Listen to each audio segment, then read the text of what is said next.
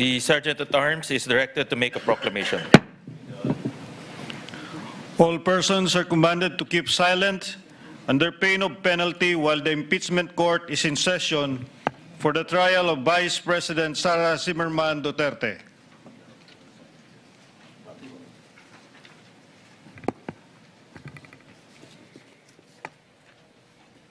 The impeachment trial of Vice President Sara Zimmerman Duterte is hereby called to order. We shall be led in prayer by Senator Judge Christopher Bongo.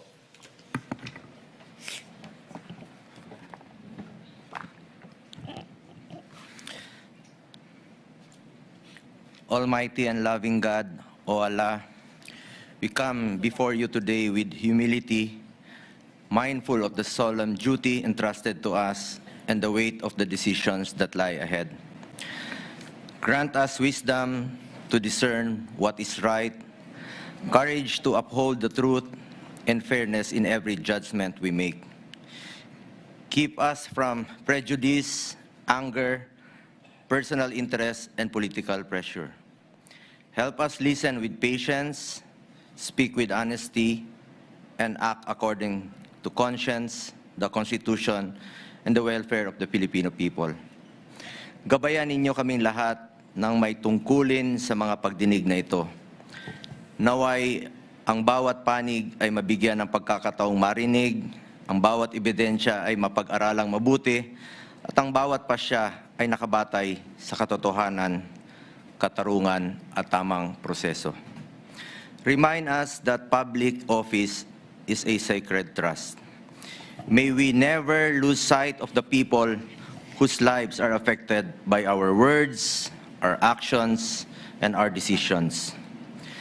Let the pursuit of truth strengthen our institutions and deepen our commitment to serve with integrity and compassion. Lord, bring healing to our nation. Where there is division, grant us understanding, patience, and unity. Where there is distrust, restore faith.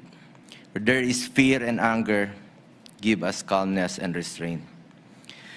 When these proceedings are concluded, help us move forward together.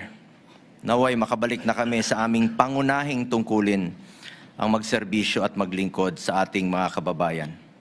Naway maituon naming muli ang aming buong pansin sa paglilingkod sa ating mga kababayan, lalo na sa mga higit na nangangailangan. Lastly, may the Philippine Senate remain united in fulfilling its role as the last bastion of democracy. Within these halls, may truth prevail and the true voice of the Filipinos be heard. May compassion for others be a steadfast virtue we live by in our words and in our actions. And may we, your senator judges, be instruments of your grace in the pursuit of peace, justice, and the common good. All this we ask in your holy name. Amen. Amen. The clerk of court will now call the roll. Roll call of members. Senator Judge Aquino. Senator Judge Cayetano Alan. Senator Judge Cayetano Pia. Senator Judge De La Rosa. Senator Judge Ejercito. Senator Judge Estrada. Senator Judge Go. Senator Judge Ontiveros. Senator Judge Lacson. Senator Judge Lapid. Senator Judge Legarda. Senator Judge Marcoleta. Senator Judge Marcos. Senator Judge Padilla. Senator Judge Pangilinan. Senator Judge Soto III. Senator Judge Tulfo Erwin. Senator Judge Tulfo Rafi. Senator Judge Villanueva. Senator Judge Villar Camille. Senator Judge Villar Mark. Senator Judge Zubiri. The presiding officer, Senator Judge Escudero. Senate President Gatchalian.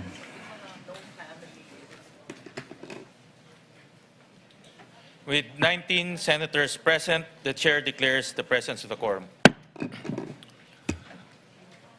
With the permission of the body, if there are no objections, we dispense with the reading of the July 13, 2026 Journal of the Senate sitting as an impeachment court and shall consider the same as approved. The clerk will please call the case before the impeachment court. Case number 004-2026 in the matter of impeachment trial of Vice President Sara Zimmerman Duterte. appearances? For the Good prosecution? afternoon, Your Honors. Same appearance for the prosecution. We are ready, Your Honor. For the respondent? Good afternoon, Your Honors. Same appearance for the defense. I see that Attorney Lotok is already situated in the witness Yes, Your Honor. stand. To remind you, Attorney Lotok, you shall continue with your testimony and be subjected to the continuation of cross-examination of counsel for respondent and shall be answering under the same oath that you took yesterday. Is that clear, sir? Yes, Your Honor. Respondent counsel may now continue with this cross-examination. Attorney Binduan, you are recognized and may proceed whenever you are ready. Your Honor, before we proceed, may I request that counsel for the panel of prosecutors, Attorney Virgil Ligutan, be recognized once more for the examination of our second witness. Counsel for the prosecutors, Attorney Ligutan, is recognized on the part of the panel of prosecutors. Again, to reiterate, Attorney Binduan, when you are ready, you may proceed with the continuation of your cross-examination of the witness, Attorney Lotok. Good afternoon, Attorney Lotok. Good afternoon, sir. So yesterday, you identified videos, correct? Yes, sir. And specifically, portions of the November 23, 2024 press con. Yes, sir. All right. Now, in that press con, VP Sara spoke about a lot of topics. Correct? Mm-hmm. All right. In other words, Mr. Witness, kindly answer yes or no, Yes, sir. and not simply say, mhm. in other words, Sorry, Your Honor. she said many statements in that press con. She said many statements, sir. All right, my question is this. Do you know for sure that VP Sara's statements during that press con happened in real life? In real life? Well, Objection, Your Honor. Incompetent. The statements happening in real life as to the real life of the Vice President, this witness is being asked that question. Of course, the witness is incompetent, Your Honor, please. If he knows. Counsel, kindly reform. It seems the witness did not understand Okay, the question. let me help you. I'm showing you also a portion of our exhibit D-1-145-A. This is the whole version of the video that the portions there that you identified yesterday. And particularly, I'll show you timestamp 51-07 or :07 onwards of the video. In this video, the Vice President mentioned about events that happened inside the Batasang Pambansa. Can we play that video, please?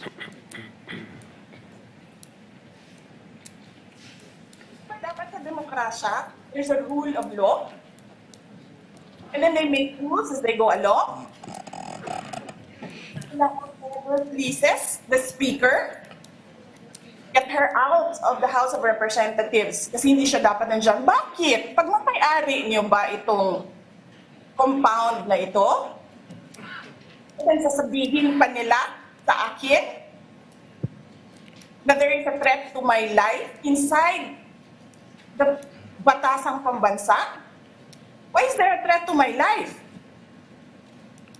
All right. My question to Your you Honor, is Your this. Honor, point of clarification, if I may, Your Honor, please. Counsel for the prosecutor is recognized. Your Honor, there is a video that is marked in evidence capturing the events on November 23, 2024. And here we have the defense. Your Honor, may we just note the objection, Your Honor? Wait, I'm This explaining. is not a time for lecture, Your Honor. Counsel have not yet recognized you. Let counsel for the prosecutor Your Honor, finish. point of clarification. They are presenting a video with anecdotes. I'm now questioning the propriety of the defense presenting a video without laying the basis where this video came from, who is the source of those annotations thereto. Because, Your Honor, there's a video. They're confronting this witness with that video by presenting their own annotated, it's like a props, Your Honor, please. This is highly irregular in the court of law. Counsel for the respondent, is this the video previously marked in evidence? Your Honor, as I mentioned, we marked it in evidence as D-4-3, Your Honor. And this was also marked by the prosecution as their own. They have a separate No. marking for this, Your No. Honor. This is part of the No. 2-hour and so-and-so minute video. Correct, Your Honor. At any rate, Your Your Honor, if I may be Counsel allowed for to the finish. prosecutor, kindly hold on. At any rate, Your Honor, Counsel for the respondent, Okay. the chair is not yet done. And the annotation below the video, is that part of the marked video? this is part, Your Honor, of a separate exhibit that is also part of the Articles of Impeachment, Annex G, Your Honor. This is Mr. Calilong's own transcription of the video, just to be clarified on But that who matter. put it there? We just placed it there, Your Honor. So we're making him identify actually the video as well as the appropriate transcription, which are both part of the Articles of Impeachment and Annex G9. Presiding officer will allow it. Witness may answer. So the question is, can you confirm for certain that these statements or any part thereof happened in real life? Can you give me the timestamp, Your Honor, para ma-compare ko siya? Timestamp 51-07. Your Honor, if I may refer to my notes. You may do so, sir. Anong timestamp, sir? 5107.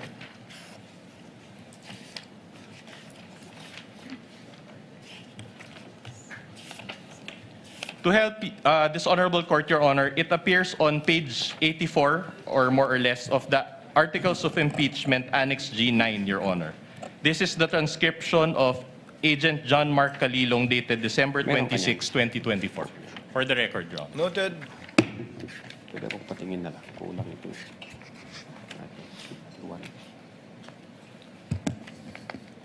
Timestamp 51. Show it. Your Honor, in the interest of time, confront the witness. The Articles of Impeachment, Annex G9, Your Honor. Well, assisting counsel for the prosecutor is there. If in case there are any problems, kindly confirm if indeed that is the document being shown to the witness. Wala din siya.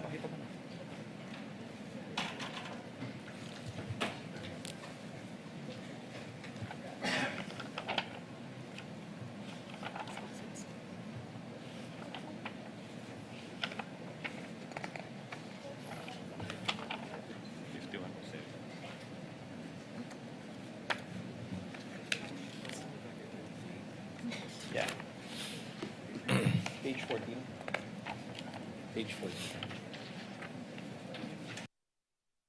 The affidavit of transcription. Page 14.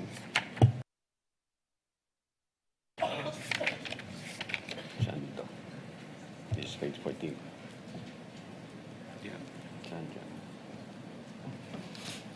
Your Honor, I manifest that we are showing that specific portion on the transcript prepared by Agent Calilong of the NBI.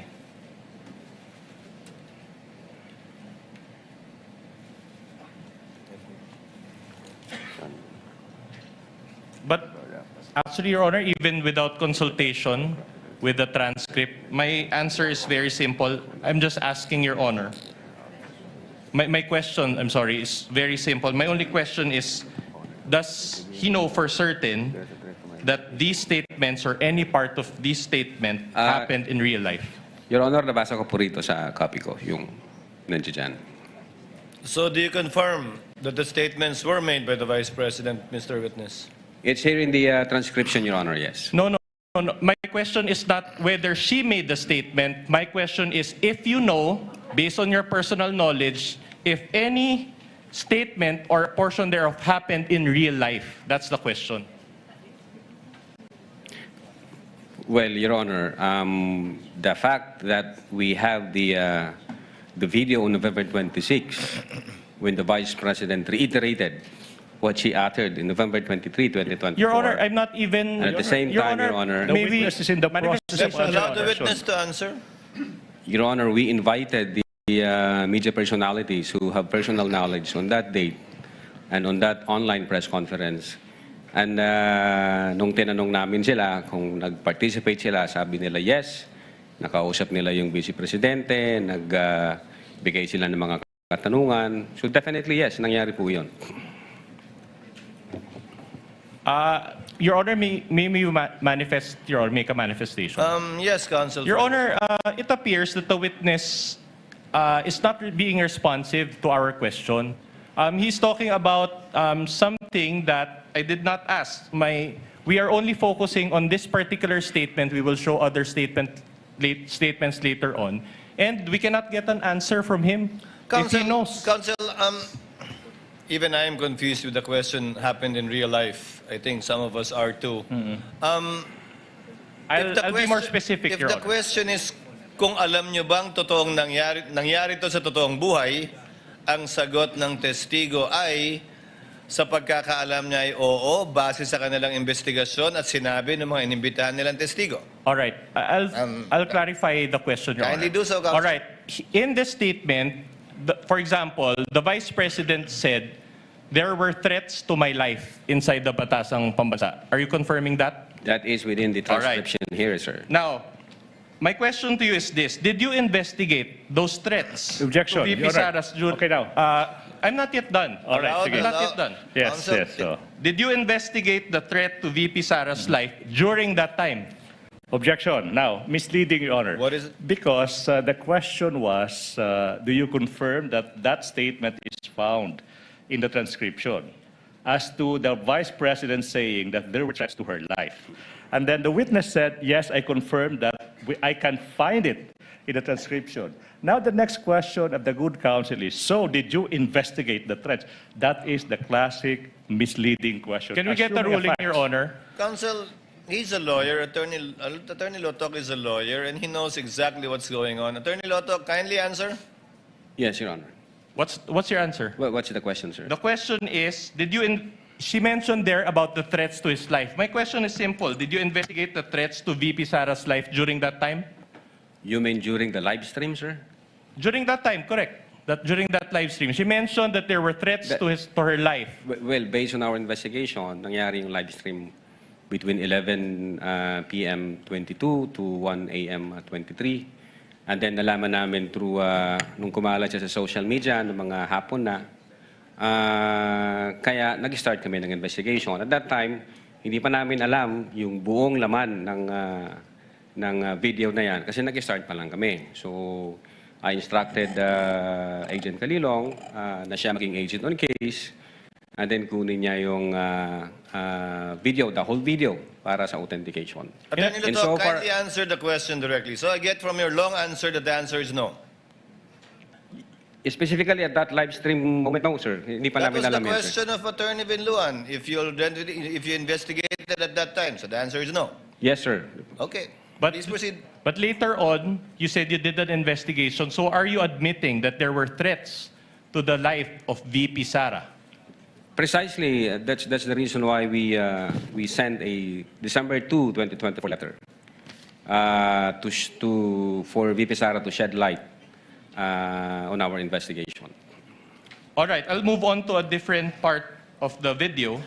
On page also of Exhibit D-1-145-A, this now pertains to timestamp 5930 onwards of the video recording.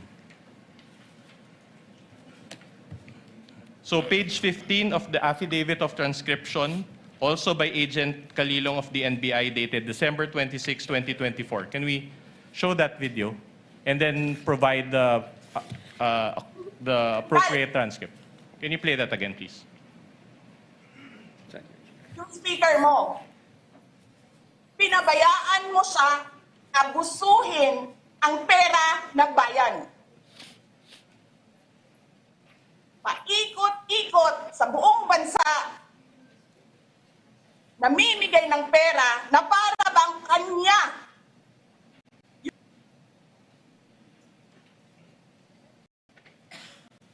Eh di ba nga, lagi niyo sinasabi separation of powers? Anong trabaho ng legislative branch? Gumawa ng batas.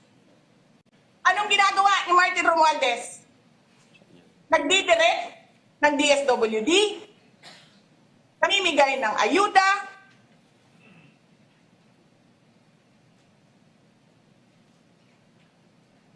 nagsasabi kung anong bibigay, anong ibibigay, anong gagawin, sino ba ang presidente All right. So my question to you is this. Okay, having watched that video and read the transcript, my question is very simple. Do you know for sure if this statement by the Vice President or any part thereof happened in real life? Well, Your Honor, as I've said, I've answered already, nung inimbestigahan namin yan, yung video, Your Honor, nagsamping na kami a sa- yes or no answer will suffice, Your Honor. Kindly answer more directly to save on the court's time, Mr. Attorney Lotok. Your Honor, based on our investigation, yes, it happens in the natural order of things. Nangyari talaga yan. So in other words, you're admitting that Martin Romualdez goes around the country to distribute money? I'm saying nangyari ho yung utterances na yan. That's not my question. That's precisely my point. I'm not asking if she made the statements. I'm asking if the truth of these statements you have personal knowledge of. So be more direct in your answer. That's why I have to object now, Your Honor. Now, there are several statements made, and then the witness is being asked, do you confirm these statements? Compound question. Exactly, that's the reason why we don't allow. There are so many statements o sinasabi gumawa ng batas. So siguro yung tanong is this happened, did this happen in real life?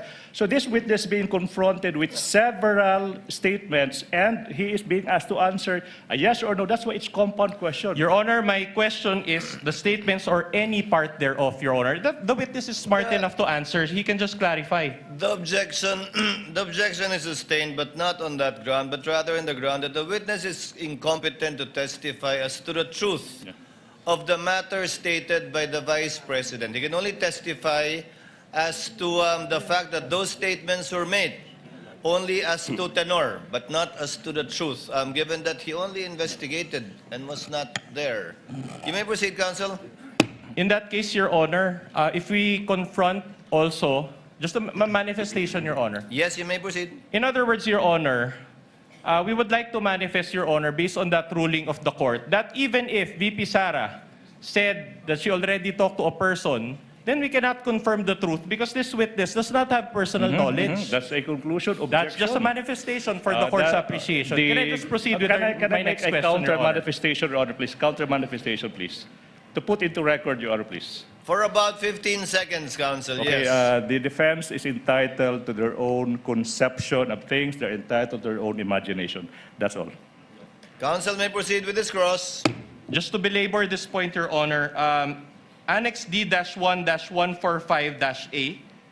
Anyway, Your Honor, they showed around 7 to 8 videos yesterday, so we'll show about 4.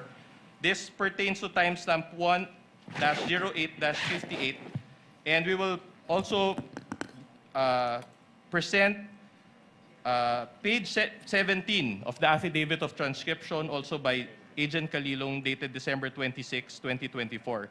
In this video clip, the Vice President mentioned about the former Speaker of the House and the confidential funds of the Office of the President. Can we play that video?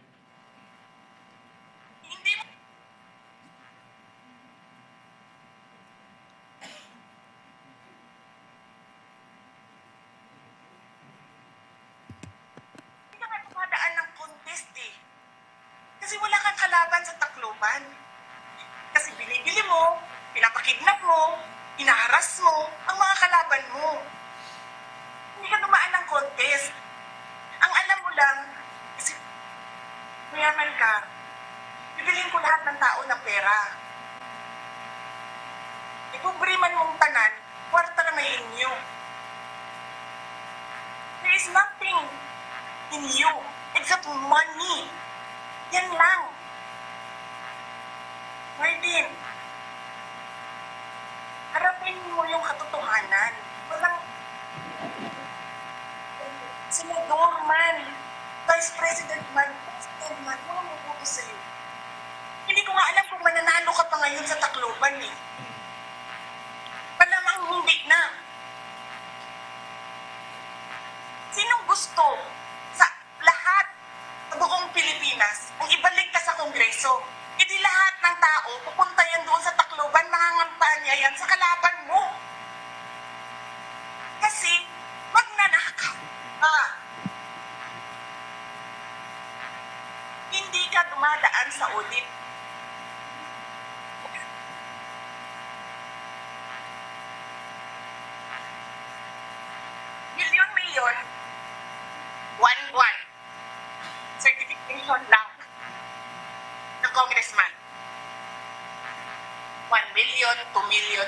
lang.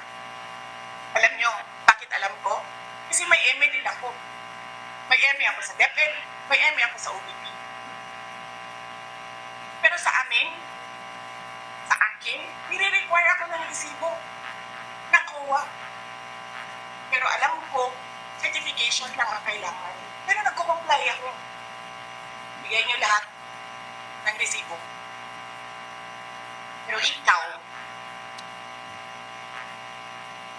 pirma mo lang, hindi mo nga ata pirma yan, pirma lang ng staff mo yan. Milyon-milyon dyan sa Committee on Accounts, lumalabas ang pera. Pirma nyo lang. Walang nag-audit sa inyo. Sino ang nag-audit ng confidential funds ng Office of the President? Wala.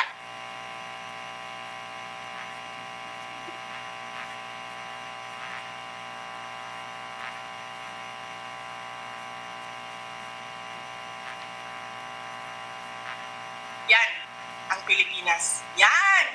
Ang bagong Pilipinas.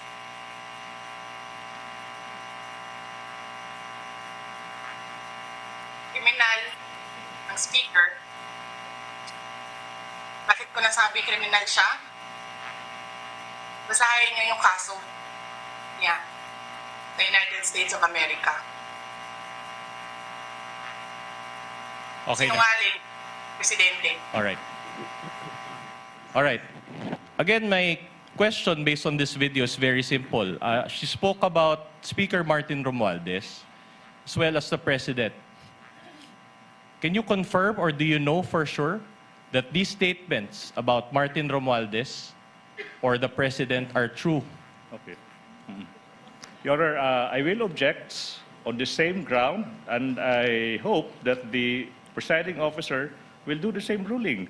This witness is incompetent. I know what the defense is doing. Your Honor, objection. Incompetent. This witness is highly incompetent as to whether he knows whether those statements are in fact What's the ground happening. for the objection? Can we just be informed of the ground for the objection? I just said it. Incompetent. This witness Can we is get the ruling, incompetent. Your Honor? Chair made an earlier ruling already that the witness is incompetent to testify as to the truth of the matter. But since Attorney Lotok, you're a lawyer, I will give it this time to the counsel for the respondents. Kindly respond. Since you're a lawyer, you should know the proper answer to this question. Kindly respond to the question of counsel for respondent. Again, I do not know personally about the factual circumstances. What I know is that she uttered those statements. We're satisfied with that answer, no? Your Honor. One last video. One last video. On page 87 of the Articles of Impeachment, Annex G9, this is timestamp 1-12-43. This is quite a lengthy video, but not as lengthy. But this is our last video, so we beg the court's indulgence. The affidavit of transcription, page 17, also of Agent Park Kalilong, dated December 26, 2024. Are we ready with that video? Your Honor, to save... Counsel for the prosecutors. because I know the counsel will ask the same question. So to save time, Your Honor, please, since the Your counsel... Honor, what is wait, the wait, wait. objection? I'm not yet done. I'm not yet done. Kindly let the counsel for the prosecutor finish. Relax. Now, Your Honor, if the same line of question will be asked, okay. Your the Honor, wait, wait, I'm not he yet cannot done. pre- he cannot I'm not preempt, yet Your done. Honor. I'm not yet done. The prosecution is willing to stipulate that, yes, the Vice President uttered that statement as to the fact of her uttering the statement. We have a different question, Your Honor, just to satisfy his query. All right. So I guess the objection is withdrawn, or the manifestation is withdrawn, and counsel for respondent may proceed Play the with video, the please. showing of the playing of the video. At ng kainin mo, buffet. Saan dito sa House of Representatives. Alak. Lahat. Lahat ng juice, lahat ng mamahaling wine.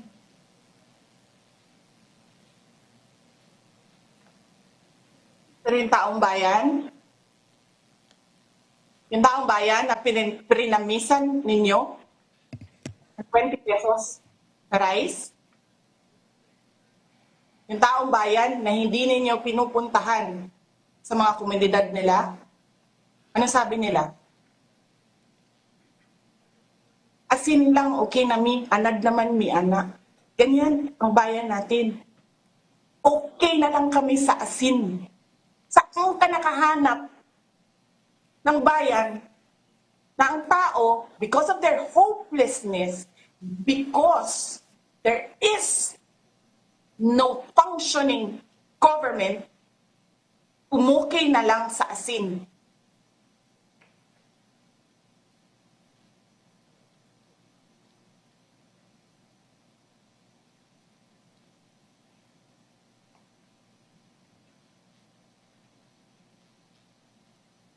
Buti na nga lang, abogado si Rene Lopez eh.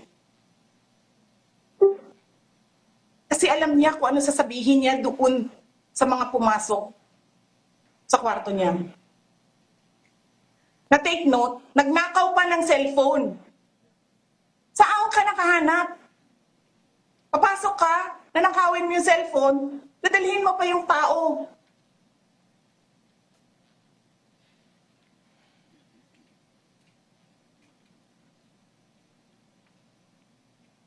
Diba? Princess, you're raising your hand.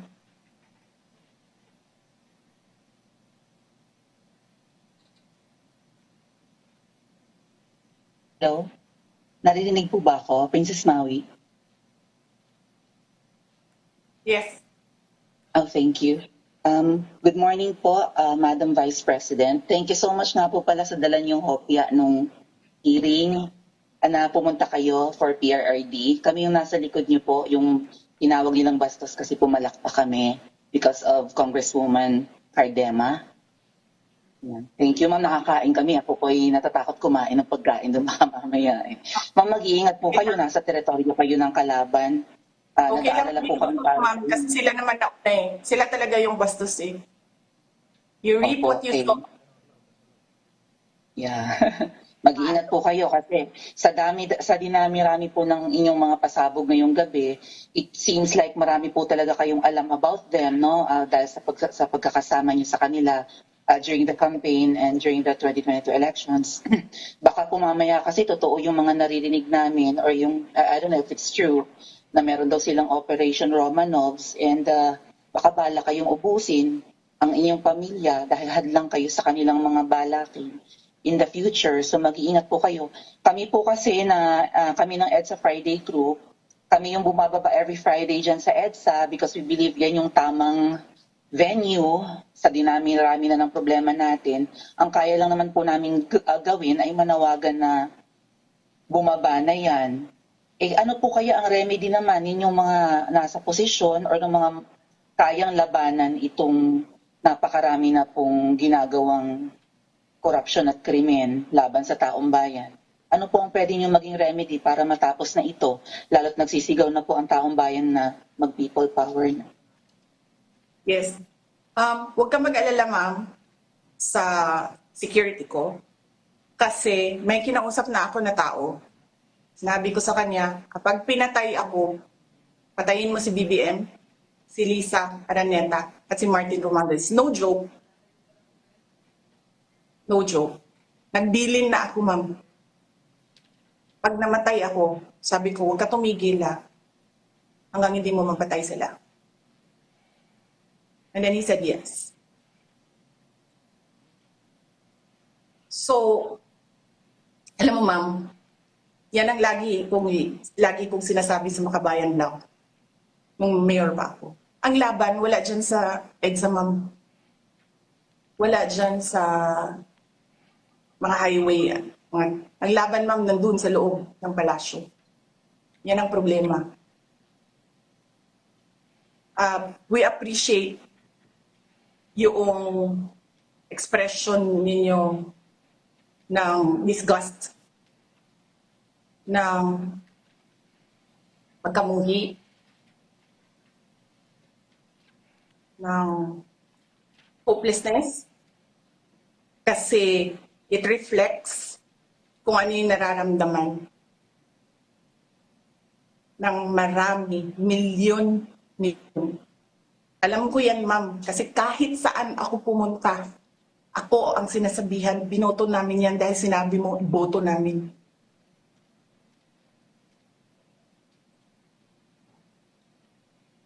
So, yes, ma'am. Maraming salamat sa ginagawa ninyo. Dahil sa ginagawa ninyo, I'm sure nakikita yan ang taong bayan, na-appreciate nila yan. Marami sa ating mga kababayan ang gusto sumali sa inyo.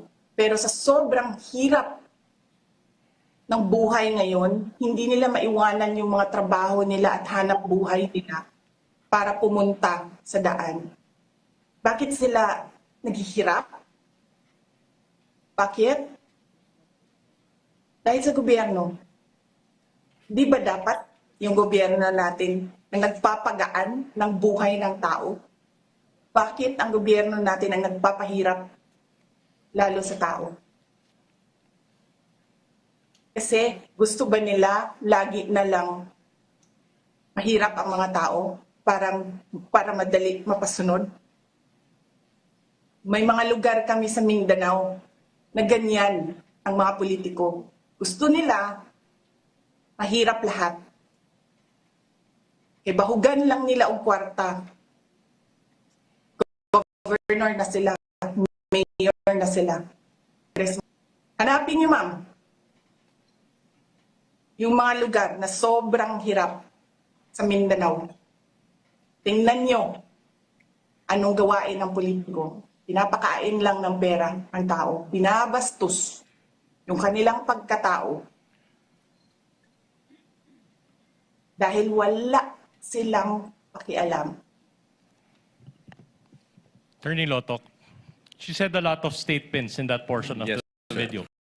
In fact, it included the statement which you investigated, correct? Included in the transcription, sir. Yeah. All right. Now you get the point. My question to you is this. Can you confirm now that the statement she made about BBM, FL, and the former speaker, and the congressman relating to various acts of corruption and happened in real life? Yes, sir. Admitted that the congressmen are all corrupt. As to the Thank you for that. existence, Thank you for that. Objection. Yes, sir. That is a foul side remark. She said The I wasn't counsel the one who is said it, Your twisting Honor. the answer of the witness. If the I may, witness can I was the one who finish? said yes. Counsel Can I for the finish? parties, kindly settle down. Can I finish? The witness said that he confirmed as to the fact that the utterances were made. That's why, Your Honor, I am objective. Kindly be more specific. Attorney Lotok, you know what's being asked for.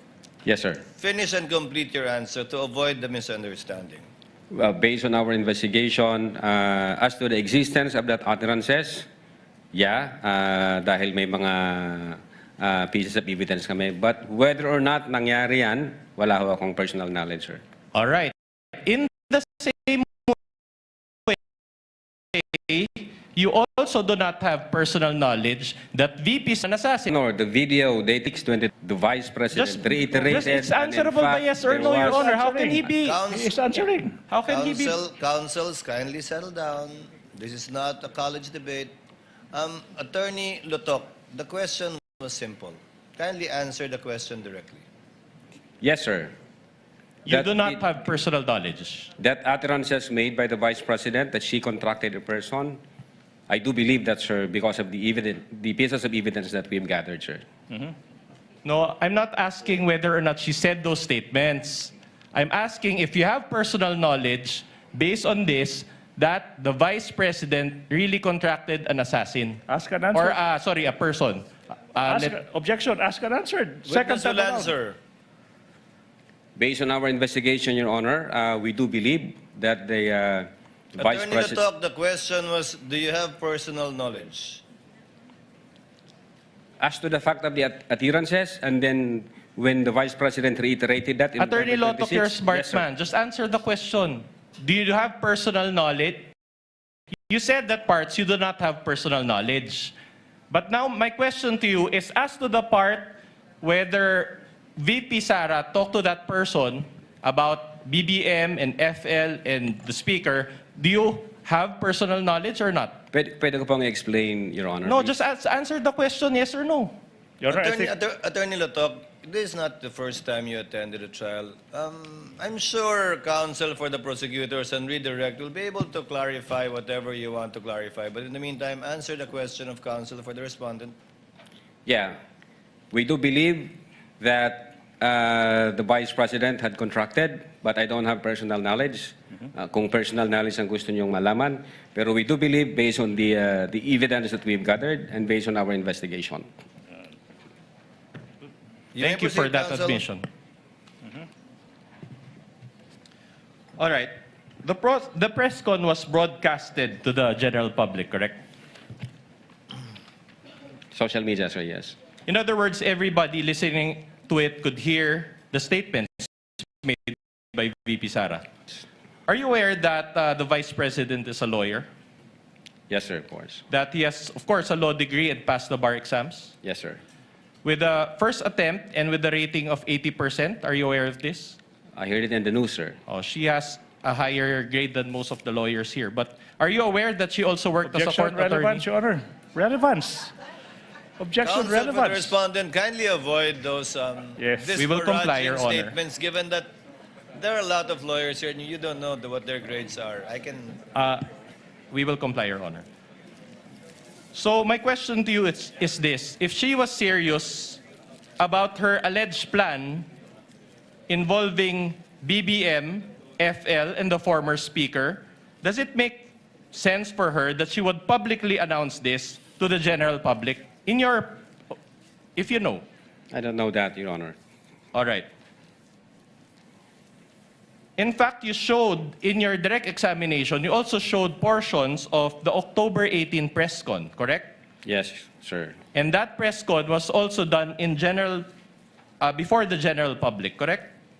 I believe so, sir. All right. Based on your investigation or your experience as an investigator, kapag may balak bang patayin ng isang tao, sinasabi ba nila yung plano nila sa general public? Well, kapag may grave threat, sir, naririnig yun ng ibang tao. All right. My more important question to you is this. Did VP Sara directly say her statements to BBM, FL, and the former speaker? Well, the fact na sinabi niya yan in public, Again, Your Honor, definitely narinig may we yun ask ng for a more presidente. responsive answer? Attorney Lotok, kindly answer. The answer is actually quite obvious. It's a simple question. Did the Vice President utter those statements directly towards the persons allegedly threatened? We believe so, Your Honor, because the utterances was made in public. So what's the answer?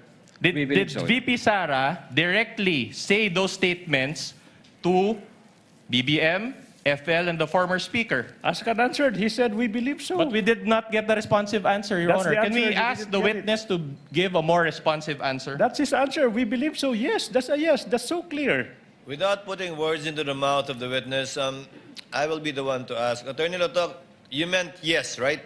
Yes, sir. Proceed, counsel. All right. Are you aware that in one interview following the press con, BBM mentioned that he was open for reconciliation with the Vice President? I'm not aware of that. Not aware, okay. I'll make you aware today. Can we play D-4-12, please? Mr. President, kayo po ba sa puso ninyo, gusto niyo bang makipagkasundo pa sa mga Duterte? Oo. Ayoko ng gulo. Gusto ko makasundo sa lahat ng tao. Mas maganda, marami na akong kaaway. Hindi ko kailangan ng kaaway. Kailangan ko kaibigan. Kagaya ng sabi ko sa'yo, pagka... Hindi ko... Magko-confess ako dito. Pwede naman po, para akong pari po nito ngayon po. Ewan ko, kahit hanggat maaari, ako, ang habol ko ay yung stability, peaceful, para magawa namin yung trabaho namin. Kaya ako, laging akong bukas sa ganyan. I'm always open to any approach na, alika, magtulungan tayo. Diba? Kahit hindi tayo magkasundo sa polisiya, hindi tayo magkasundo. Gawin nyo yung trabaho, pero huwag na tayong nanggugulo. Huwag na natin, tanggalin natin yung gulo. All right. Attorney Lotok. So based on that video, BBM was open to reconcile with VP Sara, correct? Anong date po ng video, sir? We will provide the date in a while. They're researching on it. But even without the date, you can confirm. Di, gusto kong malaman kung anong date, sir. So you cannot answer the question without us providing the date of this Tininan information? ko kung ilang buwan na yan after nung November 23. All right. Move on, Counsel. While you're checking on the date, you can go back to that topic. Now, assuming that this happened after, do you still maintain that BBM really believed in his mind that VP Sara would harm or kill him? I mean, how would I know that, Your Honor? Precisely. So you don't know. You cannot know that, Your Honor. Correct? Yes. Because you cannot enter the state of mind of the president. Are you admitting that? Unless there is a basis, Your Honor, gaya ng investigation namin sa attirances ni VP na may mga circumstances. Pag yan lang ang nakita ko, siyempre hindi namin ma-establish yung state of mind ng presidente. But isn't it in your affidavit of investigation, you mentioned about the state of mind of the president?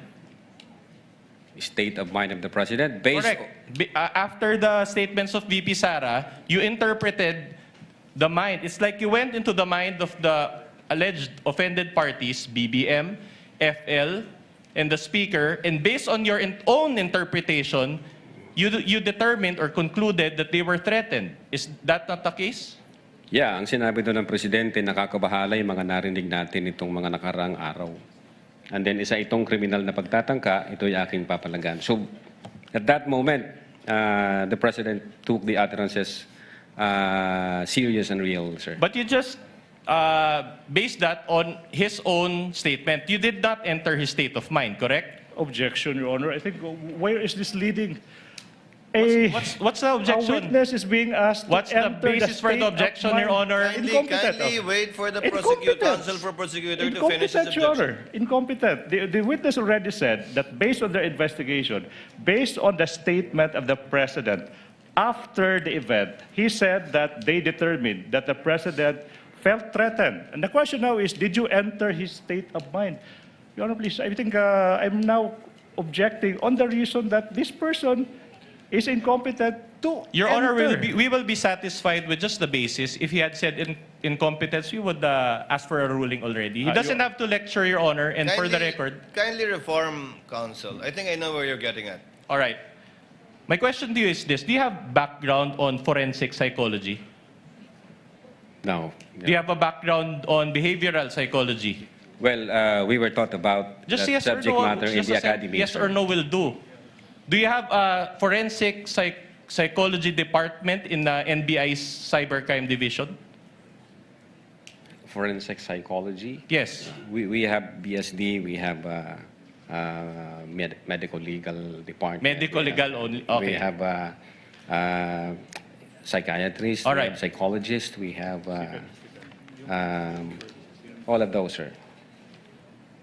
All right. In other words, you do not have a professional assessment of the mind of BBM when you conducted this affidavit of investigation, correct? Okay, sir. The investigation, ganito po ang nangyari. Nung nag-comment yung presidente na nakakabahala yung mga utterances, pera lang ho doon, tiningnan namin yung comment ng iba't ibang government agencies na ganun din yung kanilang reaksyon, nakakabahala yung sinabi ng Vice Presidente, magiging issue yan ng national security. Pera lang ho yun, kinonsider din namin yung comments at impression ng mga media personalities na nag-participate doon sa online press conference. Sabi nila, na-shock sila, nabigla sila, hindi sila na parang totoo yung galit ng Vice President. And then aside from that, from those facts, ganun din ang ginawa namin sa former Speaker. sa kanyang reaction. So taking all these facts and circumstances, na-establish namin na indeed yung reaction ng Presidente is trinato niya na seryoso at totoo yung utterances na yon na ginawa ni VP Sara noong 23. So ito ho, yan lang dito, ipapakita nyo sa akin yan lang mag-isa, hindi namin nakita yung ibang circumstances. Hindi ho ako makakapagsabi kung sa mind ng Presidente is pinatawad na ba niya, ayaw na niya, hindi na ba niya kinoconsider yung mga threat na yon. Pag ganyan lang, kasi kailangan makita namin yung iba't ibang circumstansya para ma-establish namin whether or not, ito yung ibig niyang sabihin, ito yung intention niya. For the record, Your Honor, the date of the video is May 19, 2025. So this came after 2025. So, mga 7 months, sir? Yeah, 7 months. All right. So based on your experience as an investigator, baka pwedeng Again, hindi siya consider niya sufficient, na baguhin hindi yung- siya sufficient para makita namin. Kasi, Anyway, we know for a fact na... we're satisfied with your Yeah. first answer. The witness still answering? Well, I didn't even ask a question, Your Honor. You did, counsel, when you gave the date and asked for his opinion. Kindly finish your answer. Thank you, Your Honor. As lawyers, we know for a fact that the state of mind can manifest based on the overt acts of the speaker.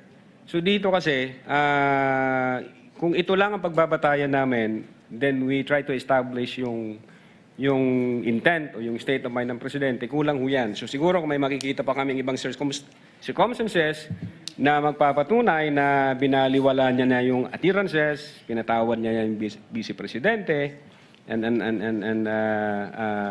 things like that, then we can somehow said, mukhang ang totoo yung sinabi ng Presidente na pinatawad na niya.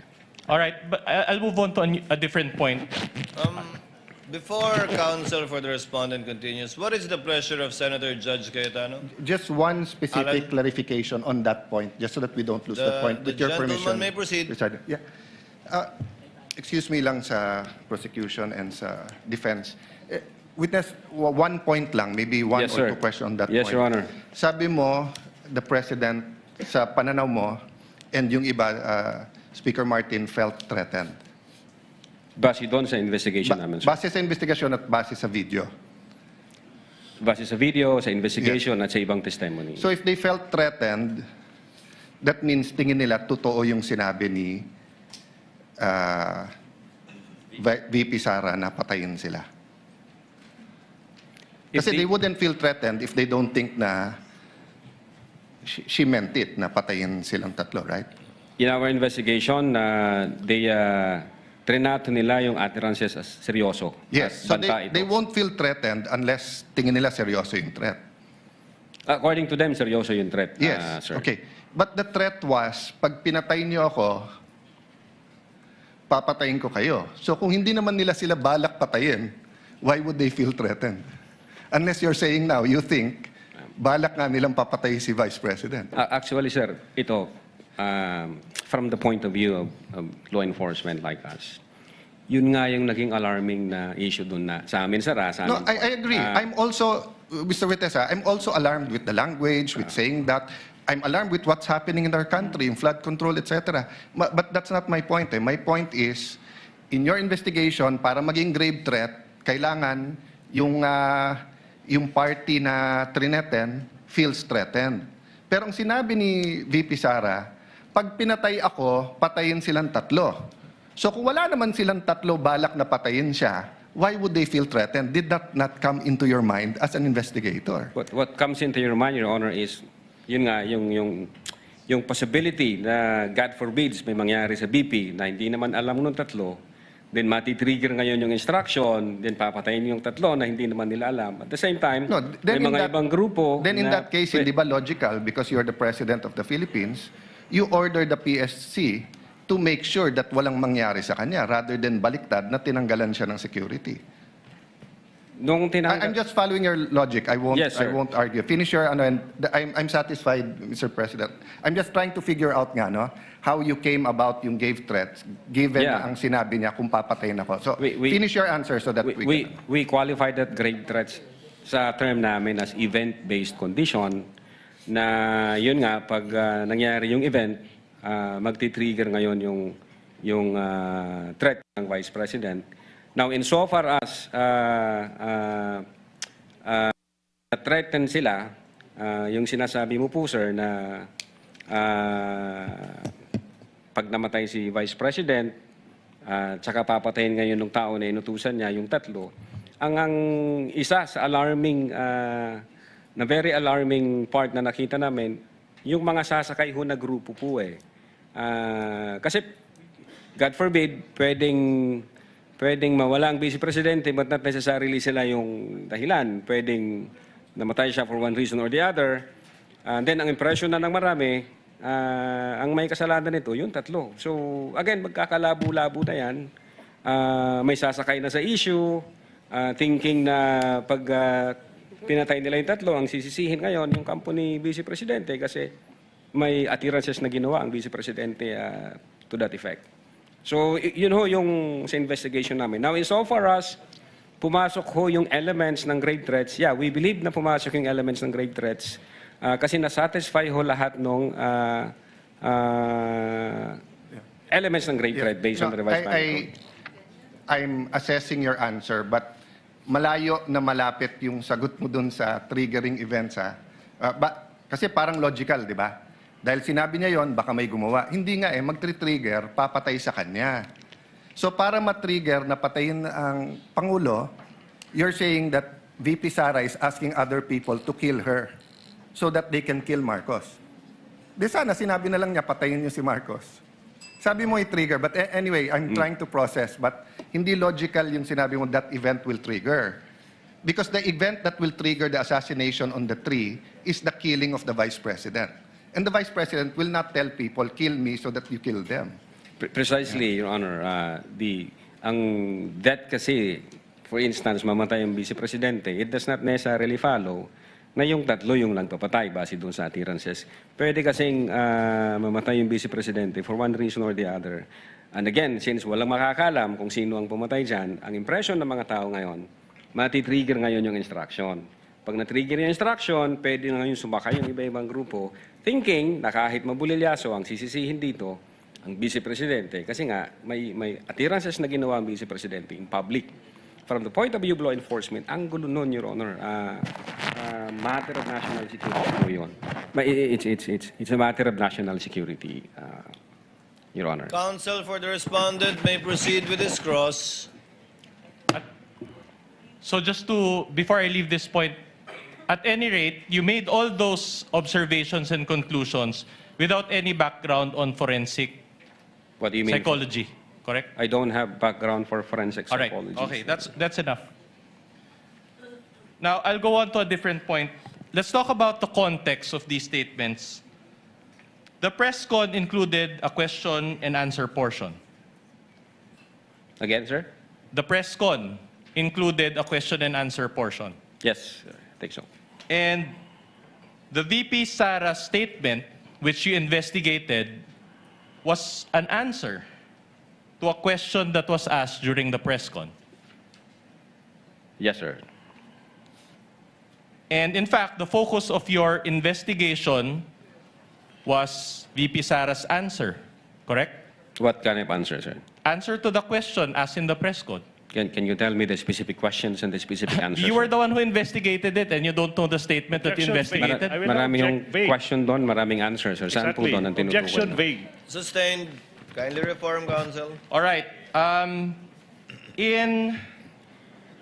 In our Exhibit D-1-145A, I will read the transcription. This is the transcription also by John Mark Calilong, dated December 26, 2024. A certain Princess Maui asked, Counsel may approach from both parties to assist the witness. mag-iingat po kayo kasi sa dinami-rami ng pasabog ninyo ngayong gabi, it seems like marami po talaga kayong alam about them dahil sa pagkakasama ninyo sa kanila during the campaign and during the 2022 elections. Baka po mamaya kasi, totoo yung mga naririnig namin, I don't know if it's true, na meron daw silang Operation Romanov. And baka bala kayong ubusin ang inyong pamilya dahil hadlang kayo sa kanilang mga balak in the future. So mag-iingat po kayo. My question to you is this. Will you agree that based on this question by one Princess Maui, there was also a threat against VP Sara and her family, namely Operation Romanov? Well, sabi ko nga, narinig ko yung term na Romanov nung binigkas yun ni Mayor Baste noong January during Maisog Rally. Other than that, wala ako kaming validated na about Romanov operation. But you watched this video, correct? So you heard it also during that time? Yan ho yung sabi ni Princess Maui, sir. So you heard it? Nag-invite kami kay Princess Maui, tinanong ko yung agent on case, kung nag-invite ba tayo kay Princess Maui, ang sabi ng agent on case, hindi raw siya nag-appear. All right. Kasi we want to clarify With things. the permission of the counsel for the respondent, what is the pleasure of Senator Judge Rafi Tulfo?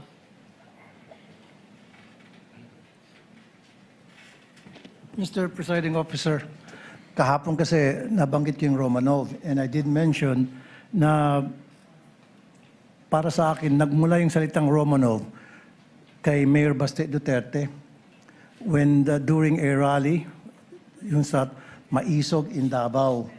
So, ang tanong ko ngayon kay Mr. Witness, matatandaan pa ba kung ano yung sinabi ni Mayor Baste Duterte patungkol dun sa Romanov that night?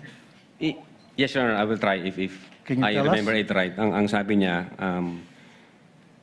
Mr. President, sabi niya, remember what happened to the Romanovs. If I'm not mistaken, sir, parang ang sinasabi niya, kasi mayroong... No, I think when you go to bed tonight, continue. Yes, sir. Yan. Sabi ko yan. Okay. When you go to bed tonight, think about the Romanovs. Yung po yata yung pagkasabi. Parang sinasabi niya na baka mangyari sa pamilya niyo yon gaya ng nangyari sa inyo noong 1996. Kung tama yung memory ko, sir. Parang ganun po ang sinasabi ni Mayor Baste. Kaya nga, Mr. Presiding Officer, nagtataka ako na binanggit yan ni Princess Maui doon sa press conference, sa online press conference ni VP Sara, yung Romanov na banta for Sara Duterte when in fact, it was Baste Duterte ang nabitaw ng salita na yon warning sa first family. So, which is which, Mr. Witness, para sa'yo, saan ba talaga yung Romanov nag-umpisa at sino ba talaga ang dapat mag-ingat dun sa banta na Romanov? Yeah, insofar as our investigation is concerned, since nag-start yan doon kay Mayor Baste, at wala ho kaming ma-validate na ibang Romanov operations na nangyari, I think nag-start yan sa kanila, sir, sa kapatid ng Vice Presidente. Thank you, Mr. Witness. No other questions? Mr. Presiding Officer. Noted, entered into the records, and counsel for the respondent may continue with this cross. All right. So you mentioned that just now that Mayor Baste said, think about the Romanovs, correct? Yan yung statement ni Mayor Baste, sir. But I'm asking Operation Romanov eh. So hindi naman think about the Romanovs. My question to you is this. With the permission of counsel for the respondent, Senator Tulfo seeks recognition again. What is the pleasure of Senator Yeah, I just want to make it clear, Mr. Presiding Officer, na yung threat na yon, yung Romanov na salita, it was used to warn as a threat to the first family. The word Romanov came from the mouth of Mayor Baste Duterte, na para bang binabantaan niya yung first family. You follow me, Mr. Witness? Yes, sir. Tama po yun. Thank Tama you. po yun. Noted. Counsel may proceed. Your Honor, that's my question. Can the witness be allowed to answer that question with a manifestation first before he allows? Kindly repeat the question because even I forgot the question, All right. counsel. You mentioned that Mayor Baste said that statement, think about the Romanovs, etc. Yes, sir. But he did not mention Operation Romanov. It was Princess Maui who mentioned the word Operation Romanov. And I know you don't have, I personally don't have any knowledge about what Mayor Baste said, and that is not the subject of this case. Let's just stick to the facts of this case. Okay? In the video, it was Princess Maui who said Operation Romanov. All right? Now, will you agree with me that based on that question, there was also a threat against VP Sara and her family? That's the question. According to the question, sir, yes. All right. Now, you mentioned yesterday that you can motu proprio investigate threats against the Vice President. Under the law, sir, yes. All right. My next question is very simple. Did you conduct a separate investigation on Operation Romanov? Well, since ang focus ng operations namin, sir, is cybercrime investigation, I think ang makakasagot niyan yung intelligence service namin, sir. Insofar as the cybercrime division is concerned, ang focus namin, crimes committed by, through, and with the use of information and communication technology. As to the fact whether or not may Operation Romanov, ang makakasagot po niyan either yung intelligence service o yung director ho namin, sir. So insofar as you are concerned, there is no ongoing investigation on Operation Romanov? Again, ang focus ng investigation namin doon sa grave threat and then inciting to sedition against the Vice President, insofar as the existence of whether or not may Operation Romanov, siguro makakasagot niyan, sir, yung intelligence service, yung director ho namin. All right. So no. At any rate, are you aware of if the Vice President was the target of unauthorized intelligence or surveillance operations? I'm not aware, sir. All right. With the Chair will recognize Senator Judge Pangilinan, thereafter Senator Judge Erwin Tulfo. Just one or two quick questions. You may proceed, sir. On the issue of Princess Maui. Opo. And itong investigasyon na sinasabing inimbestigahan ba yung threat against the Vice President. Kung hypothetically dumating si Princess Maui at nagpaliwanag tungkol sa Operation Romanov at sinabi niya ang detalye, Yes, sir. kikilos ba ang Definitely, cybercrime? sir. Definitely. Ano ang gagawin ninyo kung nakuha ninyo yung ganong klaseng impormasyon? We will validate the information first, sir. Ang problema, sabi nga ninyo kanina, hindi nga humarap. Opo, sir. But as in any other case, kung may humarap at pinag-usapan at sinabi ganito yung threat, what is the standard operating procedure of the NBI? We validate first the information, sir. And then pag confirm na, then we will start case build-up, sir. Thank you. Thank you. Senator Judge Erwin Tulfo, what is your pleasure, sir? Thank you, Mr. Presiding Officer. Just want to direct my question to the witness here. Yes, Your Honor.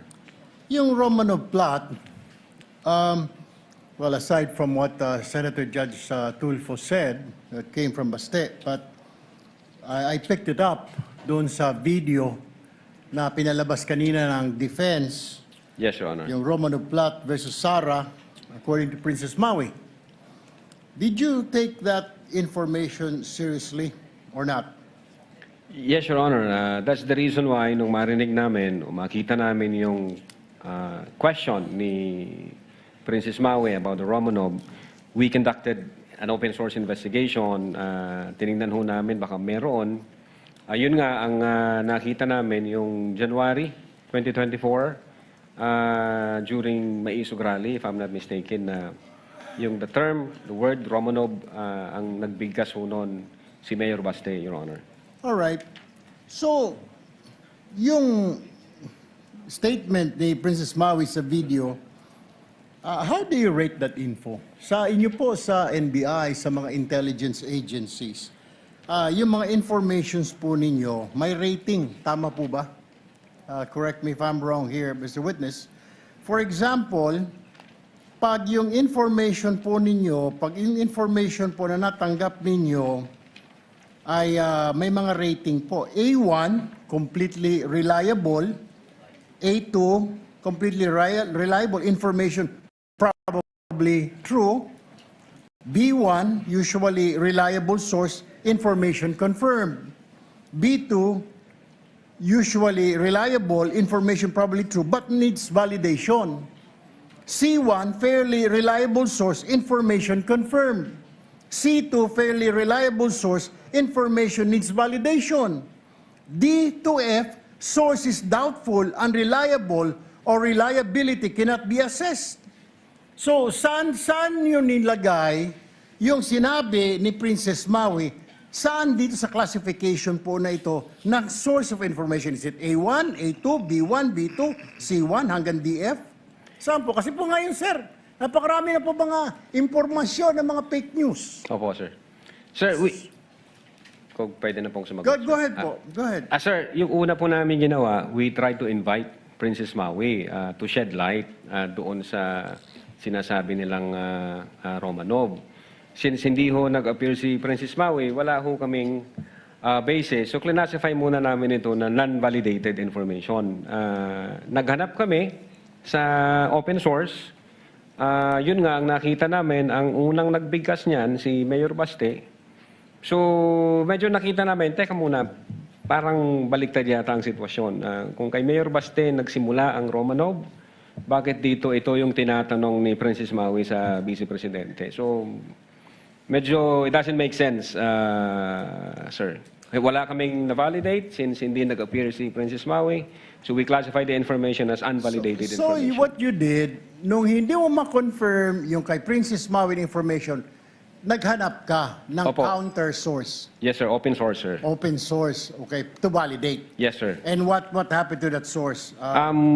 Yeah, based doon sa video na yon, January, if I'm not mistaken, yun nga, yung Maisog Rally, Your Honor, ang unang nagbanggit ng Romanov, si Mayor Baste, parang tinatakot niya yung presidente. Okay, Mr. Witness, I'm running out of time. So, isa lang pong tanong ko. So, yung information po ni Princess Maui dun sa video, yung sinabi niya kay BP, hindi po reliable.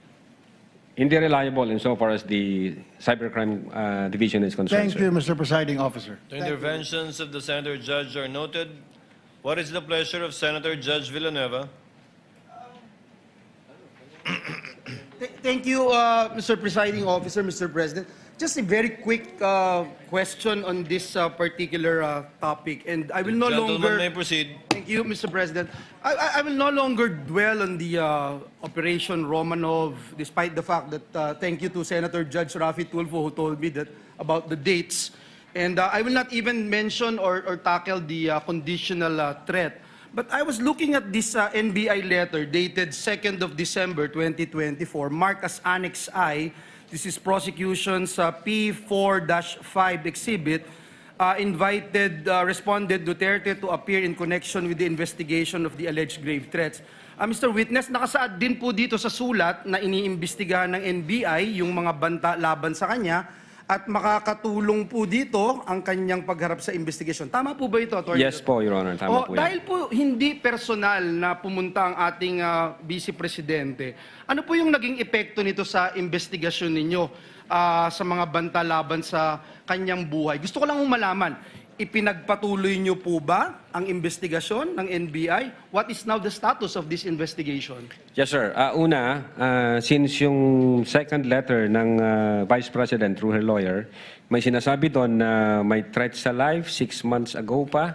So, nung trinay naming i-check yun, Your Honor, ang nakita lang naming relevant information as to the security, yung pagbabawas ho ng 75 PNP personnel from BPSPG, if I'm not mistaken. And then, I think, transfer ho yata yung mga personnel na yan sa Manila. And then, when we check the record, yun nga, merong pang, based on the COA record, merong pang 335, more or less, if I'm not mistaken, na security personnel ang Vice Presidente. So, other than those facts, wala ho kaming makitang relevant na security issue. Dahil yun nga, hindi naman nag-appear ang ating Vice Presidente, hindi naman sila nagbigay ng any information na pwede namin pagsimulan po.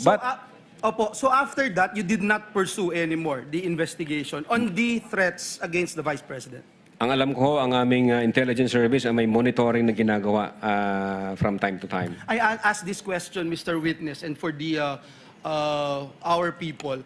Kasi ang Hindi na po yung Operation Romanov, hindi na po itong conditional threat. Kung hindi, ito ba ay nabigyan ng accorded the same level of attention dun sa mga threats na inyong nakukuha, gaya ng binabanggit natin na threat di umano ng ating Vice Presidente? Kasi ang tanong, hindi rin naman po nagpunta sa inyo ang Pangulo o ang Speaker of the House, and yet you pursued your investigation. So, in that way, paano nyo may explain ito, Attorney Lotok, Yes. na ginawa nyo talaga yung lahat ng inyong magagawa para imbestigahan din yung threat laban sa pangalawang Pangulo? Opo, Your Honor. Magkaiba po siya. Yung grave threats na inatter ng Vice President against the President, apparent po siya, Your Honor. Nakita po namin. Nasa video, in-authenticate namin yung video, nag-testify yung mga may personal knowledge na in fact sinabi niya yon. So, malinaw ho na nag-exist yung utterances na yon that qualifies the crime of grave threats. Dito ho, sa threat ng Vice Presidente, wala ho kaming ganong nakuha arent na mayroong threat against the life ng Vice Presidente kasi nga hindi sila nagbigay ng specific information, hindi ho nagpakita ang Vice Presidente para mag-shed light doon sa investigation namin. So hindi ho namin siya makita na parehas. Magkaiba po yun. Ang sa Presidente, apparent siya. So definitely, allegation siya. Wala kaming ma-validate information. So hindi ho para the intelligence service of the NBI is concerned, kung tiyan po sila ng mga lead, masun yung information na yan. Thank you, Mr. Witness. I know the law. Presidente, Vice President, tingnan at imbestigahan yan, but I feel tanting maipakita that same level of attention ang ibinigay po natin, at we also, you know, if we need to walk the extra mile of investigating, we have to do it in the name of fairness. So, yun po yung nakita ko, and siguro yung sinasabi nyo nga po, hindi sumapat yung inyong mga nakalap na mga impormasyon. Whether the information ay kulang, di kayo nagkaroon ng akto, kaya po hindi nagtuloy. Opo, Your Honor. That is insofar as the Cybercrime Division is concerned. Thank you. Thank you very much. Thank you, Mr. President. What is the pleasure of Senator Judge Lacson? Thank you, Senator Judge Villanueva. I just want to pursue the point raised by Senator Judge Rapi Tulfo and the The others. gentleman may proceed and he has 2 minutes. I don't know about the other senator judges, pero until today, when Senator Judge Rapi Tulfo against the first family, Yes, sir. ang impression ko since last week, nung pag-uusapan natin yung Oplan Romanov, threat ito against the Vice President. And since sabi nyo, part ng investigation ninyo, open source, di ba? Yes, sir. Opo. Yung bang speech ni Mayor Baste Duterte sa Maisog, naging part ba ng open source nyo yun? In this particular investigation that you conducted? Hindi po siya nag-form part as... So kulang yung inyong open source information? Hindi po kami nakafocus sa Romanov, Your Okay. Honor. Okay. Was it also your impression na yung threat do sa Romanov was directed against BP Sara until today? I don't... Please be honest. Yeah. Don't be ashamed. No? Yeah, I don't think so, Your Honor, kasi unang-una, ang context ng Operation Romanov against the first family. I know. So it definitely against the President and his family, Your Honor. Ngayon, nung tinanong ho siya ni Princess Maui, doon nga kami nagtaka. Anong ibig sabihin ng Romanov? Anong context niya ng Romanov? Bakit against sa Vice President? Hindi naman sila yung first family. So, yan yung reason po, Your Honor, kung we try to invite Princess Maui na shed us some light para makita namin ano bang ibig mong sabihin doon. Ano ba yung pwede naming i-validate na information para makapag-case build-up kami pag meron. Yes. So bakit hindi naging part ng investigation nyo do sa threat against the life of the President and the First Lady, kasi family yung binabanggit ni Mayor Basten, di ba? Hindi kasama yung si Speaker Romualdez, hindi kasama yung Chief Justice. Opo. Di ba? Yes, sir. Pero threat against the family, the first family, Yes, sir. as mentioned by Senator Judge Rafi Tulfo. Yes, Your Honor. So, ang sabi mo, hindi naging part ng investigation nyo do sa inyong investigation report or sa affidavit of investigation, yung open source ng maisog. Hindi po siya speech. nakasama. sir. Bakit hindi napasama? Open source din yun eh. That could reinforce yung inyong theory o yung conclusion nyo na meron talagang serious threat against The first family. the President and the others.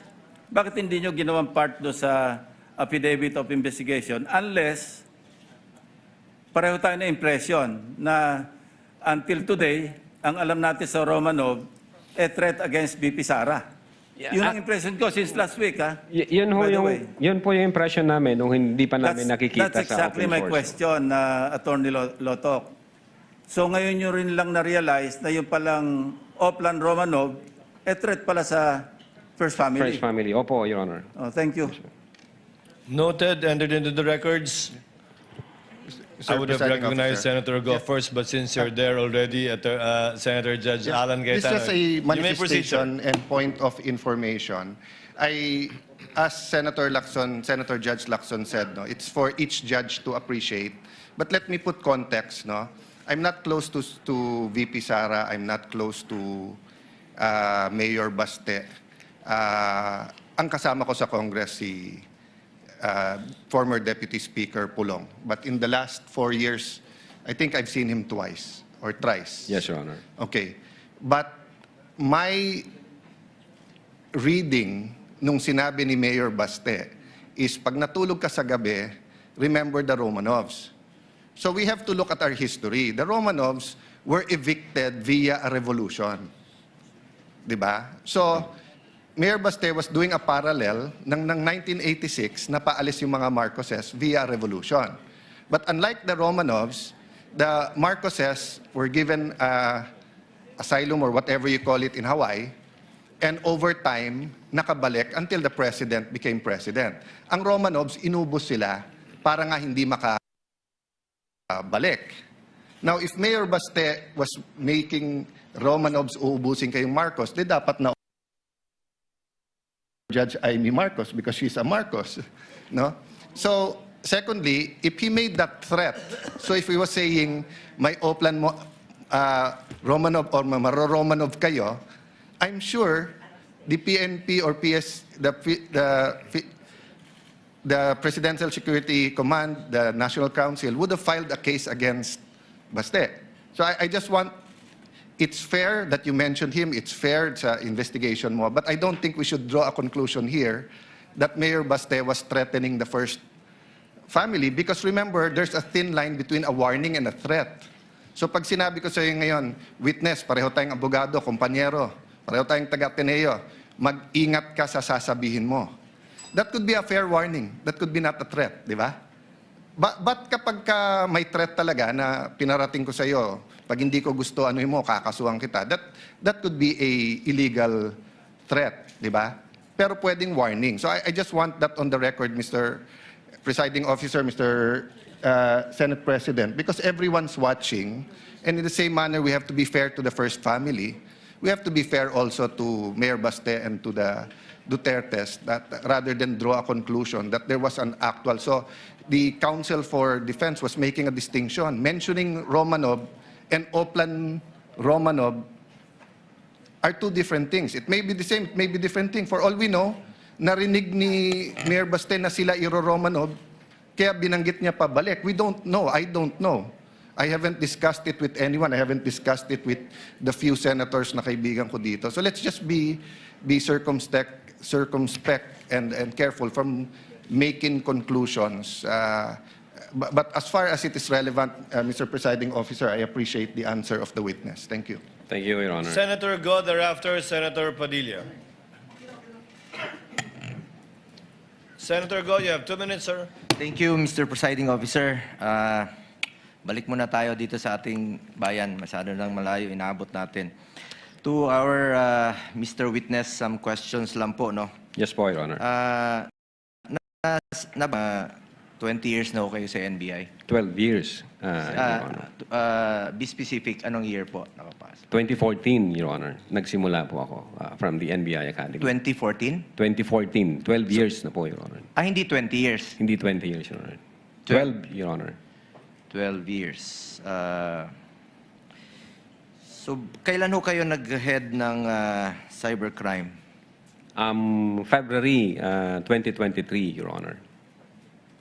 February of 2023. Maupay na adlaw pala. Maupay po nga adlaw gyapon, sir. And to our prosecutor. Maayong hapon, sir. Maayong hapon. Maupay na kulop. Maupay man. Kailan ho kayo naging RD? July 2025, sir. July 2025. So, naging cybercrime head kayo February of 2023, sir. Before that, saan ho kayo na-assign? Chief ng Digital Forensics, sir, 2022. 2020. Anyway. So, meron ho bang nag-recommend sa inyo or wala na? Nag-apply lang kayo? O sino Nang ano po, sir? Naging head kayo ng cybercrime? As Chief of the Digital Forensics, I was designated by the then Director, Medardo J. De Lemos. Then as Chief of the Cybercrime Division, I was also designated by the then Director, Medardo J. De Lemos, sir. 2016 to 2022, saan kayo na-assign? 2016, I think anti-organized crime and transnational crime. Up to 2020. AOTCD, yun.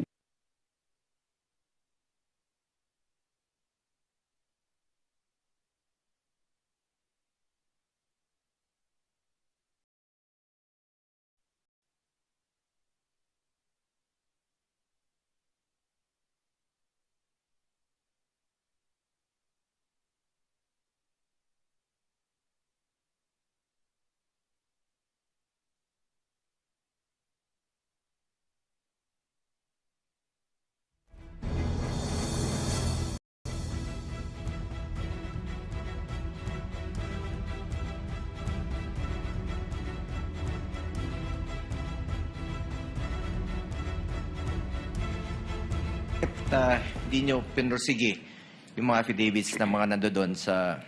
Yes, Your Honor. Nung nag-appear po yung mga media personalities na nag-participate nung online press conference at the November 23, 2024, may kasama ho silang lawyer, and then we want to them to execute an affidavit. Ang advice sa kanila ng lawyer, hindi na raw.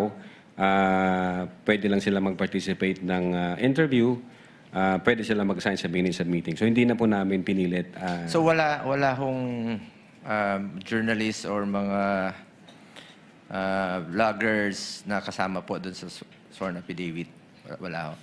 Sa inyo lang, purely puro po ito sa NBI. Magaling sa NBI lang po. Yes, sir. Kasi ayaw po ng lawyer nila na mag-execute sila ng affidavit. Okay. Pero may kasama po silang lawyer doon, sir. Yung mga detalye pong nakasaad sa inyong affidavit tungkol sa naganap na press conference, galing ho ba ito sa personal knowledge ng mga agents o batay po sa sinabi ng mga journalists na nakausap po ng agents pagkatapos? Yes, Your Honor. Q&A yung mode nung interview at nag-reflect ho yan doon sa minutes of meeting, and then nag-execute ng affidavit yung nag-interview na agent. So magkasama ho yung mga dokumento na yun, sir. Mako-consider mo ba ito na second-hand account? Paano nyo masigurong naging actual ho yung pag-interpret ninyo sa mga sinabi? Ano pong interpret, sir?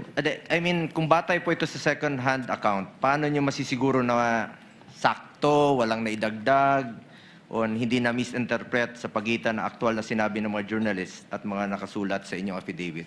Yes, Your Honor. That's the reason why inauthenticate namin yung video mula simula hanggang sa matapos para hindi kami mawala sa tunay na nangyari. That's the reason why transcribe din ng ating agent on case kung ano laman ng video kung ano yung naging tanungan doon para hindi ko kami mawala sa investigasyon namin. And in fact, Your Honor, when we try to establish whether or not nag-utter ba talaga ang Vice Presidente na may kinausap na siyang tao para pumatay sa tatlo, na confirm namin ito nung November 26 video kasi ni-reiterate ng Vice Presidente, inadmit niya, instead na sinabi niyang hindi ko sinabi yon, sinabi niya nung November 26 na video na indeed may kinausap na siyang tao para pumatay doon sa tatlo. So, nabuo yung aming investigation na ang tawag po namin doon is admission against interest doon po sa ginawa ni Vice President during the November 26, 2024, sir. Anyway, last question na lang po on sedition. How do you reconcile the fact that the Vice President discouraged her supporters from going to the streets with a claim of inciting to sedition? Ano po yung, sorry, On sedition charges, di ba? Yes, sir. How do you reconcile the fact that the Vice President discouraged her supporters from going to the streets with a claim of inciting to sedition? Well, in inciting to sedition, Your Honor, specifically in the case of People versus Nabong, it is not necessary na magkaroon ng actual sedition. The law also penalizes if the seditious words would encourage people to do illegal acts or to overthrow government. In other words, if the speeches would stir up the people to go against the government, if the speeches would disturb the peace of the community, if the speeches would undermine public order and public security, hindi ho necessary na magkaroon ng actual na sedition. That's under Meron ho bang nagawa yung Vice Presidente na yung gaya ng sinasabi niyo ngayon? Nagawa pong inciting to sedition, sir? Based sa findings namin, sir, yes. Based po sa findings namin. Ganito po ang nangyari. Kinumpare po namin based on the content and context of the utterances made by the Vice President in November 23, 2024, the utterances made by the Vice President in October 18, 2024, then the utterances made by the Vice President in 26 November 2024, and other facts and circumstances. Nung trinay po namin i-compare siya, may nakita ko kami ng mga utterances that would stir up the people against the government. For example, Your Honor, noong October 18, ang sabi ng Vice Presidente, walang number 1 ang Pilipinas na to, hanggang number 2 lang to para sa akin. Wala itong number 1. Kinumpara ko namin noong November 23, ang sabi doon sa November 23, I do not recognize anybody above me. It's a reiteration doon sa kanyang sinabi. That's number 1, Your Honor. Then number 2, may sinabi siya noong October 18 na anong magagawa ko, hindi marunong maging presidente yung nakaupo. Kasalanan ko ba yun? And then, November 23, kinumpara namin yon. Ang sabi niya doon, this country will go to hell because the person na nakaupo is hindi marunong maging presidente and who is a liar. So nakita namin yung pattern saka consistent na utterances. Then tinira namin yung pangatlong line, ang sabi niya doon, alam ko si BBM may 5 impeachable offense, pero papasa ba dyan sa House? Siyempre hindi. Then pagdating sa November 23, sinabi naman niya doon na the President is lying through his teeth para makuha lang niya yung boto ng mga tao. Tapos minura niya sila, PI ka, BBM, Lisa Marcos, and former Speaker of the House.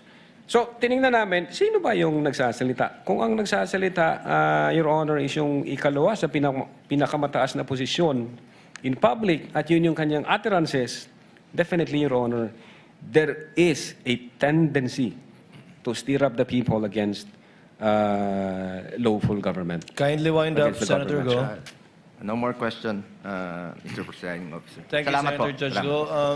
Senator Judge Padilla intimated to the presiding officer that he will defer his questions to a later time. Counsel for the respondent, you may proceed with your cross-examination. Just a manifestation, Your Honor, in relation to the query or the manifestation of Senator Judge Villanueva. In relation to the query of No, Senator... his manifestation, Your Honor. No need, counsel. Proceed, unless he asked you a question to save in the court's time. Please proceed with your cross-examination. All right, I'll just transform it into a question. You were asked Yes, you about can. that December 2, 2024 letter, correct? December 2, yes, sir. Oo. That is the letter where you gave a schedule for the Vice President to attend, correct? Yeah, signed by our assistant All director. right, but sir. the schedule that you gave was November 11, 2024 at 10 a.m. and then you gave the address. So in other words... Sinabi ko na ho yan kahapon, typographical Okay, error yun, sir. my question naman is this if tama yung schedule sana at nakapunta si VP Sara, would it have affected your investigation? Your Honor, even up till now, ready ho kaming tanggapin kung anumang information na threat against the life ng Presidente, continuous, ng Vice Presidente, continuous po yun. In fact, sabi ko nga kanina, yung intelligence service namin is may ginagawang monitoring from time to time dun sa threat to life against the Vice President, President, etc. Okay, I'll move on to a new point. Now, let me show you a portion of the interview of Dempsey Reyes of the Philippine Daily Inquirer. Please direct your attention to paragraph 13 of the minutes of the meeting. This is also the transcription made by Agent Kalilong. Page 173 of Annex G9 as well. So, here, it says, may press con kasi earlier than that, sabi niya na parang sabi niya lang, gusto daw siyang patayin daw according to her ni Speaker. That was during a press conference the day before, November 2022. So, considering that this is part of the minutes of the meetings, this is also part of the NBI's own records, correct? Yes, sir. All right. Now, my question is this. Did you issue a subpoena against Speaker Martin Romualdez, former Speaker Martin Romualdez? Did you issue a subpoena? Kay Speaker Romualdez, sir? Yes. Kasi, ba't ako mag-issue ng subpoena? Wala pa kaming sufficient na... So what's you did not issue? Hindi kami nag-issue, All right. sir. So, in other words, for VP Sara, you issued not just one, but 2 subpoenas. But for the former Speaker, you did not issue a subpoena. That's just a question. There is an apparent commission of the crime for grave threats and inciting to sedition, sir. I see. So, for this particular portion, you just turned a blind eye and did not issue. Well, anyway, there is no validated Let the witness information answer, on that, Your Honor. sir. Let the witness answer. There was a question. Yeah, but based on Counsel, kindly don't argue with the witness. But based on your testimony yesterday, you said that you have a system of evaluating factors, correct? My question to you is, based on that system, does Martin Romualdez have the capacity to execute a death threat, for example? We haven't established any apparent crime committed by the former Speaker, Your Honor. So hindi kami nag-delve dyan sa issue na yan. Yeah, at any rate, this minutes of the meeting, which you all confirmed that is part of the NBI's own record, isn't this information regarding the death threat against VP Sara? Well, ang sabi po dyan, if I may read my press con, kasi earlier than that, sabi niya, parang sabi lang niya, gusto daw siyang patayin daw, according to her, ni Speaker, that was during a press conference the day before. Precisely, Your Honor, the reason why we issued a letter noong November 22 is to ask the Vice President kung ano ho yung facts and circumstances dyan sa issue na yan. But since hindi ho nag-appear ang Vice Presidente, wala ho talaga kaming mapagsimulan, wala kaming validated information. But you issued the subpoena against Dempsey Reyes, correct? Yes, sir. Pero ang tinanong nyo kay Dempsey Reyes, yung case lang against VP Sara. Hindi nyo siya tinanong ng threats to her, correct? Well, unang-una, ang ini-establish namin, ang focus ng investigation namin, the reason why we subpoena the late Dempsey Reyes is whether or not nag-utter ba yung Vice President doon sa statement niya na nag-contract na siya ng tao para patayin si BBM, si Lisa Marcos, at si former Speaker. okay. Sir, yun po yung focus ng investigation namin. So despite that track, you still maintain that this part of the investigation, you did not have bias? We don't have bias. Argumentative, All right, Your Honor. I'll move on. Argumentative. I'll move on. Let's go back to the investigation that you did against VP Sara. So you mentioned yesterday that the offended parties in this case, if at all, are BBM, FL, and the former Speaker, correct? Yes, sir. Did you No, sir. Did they appear before the NBI? No, sir. Nakausap nyo ba sila ng personal? No, sir. And yet, you concluded that they were victims of grave threats, correct? Based on the evidence we've gathered, yes, sir. So without any personal correspondences with them, you came to that conclusion, The evidence is clear, sir. according to you. Oh, objection, Your Honor. I move So- that, oh, wait. Counsel- We cannot let this No, pass. that's part I move, Your Honor, that the defense counsel, with all due respect, be admonished from stating those unprofessional remarks. We are in front of national TV. No, that's That is his answer. If you are not satisfied with his answer, please don't lay any value to what the witness answered. Your Honor, may I move that the This is a counsel... reminder. This is a reminder for counsel for both parties. Kindly avoid side remarks. Henceforth, the presiding officer will have it stricken off the record. And whatever question you pose and afterwards withdraw will likewise be stricken off from the record, so as to avoid any attempts at showmanship usually seen on TV, yes, but will not be tolerated by this impeachment court. Counsels are so reminded. we will comply, Your Honor. Please proceed. To clarify, Mr. Witness, yung NBI subpoena against VP Sara that you issued was her being a respondent, correct? Yes, sir. Pero as a complainant, you did not issue. We issued a letter, sir, December 2.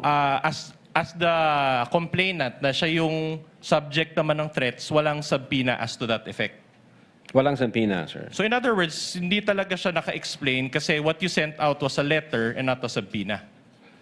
Yung letter is to inform the Vice President na iniimbestigahan din namin yung threat against the life niya. So therefore, kailangan namin yung presence niya or any information na pwedeng makatulong sa investigation. Yun na nga, pero hindi niya siya sinenda ng subpoena. Isn't it that in a regular case, the prosecutor sends out a subpoena both to the complainant and to the respondent? With the prosecutor, sir? Yes. You're a lawyer, you know this. What When do you you file mean, a sir? case before the prosecutor's office, the handling prosecutor issues out sa subpoena sa parehong parties. Ang Tama? alam ko, during the case concern, I think nag-appear yata ang Vice Presidente sa DOJ. Yan, Alright. doon ako na-inform, sir. Okay, I'll move on to a new point. Let's talk about the reversal by the DOJ. Diba? There was a initial finding on February 5 and then it was eventually reversed. Now, would you agree with me that the rectifications that you made for the first affidavit of investigation were procedural deficiencies? Procedural deficiencies. Like the No, TSN? it's part of the case build-up, Your Honor. But what you added were TSNs, affidavits of your own agents, correct? Don't you consider that as... Those were affidavits. Yes, but don't you consider that those as procedural and not substantive? Part of the evaluation and case build-up, yes, sir. All right. But in effect, the substance of the case remained the same. Walang nabago ho sa affidavit, sa una at sa pangalawa, parehas po yun. Very good. sir. So in other words, wala kang no additional discussion on the merits of the case. On the merits of the case, yung findings namin, hindi ho nabago All yun, right. sir. Very good. So no additional witnesses were interviewed. What do you mean, interview, sir? Wala nang additional interviews. Kung ano yung sa first affidavit nyo, yun na rin yung sa second affidavit. Wala nang additional interviewees.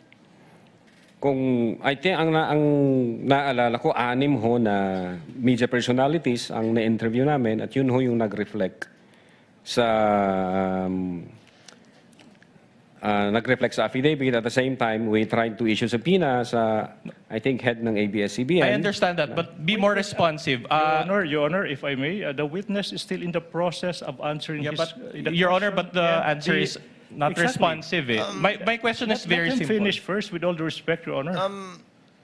With the permission of the counsel for the parties. Attorney Latok, the question was, sa pagitan ng una at pangalawang sinubmit ninyo sa DOJ, may mga testigo ba kayong dinagdag sa pangalawa niyong submission sa DOJ? O pareho din po yung mga testigo, nilakip lang yung mga affidavit na hindi na ilakip dun sa unang pag-submit? Yeah, insofar as I'm concerned, Your Honor, parehas lang po.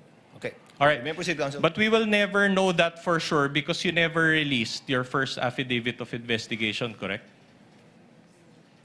Well, I think it's in the DOJ. Ang binigay sa amin yung certification kung ano yung mga requirements na dapat na may comply. Yeah, but what you attach, when you received the subpoena from the House Committee on Justice, which was used as the basis for the articles of impeachment, the first affidavit of investigation was never included, correct? Yung nag-submit ho dyan, Your Honor, sila Agent Kalilong, wala akong idea Hindi doon nyo sa... alam. All right, that's okay. person. So, I have a question about the affidavit of investigation, okay? An affidavit, or I'll just be more specific, your second affidavit of investigation was subscribed and sworn to, correct? Yes, sir. On February 10, 2025. Yes, sir. All right. Before who? Can I check, sir? Sure. Witness may consult Thank you, the document before him. Your Honor. Counsel for the parties may assist him. Your Honor, we'll just confront him with our own... Subscribe and sworn to Director Glenn A. Ricarte. Sir. All right. So do you remember that you subscribed along with the other agents before General Ricarte now? Yes, sir. May signature kami rito. All right.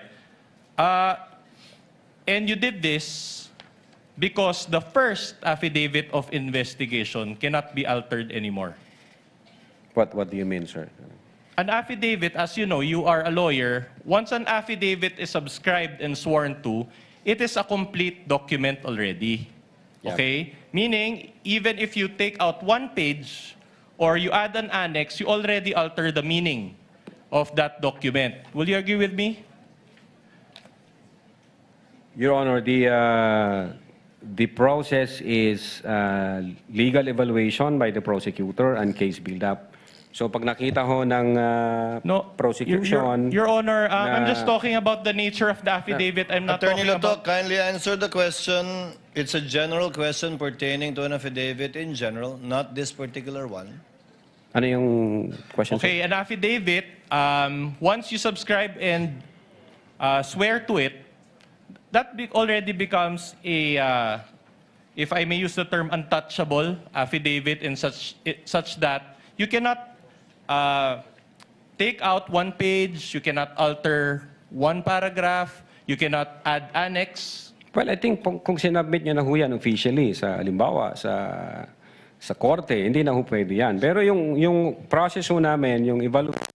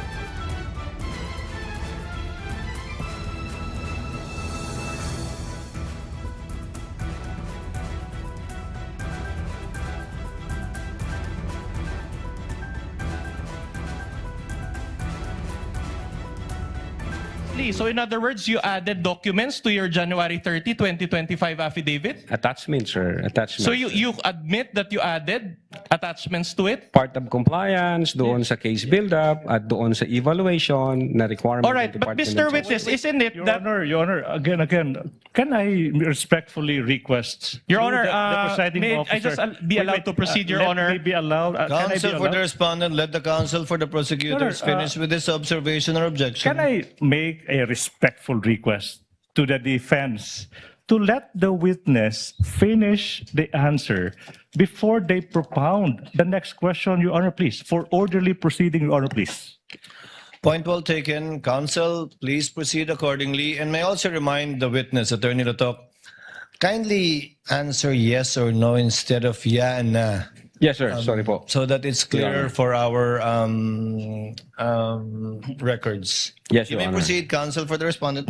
So you admit that after you subscribe and swear to that January 30, 2025 affidavit, you added documents to it so that it will comply with the requirements of the DOJ. Is that what you're saying? Attachment based on the requirement of the DOJ, sir. All right, thank Yun you ang for that nilagay namin. admission. Just one last point on this. Can we flash affidavit of investigation? Can we flash page 1? This is page 13, Your Honor, of the AOI's Annex G9 for the benefit or for the guidance of this honorable court.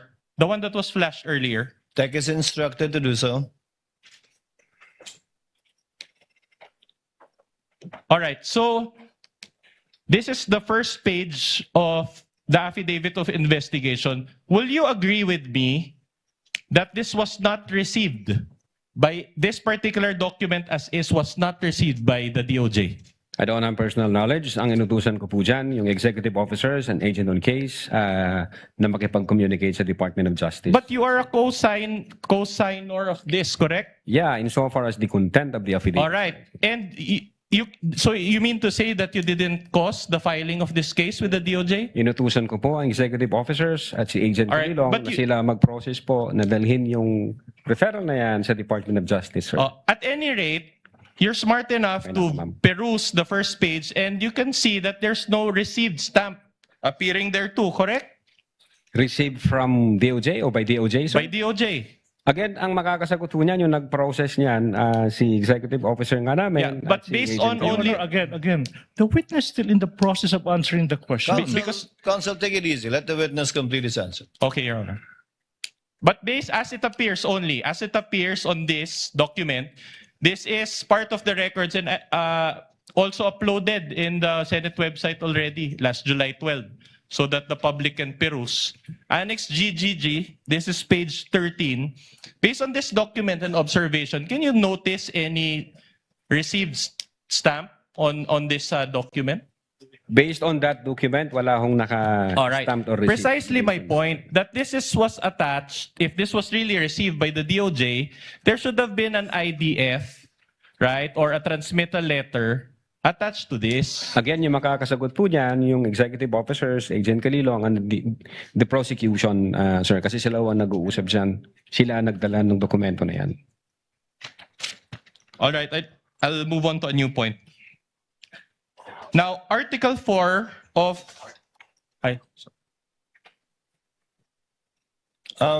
What is the pleasure of Senator Judge Pia Cayetano?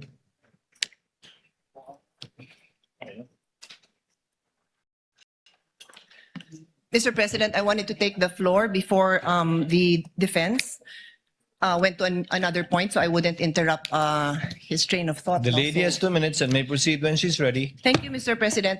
My question is actually addressed to both counsels and to the witness. Yes, ma'am. So the witness also happens to be a lawyer. 4 na abogado po tayo mag-uusap dito. Pero ang pakiusap ko, speak in layman's term because we want the public to understand. Very simple question. I want to understand your appreciation of the crime of grave threats. Okay? It sounds like a simple question, but when I look at the elements, so explain ko din sa mga nakikinig. Pag tinignan natin ang definition ng crime, nandiyan yung elements. So the prosecution must always prove yung elements of the crime. Ang question ko ay, in your appreciation, dapat ba na ang supposed victim nakaramdam talaga siya ng threats? Or is it enough that the general public considers the statement threatening? Okay, so is it personal or is it a general sentiment? Now, before I proceed, gusto ko magbigay ng example para maintindihan mga kababayan natin. Kung magkapit-bahay, nagkapikunan dun sa bakod, tapos sabi nung isa, bubulohin ko to. Is that a grave threat? Second example, 2 boksingero, nagkainitan, susuntukin kita. This is among 2 professional boxers. Is that a grave threat? Third example, police. Sabi, bubunutan ko to ng baril. Is that a grave threat? Maybe it's just offensive. Dahil sa professional, you shouldn't say that to a fellow police.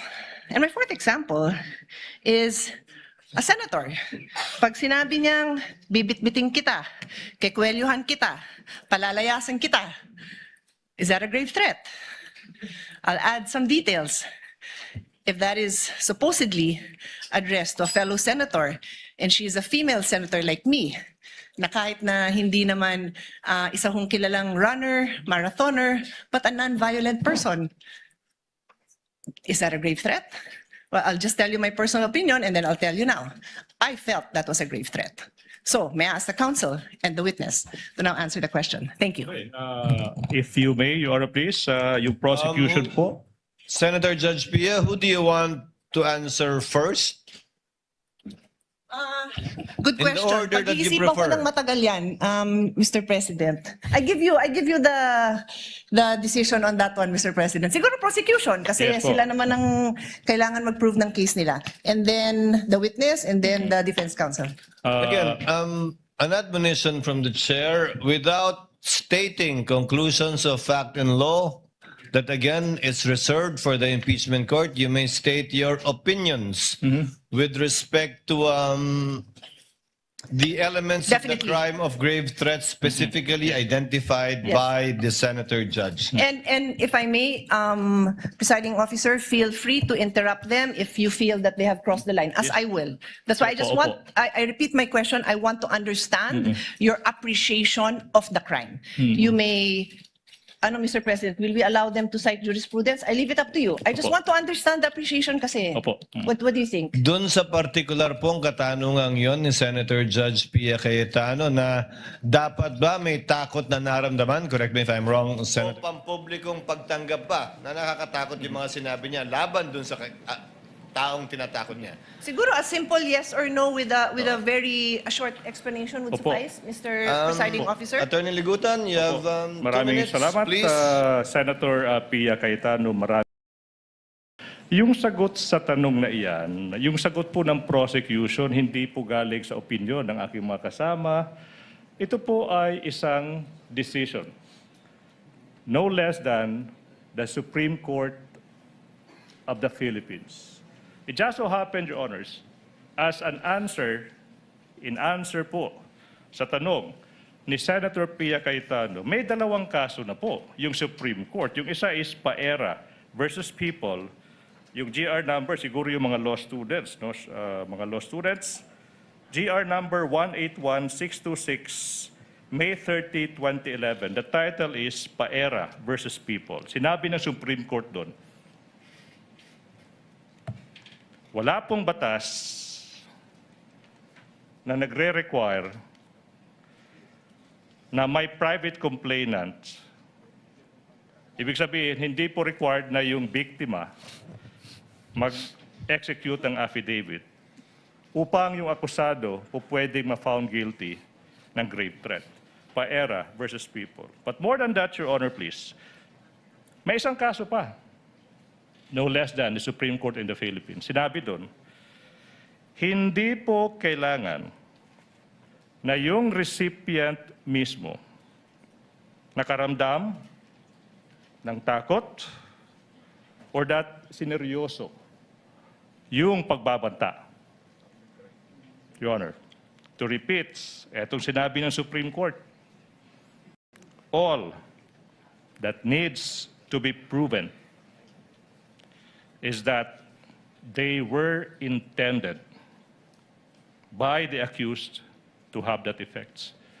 Yung sagot sa tanong, hindi po galing sa prosecution, hindi po opinion, galing mismo sa Supreme Court of the Philippines, Your Honor. Okay, thank you for that. So, Mr. President, can we now ask If I may add, Senator Judge Pia, if I remember my memory aid correctly, there are only certain private crimes that need a private complainant, and most of these are personal crimes, such as concubinage, adultery, seduction, abduction, rape, and acts of lasciviousness. Although these crimes are all entitled People of the Philippines versus the accused, without a private complainant, these crimes cannot be filed by the prosecutor in court without the cooperation or affidavit of the private complainant.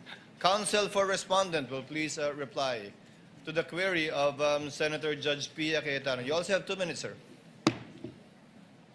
All right. I will try to avoid making conclusions of fact and law, Your Honor, but I will answer in light of the facts of this case and leave it up to the discretion of this honorable court. Please, sir, you may proceed. It is our position that the statements made by the Vice President were not threats in the first place. That's why we were categorizing it as response, a mere response to a Q&A, number one. Number two, it was never aimed directly at BBM, FL, and the former speaker. In other words, had they not watched the video, for example, they wouldn't have known about it.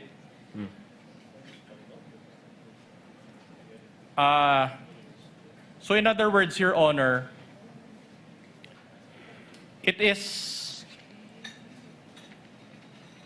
there was no threats to begin with.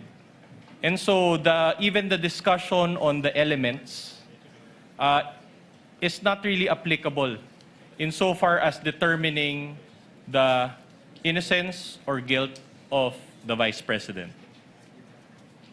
That is basically our position. That is one more thing. And practically, we maintain this position all throughout our pleadings.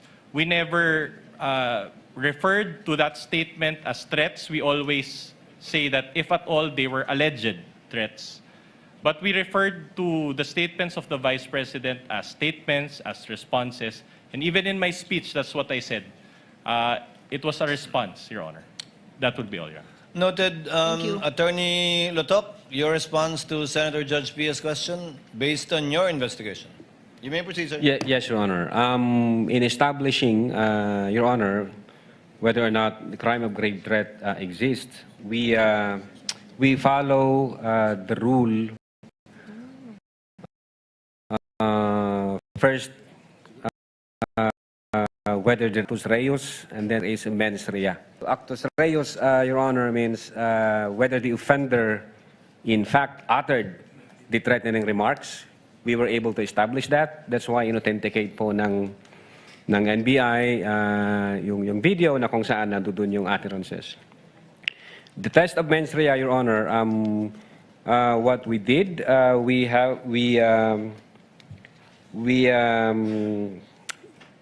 interpret the utterances objectively and in the light of the circumstances in which they were uttered, in the manner in which those utterances were spoken, the person to whom they were addressed, the utterances were addressed, between the party, the offender and the recipients, and then the reactions of the recipients, whether the utterances serious or ill.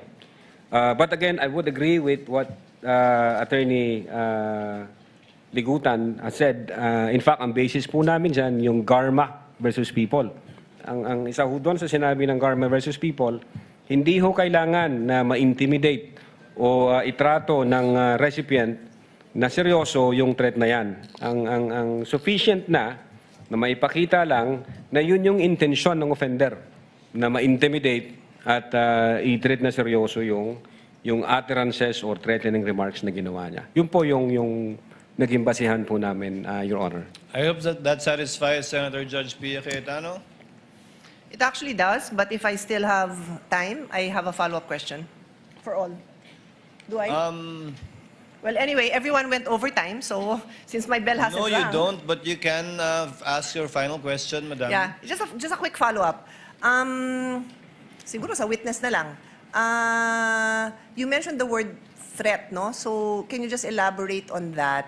What to you would be the difference between a threat and a threat and a sorry, I don't know if you uttered the word that I want to ask you now, no, but you referred to threat, of course. What would be the difference between a mere warning and a threat? A mere warning and a threat, sir, ma'am. At what point does a warning become a threat? Well, Your Honor, if I'm going to, based on our investigation, kung i-apply ko ho yung, Hindi na. yung, You don't have to. Just asking you your legal opinion. You're a lawyer. He may answer. Is it not correct, Mr. President? I think, If he knows. just in my own opinion, although,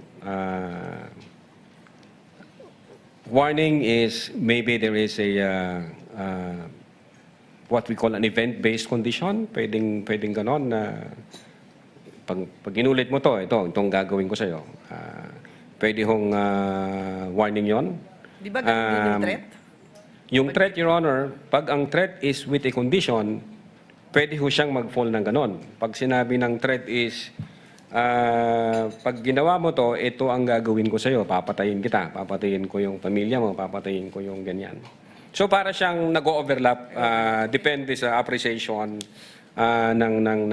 for us, ng investigator, Your Honor. But insofar as the NBI Cybercrime Division is concerned, what we did is we established the elements of the grave threats based on the surrounding facts and circumstances, and then we conclude that indeed nag-violate ho ang ating Vice Presidente. Attorney Lutok, warning in Filipino is babala. Yes, opo. Threat in Filipino is banta. Yes, opo. Kaya di ba, babala, bawal magtapon ng basura dito. Warning. Pwede po yun, sir. Di ba, ang tanong ni Senator Pia, kailan nagiging banta yon? Well, depende sa konteksto siguro, Your Honor. May warning din po kasi na I warned you. Sinasabi ko, pag inulit mo to, ito nang mangyayari sa'yo. May konteksto ho na ganon, Your Honor. Na somehow nag-overlap siya doon sa elements ng grave threats na conditional, na sinabi na pag ito ang nangyari, ito ang gagawin ko sa'yo. So, depende ho sa konteksto, Your Honor. So depende sa konteksto, sa delivery, sa taas ng boses, gaano kagalit, may kapasidad, Yes po. maraming bagay. Yes po, Your Honor. Senator Judge Pia? Yeah, so in other words, Your witness? it depends on the circumstances surrounding the incident or at the time that Yes, the ma'am. utterance was made. Yes, ma'am. Okay, so laging contextual. Okay, maraming salamat sa lahat. I just want to emphasize na, Mr. Presiding Officer, I posted my question to each of the councils and the witness precisely so that tayo masabihan na may bias. Isa lang yung binibigyan natin ng opportunity to explain their side. I really genuinely just wanted to know what their appreciation of the definition of grave threats is. Thank you so much. We thank the good Senator Judge for intervention. All of the comments are noted. Counsel for the respondent. Proceed with your cross when you're ready. All right. I'll move on to a new point. Now, Article 4 of the Articles of Impeachment against VP Sara deals with 3 accusations. Number 1, contracting for the assassination. Number 2, making grave threats. And number 3, actively inciting sedition. So, on page 28 of your affidavit of investigation, which is page 40 of Annex G9 again, you recommended only 1 count of inciting to sedition and 3 counts of grave threats. You confirm this? Yes, sir. All right. And the 3 counts was for 3 counts of grave threats were for BBM, FL, and the former speaker. Yes, sir. My next question is very simple. Did you include any charge relating to contracting for the assassination? Relating to contracting for the assassination? No, sir. Yung charge namin is grave threats. All right. Inciting to sedition. And on that grave threat, doon ho pumasok yung appearances na may ginontrata ang Vice Presidente. All right. So, pinagsama nyo na lahat even yung contracting assassin, sinama nyo na sa grave threats. According to you now. Yun ho ang basis ng Alright. grave threats namin. All right. In fact, let's go to page 13 of the Affidavit of Investigations G9. We flashed it on the screen. There. It says, 1 count of inciting to sedition and, ano ba to? 3-1. So, 3 na 1 count of grave threats. So, Typographical ano to? Typo na. Alright, typographical error na naman. Alright, so with all these mga infirmities, and you mentioned yesterday that your case is airtight, don't you think that these errors constituted violations of due process? Your Honor, the existence of these typographical errors does not alter the fact that the video exists, does not alter the fact that the Vice President uttered those statements, does not alter the fact na ang NBI mayroong findings at ang findings nila, the Vice President committed the crime of grave threats and inciting to sedition. Okay. Now, inciting to sedition punishes someone who incites others to overthrow the government. Is that accurate? Who incites others, who steers. Now, it has been over 1.5 years since VP Sara's speech. My question is, has the government been overthrown following her speech? Again, as I've said, as I've explained that, Your Honor, it is not necessary to be a Your Honor, can we seditious ask that the witness answers in a more Witness, responsive kindly, manner? Attorney Letok, kindly answer the question directly so that the court's time is not wasted. Again, question, sir? Has the government been overthrown following VP Sara's speech? Not Yes or no? necessary, sir. Ha? No. Okay. It's not necessary, sir. Has any agency or department of the government been overthrown following her speech? Not necessary, sir, no. All right. Now, I am showing you a news article entitled Palace Dismisses Destab Rumors versus Marcos Admin.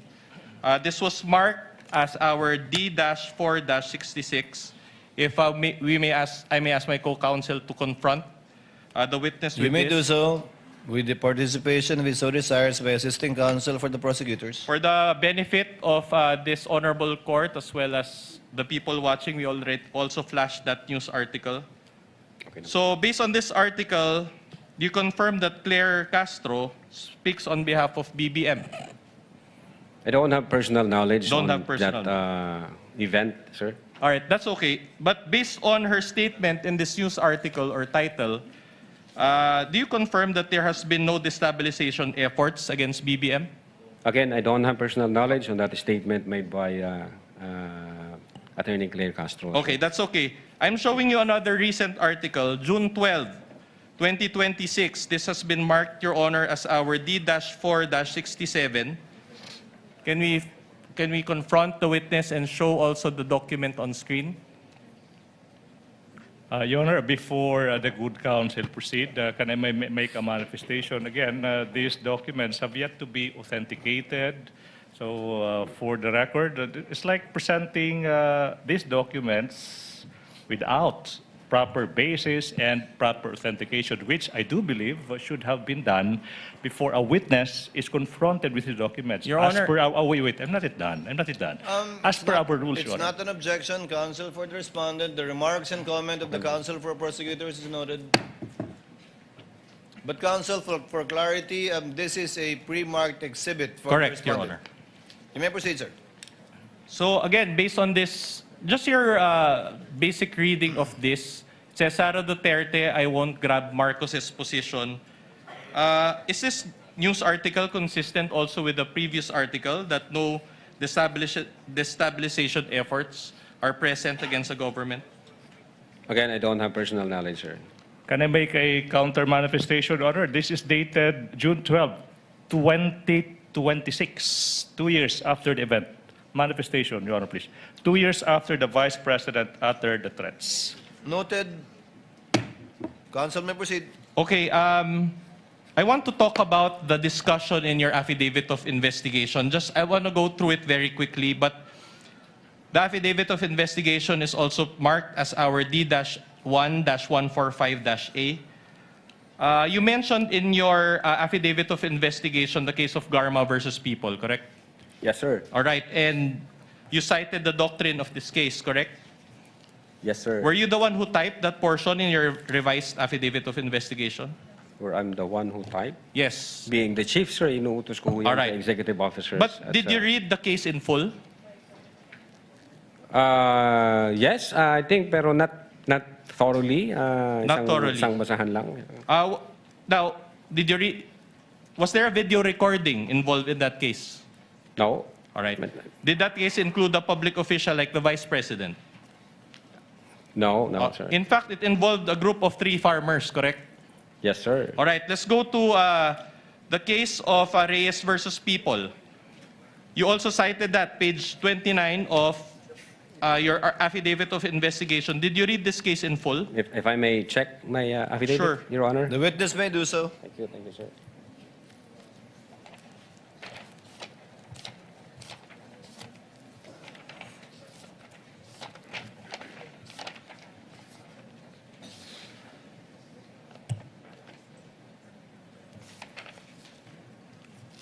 Okay, sir. Did you Reyes read versus this People. case in full?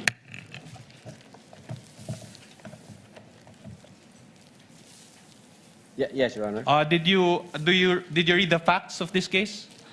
I think it's about yung threat against a person nung nasa parang Navy official, and then sinundan siya hanggang sa bahay, may dalang mga placard. Yun yata yun, sir. All right, If I'm not but did mistaken. it involve a video recording? No, sir. Did it involve an official like the vice president? No, sir. You cited Ruwaza versus People, page 29. Did you read this case in full? Ruwaza. Saan yung Ruwaza?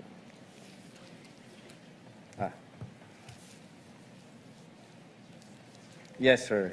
You read the case. Did it involve, again, a video recording? No, sir. Did it involve a public official like the vice president? No, sir. In fact, it involved tree cutting activities. Do you confirm that? Based on the... Tree cutting. Okay, but at any rate, in paragraph 48 of your affidavit of investigation, and I'll flash that on the screen, after citing all these cases that you mentioned, you concluded, and I will read, further, the threat is intended by VP Duterte to create to the mind of President BBM, FL, former House Speaker, that regardless of the reason of death of VP Duterte, they will be killed by the person contracted by her. So in other words, you spoke about the mind of BBM, FL, and the former Speaker, correct? Your Honor, what we cited is the principle laid out by the Supreme Court and not the facts of those cases, Your Honor. And those principle is applicable in this case, Your Honor. But that is based only on your own opinion, correct? That is based on our investigation and the evidence that we've gathered, sir. In fact, I have a different opinion than yours that I will show you. Argumentative, Your Honor. No, I'm... Argumentative. Your Honor, I will introduce a new article. Objection, argumentative. You don't argue with a witness. You ask question. If you're not satisfied with the answer, move on. Then I will confront... Attorney Gudan, kindly allow the counsel for the respondent to finish his question. Thank you, Your Honor. The opinion is not mine. This is the opinion of the late Juan Ponce Enrile, who served under BBM as Chief Presidential Legal Counsel. This has been marked as our Exhibit D-4-64. Can we flash that article? Just the title, since we don't have time. This is Juan Ponce Enrile. I'll just read the title. No criminal charge could be made versus Sara Duterte over kill remark. So isn't this opinion inconsistent with your own? I don't have personal knowledge in that, sir. All right, no personal knowledge again. That's okay. I'll be winding up. But do you know the difference between a felony and a crime? There's a felony and difference crime. between the two, correct? Yeah, tell me, sir. No, I don't. I'm not on the witness stand, so you answer the question. Mr. Witness, kindly respond to the question. The question is, do you know? So it's answerable by a yes or no. I think felony, sir, is in the revised penal code, and a crime can be in the special law or I agree with Parang you. ganon, sir. I agree. So in other words, like homicide, for example, It is a felony because it is defined and punished under the RPC, correct? Yes, sir. Clear. Now, a crime is broader than a felony in that it pertains to acts or omission that are not punishable under the RPC but punishable under special laws, correct? Yes, sir. Like BP 22, for example, it's not within the RPC, but it's covered by special laws, correct? Your Honor, respectfully, can I now object as to the relevance to an impeachment case, the distinction between felony and a crime? Just laying the basis, Your Honor, I'll go to that. He's on cross. I will give you some leeway, but kindly get to your point, counsel. All right, now, Short leash. but do you confirm that there are felonies, there are crimes, correct? Yes, sir. All right, now, there are other high crimes, which is another category than felony or crime, correct? Yes, sir. And according to Article 4 of this Articles of Impeachment, there was high crimes that was charged against VP Sara, correct? Yes, sir. In other words, it is a different category than felony or crime, correct? What do you mean by High crimes, it's a different category than felony or crimes. Well, there are may mga high crimes po, sir, na nasa revised penal code din, sir. Can you give us an example? Your Honor, I mean, is that a question, Your Honor, please? If he knows, counsel. If you know. If he knows. It's like a classroom recitation, Your Honor. Attorney Lotok, you are very well aware of the fact that you are here as a witness in an impeachment proceeding, and that the crime you investigated is being used to charge the Vice President. And as a lawyer, you also are aware of Article 11 of the Constitution with respect to accountability of public officers. So, if you know, you may answer. If you don't, you may say that you're not competent or that you do not know. So please respond.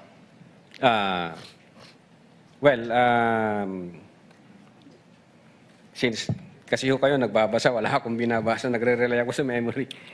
I cannot answer for now, Your Honor. I need to recheck the... It does not the reflect books. on your competence or knowledge of the law, Attorney Lotok. It's okay. You were not asked to prepare for this anyway. Again, Thank you, Your Honor. These are questions on cross, so we're giving the counsel for respondents some leeway. Counsel, please proceed. All right, my next question is very simple. Is grave threats a felony? Grave threats, that's under the revised penal code? Yes, sir. Exactly. So, it is a felony because it is defined and punished by the RTC, and it is punishable by arresto mayor, or 1 month and 1 day to 6 months of imprisonment, correct? Your Honor, again, objection. What's the relevance? Your Honor, Counsel, let me finish, please. Allow him to finish, easy. Counsel. Now, Yes. as to what is the penalty for grave threat, that's irrelevant. As to the impeachment complaint that we are litigating, Your Honor, on the ground of relevance, unless the counsel is able to prove the relevance, I will withdraw my objection, Your Honor, please. Show the connection, counsel. Again, you're on a short leash, but I know where you're getting at. Get to it, please. All right. In other words, grave threats is under the jurisdiction of the MTC or RTC, as the case may be, correct? Grave threats? Yes. Yeah, yung pag grave threats lang, sir. All right. It is even bailable, correct? Pag grave threats lang, sir. Pero pag in relation to Section 6 of Republic Act 10175, that's 1 degree higher, sir. Yeah, but does it change in jurisdiction or still with MTC or RTC? Ano na ba yun, sir? Prison correction. Ano yun, sabi mo, sir? Ano yung prison correction? Arresto mayor. Arresto mayor. Ang sunod na mas mataas po niyan is... Prison correctional. Prison 6 months to 6 years. Yeah. All right. So, but either way, it's still under siya the sa RTC, sir. it's still under the trial courts. Correct? Trial courts, All right. yeah. My next question is very simple again. Is inciting to sedition a felony? Under the revised penal code, yes, sir. It's also under the jurisdiction of the trial courts, correct? Yes, sir. It's even bailable, correct? Yes, sir. So both grave threats and inciting to seditions are felonies, correct? Yes, sir. In other words, they are not impeachable offenses, if you know. Well, if you mean by impeachable offenses, whether or not magka-qualify ba siya as betrayal of public trust, it's the appreciation of the judges. Your Honor, wala ho sa amin. Appreciation of the judges, by that you mean the trial court judges, not the senator No, since judges, impeachment right? to, yung impeachment court po. Yeah, but there's a possibility that if it's in conflict with the trial court judge's decision, then we have a problem. Objection, right? Your Honor, argumentative. I will withdraw that. Ang tanong niyo, hindi na. All right.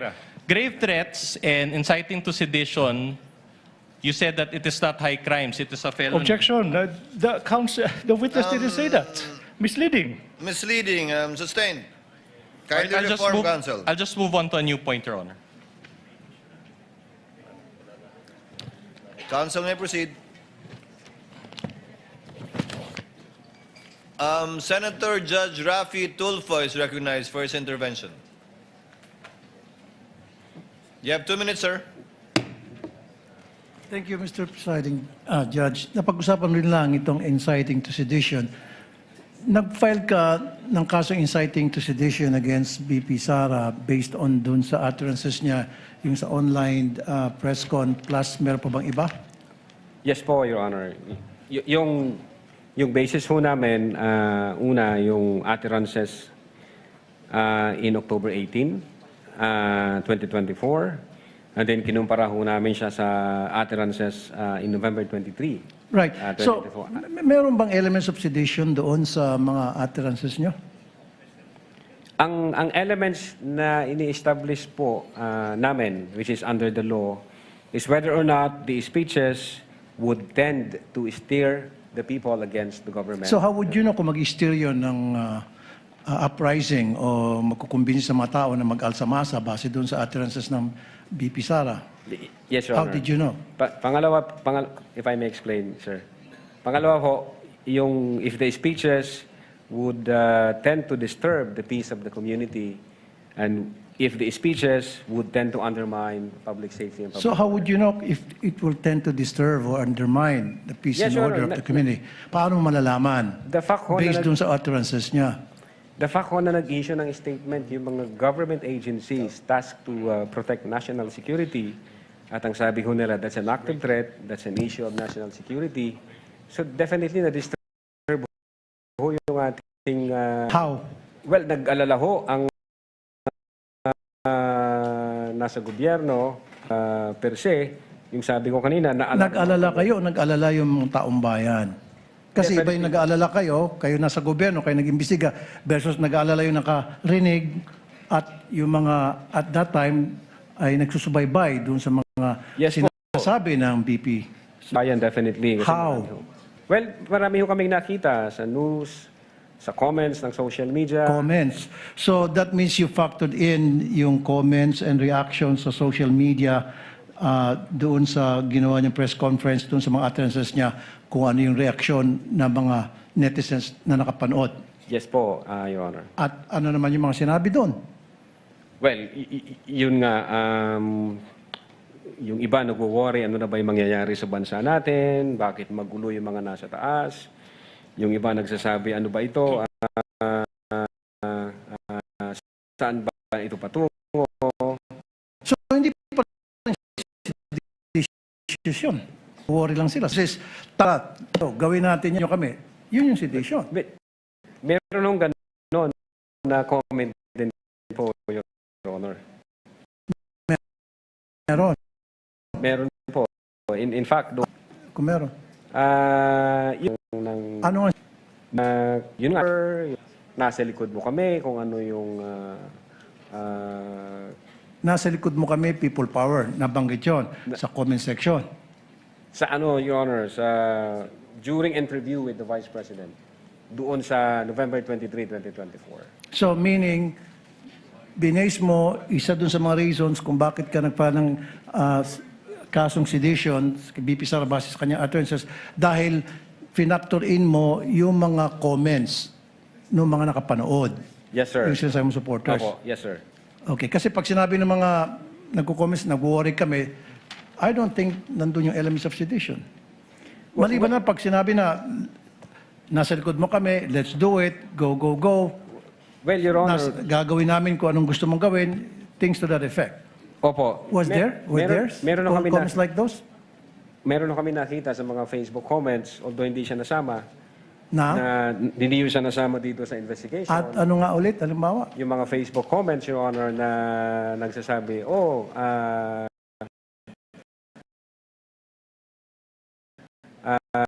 lusubin na natin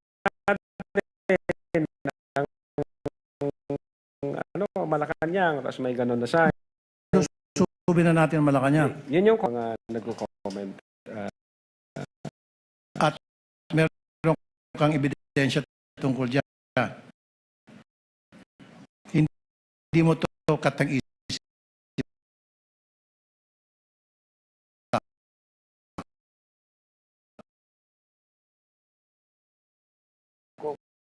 Kung babalikan ko po, yun nga po ang sabi ko during those Okay. times, siyempre nagbabrowse kami. Okay. Nga lamang hindi namin naisama sa authentication. Your No Honor. further question, Your Honor. Thank you. Thank you, Senator. The Senate President is recognized. He has 2 minutes as well. Kayo nakausap na nandun sabi ni Vice President sa brief threats, pero hindi man lang na matao ba niyang mga sinabi. Hindi kami nakapag-focus dyan. Pero sa kabilang banda, may naniniwala ba sa'yo? So ang gusto kong malaman, kung meron kayong nakausap na mga grupo o mga anyone o naimbestigahan nyo, naniniwala talaga doon sa kanyang pinagsasabi. I think ang makakasagot po niyan yung the intelligence service, yung director po namin, sir. Okay. Sa kanya po yung pool ng information ng. And then I believe na doon sa mga sinabi niya, nangyari rin ito doon sa 2-hour video, tama po ba? Yes, sir. Opo. Pinatawag niyo rin itong may mga pinatawag kayong media personalities. Tinanong niyo ba sa kanila kung meron sa kanilang naniwala na itong mga sinabi ni Vice President ay inciting to sedition? Dapat naniwala ba sila na yung mga sinabi ni Vice President during the 2-hour video ay pinag-aalsa yung mga nandoon? O naniniwala sila na yun ang tema ng kanyang sinabi? Not specifically na inciting to sedition. Ang mga comment nila doon is na-shock sila. May comment sila doon na nasa siya. May comment siya doon na totoo na to, seryoso na yung galit niya. Yun ho yung mga. Galit naman talaga siya, pero inciting to sedition ni mag-alsa. Meron ba ganun Wala silang- pong ganong comment during the Q&A portion, Your Honor. And just to, on a related question, Mr. Presiding Officer, inciting to sedition is serious rin. No? At kailangan din ito ng atensyon ng mga intelligence agencies natin. Meron ba kayong coordination with our iba't ibang intelligence agencies tulad ng National Security Council, ng PNP, ng NBI, not NBI, no, but ng ibang mga security intelligence agencies natin? Nag-coordinate ba ang NBI sa kanila? Kayo mismo nag-coordinate ba? Ang nag-uusap po dyan, Your Honor, is kasi intelligence matter yan. Ang nag-uusap po yan between intelligence service ng NBI, intelligence units ng AFP, intelligence department ng PNP. So nasa level po nila yon, sir. Katulad ng grave threats pagkukontrata, inciting to sedition, seryoso rito eh. Gusto ko malaman kung merong effort ang ginawa ang NBI para makipag-coordinate sa AFP, no? Sa PNP, dahil ito pinag-uusapan natin pag-aalsa o hinihimok mo mag-umalsa. No? Meron bang ganun na mga coordination na ginawa ang inyong opisina o ang NBI? Ang alam ko meron yan, pero nasa level na po yan, sir, ng intelligence service namin, Your Honor. Right. Thank you, Mr. Presiding Officer. Noted, entered into the records. We thank the distinguished Senate President. What is the pleasure of Senator Judge Ligarda?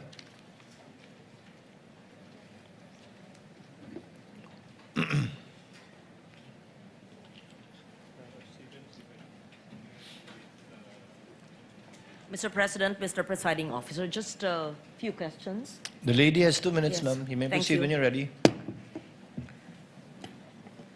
This just to provide clarity for this representation, and just a few questions to Attorney Lotok. Yes, Your Honor. Yes. Attorney Lotok, sa paragraph 53 ng Affidavit of Investigation na iyong pinirmahan, sabi niyo po na the Vice President's statements were brought about or motivated by unpleasant circumstances occurring before November 23, 2024 press conference. I believe, nabasa ko po yan. Yes. Your Kasama Honor. ba ho dito yung pahayag ng Vice Presidente noong Oktubre 18, 2024? Ye- Is that yes, Your part Honor. of your affidavit? Opo, Your Honor. Yes. Bago naman po magsimula ang press conference noong November 23, mayroon mga pangyayaring kasama ang Chief of Staff, si Attorney Zulaika Lopez, na may kinalaman sa mga na-cite in contempt, sa camera, detention, Opo. medical emergency, at mga planong paglilipat Yes, sa Your Honor. hindi pa po ako tapos. Sorry po.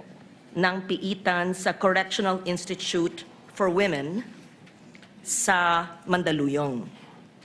Tama po ba na mga pangyayaring ito ay naganap ilang oras bago yung sinagawang press conference na pinakita ilang beses sa video? Yes, Your Honor. Kasama ho yan sa Yes. investigation namin. Kahapon po, sinabi po ng testigo, kayo po, na kinonsider ng NBI yung so-called bigger picture. I think those were the words that you used. Sabi niyo pa, you put all the pieces of the puzzle together, in your own words. Yes, Your Honor. Yes.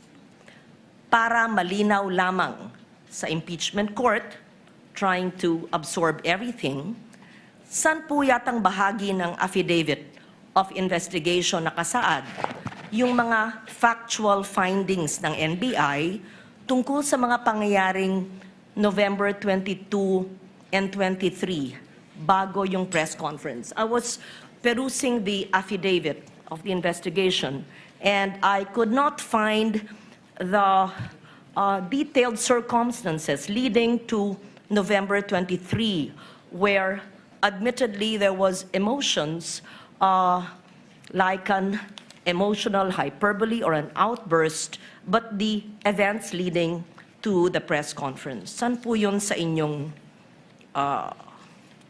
affidavit? I think, Your Honor, nasa affidavit of transcription ho yan. Transcribe po yan as I read it attachment. a few times. I could not see the detailed events leading to that, having mentioned the medical emergency, the transfer Correctional Institute for Women, and so that the person who will read the affidavit will have a accurate, factual, and complete appreciation of the events leading to the press conference. Perhaps your view, having being the person who filed the complaint, may have a different, perhaps, appreciation from my view, because I find it somewhat incomplete. And that is just my comment on this, because you clearly said you put all the pieces together. And during that time, alam ba ninyo na habang sinasagawa ng NBI ang investigasyong ito, may nakabinbin na direct assault, resistance, and disobedience to authority at grave coercion laban sa Vice Presidente, kaugnay yung insidente nangyari sa ospital, sa Veterans Medical Center. Narinig ko lang po, Your Honor. Pero Yes, hindi you ko aware sa heard facts about na that, yes. And was there an investigation that was done regarding that incident? I think ang focus po namin, Your Honor, is yung violation ng grave threats by the Vice President and inciting to sedition. Now, pagdating ho doon sa nangyari sa Vice Presidente, yun nga sabi ko, hindi ako aware sa kabuuan ng facts na yon. Baka yung ibang agency nag-imbestiga po doon, hindi ako aware, Your Honor, doon sa circumstance na yon. And so, would the answer, Attorney Lotok, be a no? Were these taken into consideration in the investigation? Again, Your Honor, nasa Or would this be a yes, meaning it is contained in the affidavit, which I'm trying to look for as well? Nasa affidavit of transcription po yung nangyaring usapan during that time. Nag-execute ho ng affidavit of transcription ng agent on case, Your Honor. Actually, ilang beses ko po binasa yung affidavit, and what I see is there was a focus on the October 18. But on all the events on November 22 and 23, the detailed events leading to the emotional outburst did not seem complete. And that's what I'm trying to elicit from Attorney Lotok, our witness, because when we say that we had considered the bigger picture and all the facts and circumstances leading to the cases of great threat and inciting to sedition that were recommended, we want to understand the whole process and the factual context in which it happened. Because if you are to take snapshots of events and focus on October 18 and the press conference, it can shock any person. However, if you see as well the events leading to the emotions and the detention of the Chief of Staff and the Vice President herself. Iba pa yung kasong ito, iba pa yung nadetina, iba pa yung sinampang kaso at pinagsarahan ng pinto ng ambulansya, kaya nagkaroon ng kasong ganon. I tried to read the affidavit a few times and could not find such a comprehensive enumeration of facts by the NBI, and that's why, thus this query. Pwede na po, Your Honor. Yes, please. Meron hong affidavit of transcription kung ano nangyari, and then nag-submit po kami ng authenticated na video para makita ng mga senator judges natin kung what happened during those dates for appreciation po ninyo. So makikita ho rito kung ano yung nag-took place during the November 23, 2024 online press conference.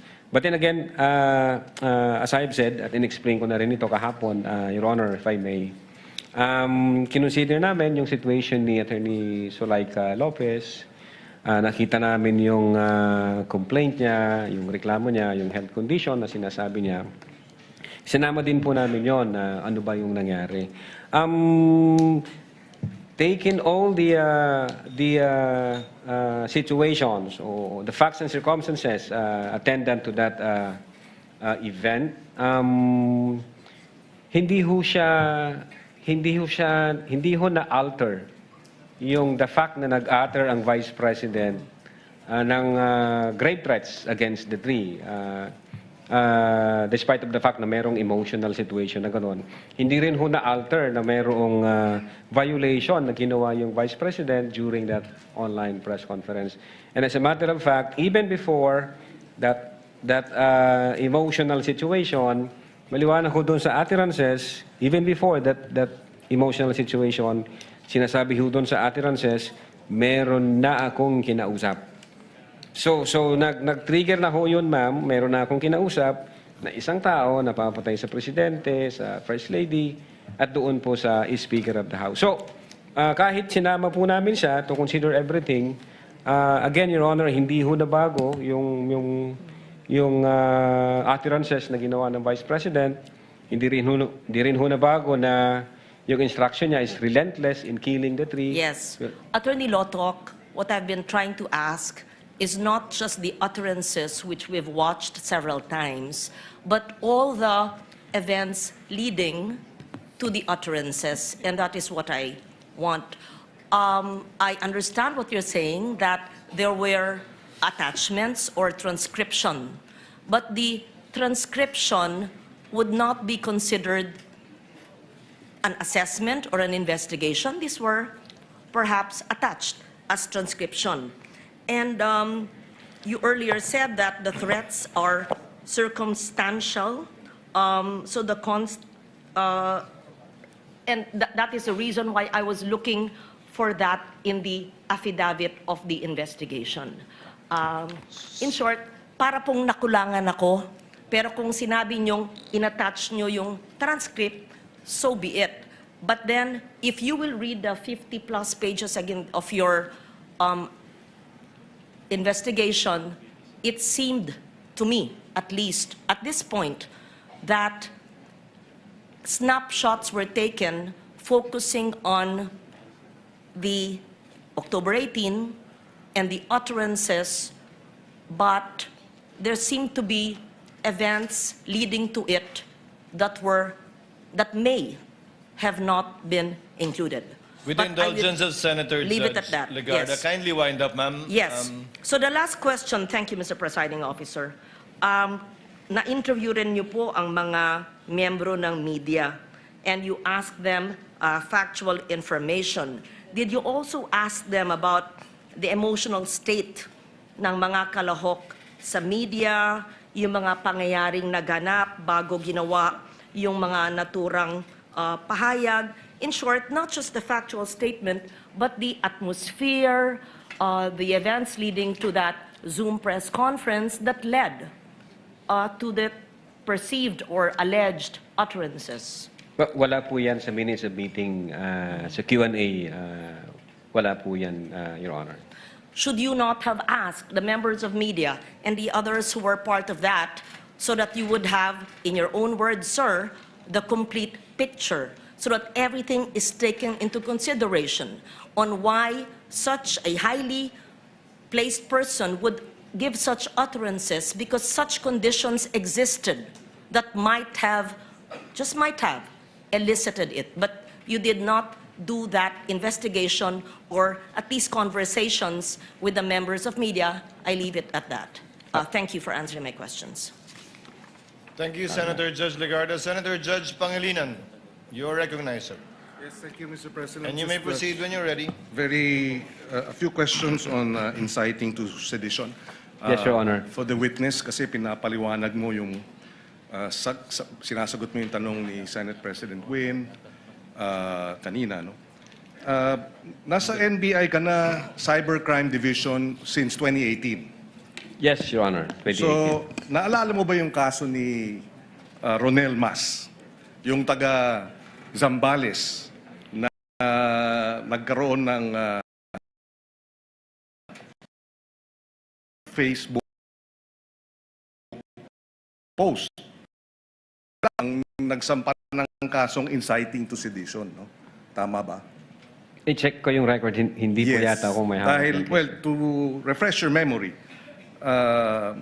nag-post siya sa social media offering 50 million to anyone who would kill former President Duterte. At that time, he was the president. Yes, sir. So, That's the news. you remember that? Yes, sir. That's the news. Oh. Tapos, inaresto siya. Sabi niya, I will give 50 million reward kung sino makapatay sa dating presidente. So, nakita ng inyong division na ito ay inciting to sedition. Tama? Yes, sir. And therefore, sinampahan siya ng anti-cybercrime law. Opo, sir.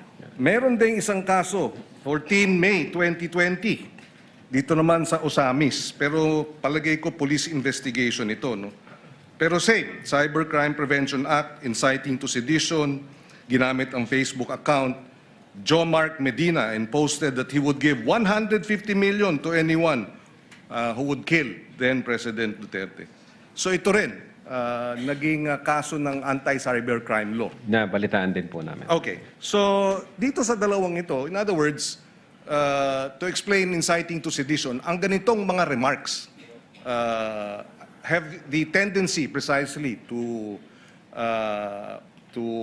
if not attack the government, put it in mobilize individuals or people to go against government, tama? Yes, sir. So that is what you found in the earlier, in the later case of inciting to sedition that you have recommended for PI Opo, sir. kay Yes, sir. Vice President. Yeah, as a matter of fact, yung isa sa mga heated arguments namin during that time nung ina-analyze namin yung case, nagtanong kami sa sarili namin, if we allow this unaddressed, yung pagganyan na nagbabanta sa buhay ng presidente, pag hinayaan lang natin at yan yung maging norms na ng ating society, kahit sino na lang po pwedeng gawin yon.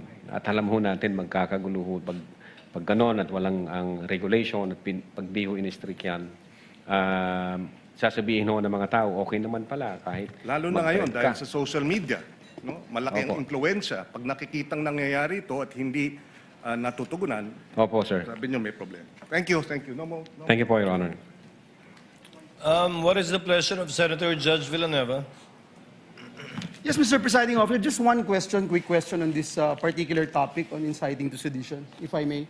The gentleman may proceed. Yes, again, let me ask the witness, just to clarify the factual basis for the National Bureau of Investigation's possible inciting to sedition. No? We recognize, Mr. Witness, yung strong criticism of the President may fall within the realm of what we call protected political speech. And it's really a balance. And somehow, yun yung nagpapa-confuse paminsan. Kailan nagpo-fall into grave threats, kailan nagpo-fall into inciting to sedition. Pero bilang investigador, ano po yung nakikita ninyo na sa mga pahayag at sa surrounding circumstances na naging basihan po ng NBI para tignan ito bilang posibleng inciting to sedition at hindi lamang ito pumapasok doon sa tinatawag na political criticism? Yes, Your Honor. Well, una, kinonsider namin sino yung utterer. So, una, yung utterer, the Vice President, the second highest official of the land.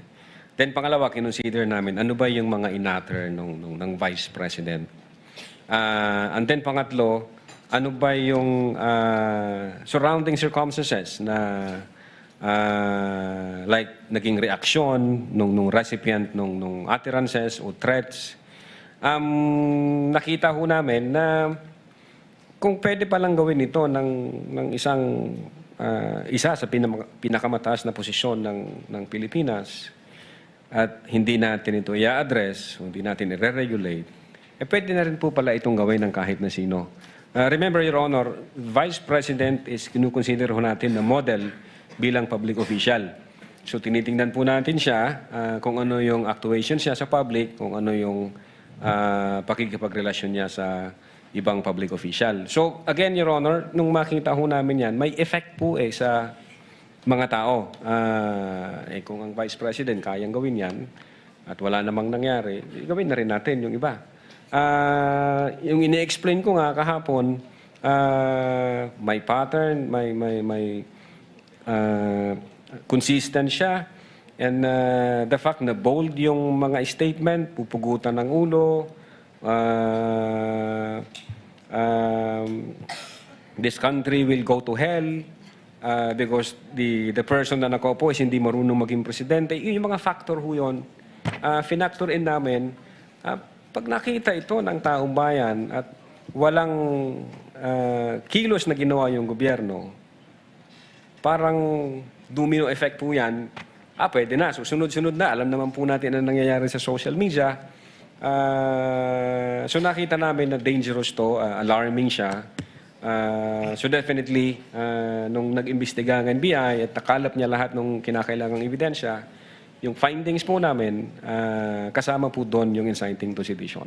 Is it safe to say na yung pinaka-core nito is that when it falls under that category na it somehow steers public uprising? Definitely, based on our investigation. Yun yes, po yung sir. core, would yes, you say? Sir. And do you use the same methodology as you use doon sa grave test? For example, yung 4 stages na binanggit po ninyo, identification, collection, analysis, legal evaluation, yung elements na binanggit nyo yesterday, yung factors considered, delivery, literal meaning, nature, relationship to the parties, blah, blah, blah. Ito ba? Yes, sir. Same? Opo, Same? kasama po yan sa analysis namin na ano yung epekto nito sa publiko pag ito yung naging norms na natin. So at this is hindi natin the same na ginamit po ninyo? Yes, sir. And last but not the least, Your Honor, Mr. Witness, for purposes of investigating itong inciting to sedition, may we clarify, because it was, I don't know if Senator Bongo made mention about this. To clarify lang, is it necessary that someone was actually incited? Yun po ba, just for purposes of investigating itong inciting to sedition, is it necessary that someone was actually incited para mag-fall dito? Well, ang basis po namin, yung people versus Nabong, if I'm not mistaken, in order to be seditious yung speeches, it is not necessary na mayroong actual sedition. The law also penalizes or punishes those statements na mag-i-encourage to overthrow the government or to steer the people against the government or to disturb the peace of the community or to undermine public safety and public order. Thank you ang for naging the consideration. clarification. Thank you. Thank you, sir. Mr. Senator Judge Ejercito, thereafter Senator Judge Villar, Mark.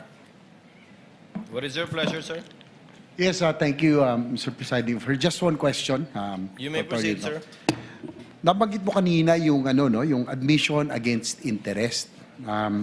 Maaari po ba niyong ipaliwanag para mas maintindihan po ng nakarami?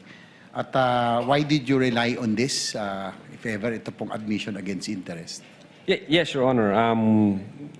Maalala po natin yung November 2023, yung utterances niya na that she had already contracted a person to kill the President, the First Lady, and the former Speaker, and that she instructed to be relentless.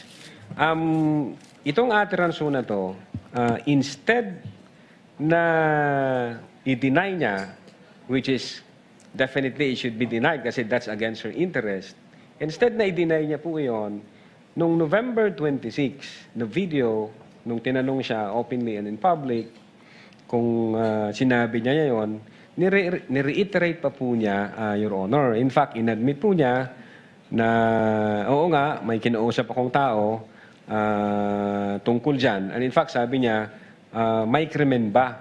Ano ang nakikitang krimen doon sa may kinausap akong tao na pag namatay ako, patayin mo si BBM, patayin mo si Speaker, patayin mo si Lisa Marcos. Was this, ito pong sinasabi yung admission against interest, was this considered in your investigation? Yes, Your Honor. Kasama po yun. Yun nga yung naging basis namin na aside doon sa utterances niya na no joke, kasi mukhang hindi, yung no joke, sufficient na ba na talagang seryoso siya?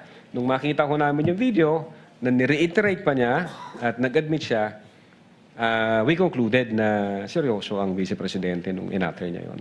Thank you. No further questions, Mr. Presiding Officer. Thank you, Thank you Senator po, Your Judge Honor. Ejercito. Senator Judge Mark Villar, you have 2 minutes, sir. Thank you. Just a brief question for the witness. You mentioned... Opo, Your Honor. Thank you.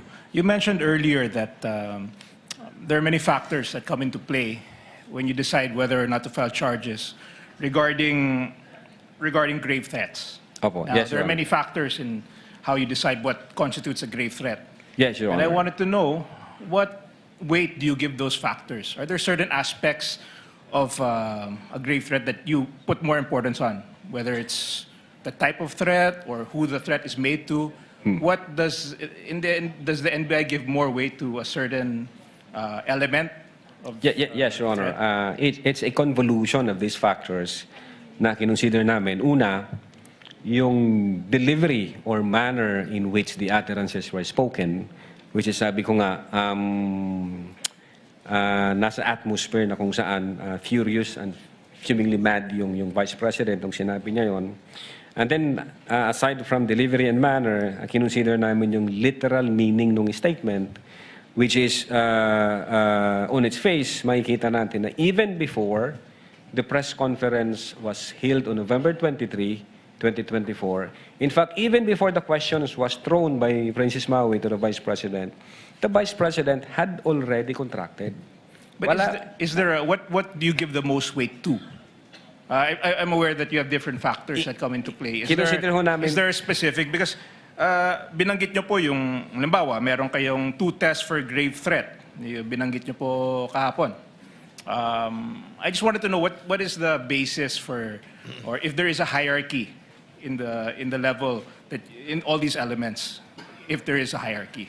What the elements are, but is there a hierarchy in those whether or not when you decide on whether or not to file charges of grave threats? Your Honor, it's a combination ng lahat po na factor po So nothing is given more weight than not one in your past experiences.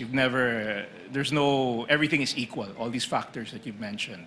Well, in this case, yung literal meaning, at the same time, yung nature ng instruction. Is it more of the type of the actual threat, if it's a death threat, or if it's a, halimbawa, kung sasabihin niya, whether it's a threat is the gravity of the threat a factor, or is it who the threat is made to? Yes, Your Honor. Is there something that triggers your investigation more? I mean, what is there a factor that you place more weight to, or that you place more weight to when deciding whether or not to file these charges? Yung status ho ng nagsasabi nun. When you made the decision, I was curious as to what factors did you put the most weight to? Yung nature of the instruction, as well as the fact na may kinausap na siya bago pa man siya tanungin. Yun po yung dalawa na yun, sir. And these are defined, are these defined in any legal, or this is just purely the discretion of the NBI, or is there a particular definition in the law that would create a hierarchy of? I would say it satisfies the elements of grave threats, Your Honor. Okay, but it's not necessarily defined in the law. A lot of it is open to interpretation of the NBI. Yes, Your Honor. Based on facts, nakita ho namin papasok ba yung elementong ganito, elementong ganyan, elementong ganon. Nung nagkaroon ho kami ng findings, nirefero namin sa DOJ. DOJ, sir, ito ang findings namin. Ano po ang masasabi nyo? Then nag-issue ho ng certification ng DOJ, at ang sabi ng DOJ, certified, all of the elements required for the crime charged is complete. So pwede na tayo mag-proceed sa preliminary investigation. Yeah, thank you. Importante po kasi na ma-define po natin kung ano po yung grave threat, kung ano po yung...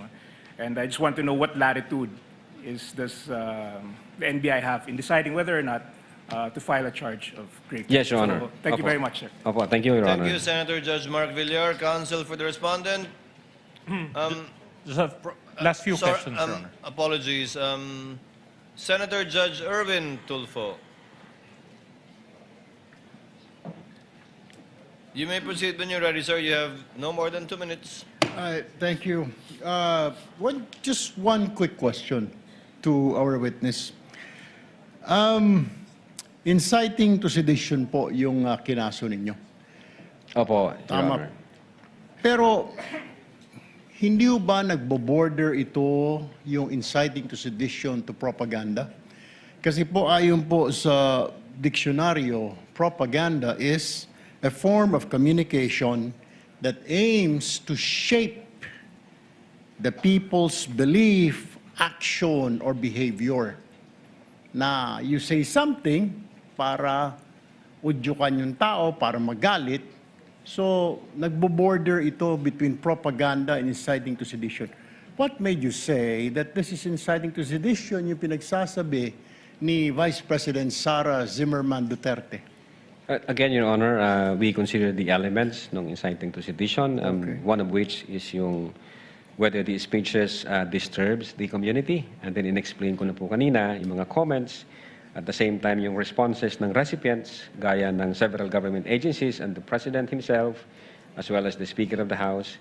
And then, Your Honor, whether it would undermine public safety and public order, which is malinaw ho dun sa comments at reaksyon ng ating government agencies like the PNP, like the National Security Council, at ganun din po yung Presidential Communications Office. So, pinapakita ho nila doon na alarming yung situation, it's an active threat, at the same time, it's a matter of national security, at hindi ho ito dapat palampasin. In fact, may classification pa nga yung ibang agency natin na yung kinausap is assassin. Both the PNP and the PCO, sir. So, sila ho, nakalampag ho sila, itong mga government agency na to doon sa utterances na ginawa ng Vice Presidente. So, aside from that fact, nakita ho rin namin yung comments from social media platforms na meron ho talagang nabubuong magiging kaguluhan. Although, sabi ko nga po kanina, yung comments sa mga Facebook at social media platforms, hindi lang ho namin nakasama sa affidavit of investigation po namin, Your Honor. All right, thank you, Mr. Witness. Thank you, Senator Judge Erwin Tulfo. Counsel for the respondent, for the continuation of your cross. I heard you say... Last few questions, Your Honor. After the cross, before redirect, we shall pause for a 15-minute break. Counsel for the respondent may proceed. Attorney Lotok, does a Filipino citizen have the right to express dissatisfaction with our government? Definitely, sir. This is part of freedom of speech, correct? Yes, sir. And as long as we do not commit an act to overthrow the government, this is allowed, correct? It depends, sir, kung magpo-fall siya sa inciting to sedition, Okay. sir. But in that press con, did VP Sara directly urge the public to overthrow the government? There was no such kind of a statement, but there was a sort of tendency because of those utterances. All right. She merely voiced out her personal opinion during the press con, correct? Opinions during the press con. I cannot answer to that, Your Honor. Based doon sa nakalap namin kung ano hong nandito. That's okay. So, and just like any other ordinary Filipino who has the freedom of speech, she should be allowed to do that, correct? Yes, sir. Unless we are under martial law again, she should be able to speak, correct? I cannot speak kung yung situation na yan. That's hypothetical, sir. Nothing further, Your Honors. Okay. Thank you, Counsel for Respondent. Again, as stated by the presiding officer,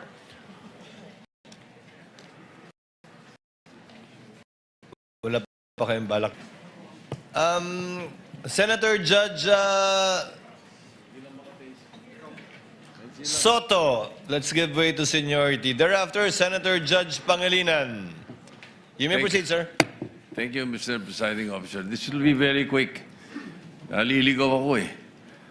Because I think that even some members of the public that are watching naliligaw doon sa discussion of grave threat and inciting to sedition. Di ba sa regular courts naka-charge yun, Mr. Witness? Sir, wala pa hong, as far as I know, as far as the NBI Cybercrime Division is concerned, wala pa ho sa court, Your Honor. Nasa preliminary investigation pa lang ho yung case natin. So pero sa regular courts pinafile, di ba? Yes po. Opo. Ang nakafile dito sa impeachment court, betrayal of public trust, di ba? Opo, Your Honor. At saka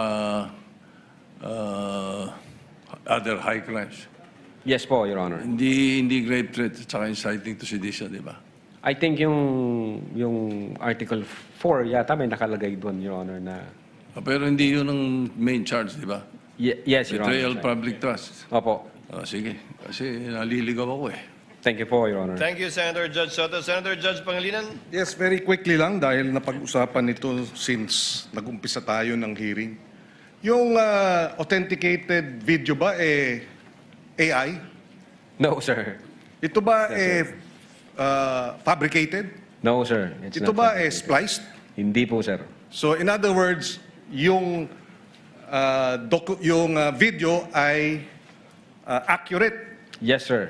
and representation of what happened. Authenticated. Kasi yes, po. dalawang linggo na nating dinedebate kung i-admit ba o hindi, o et cetera. Hindi naman din sinasabi ng prosecution na altered or spliced or yung defense, altered or spliced. Tama?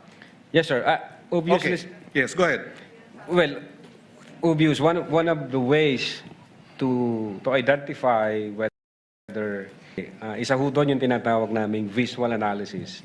Number one, yung human anatomy anomalies.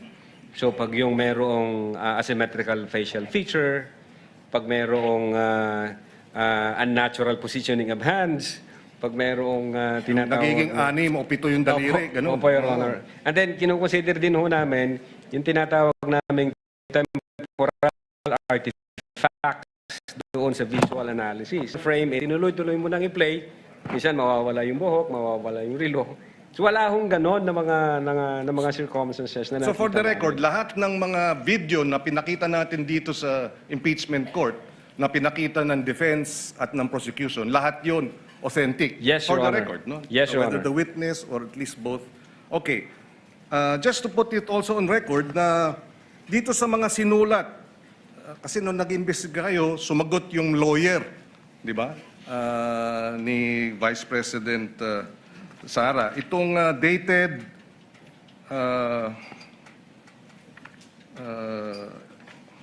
saan ba yun? Annex I, sorry. Annex J. Yung Annex J, sinasabi, sumagot yung Vice President, yung abogado ng Vice President, no, na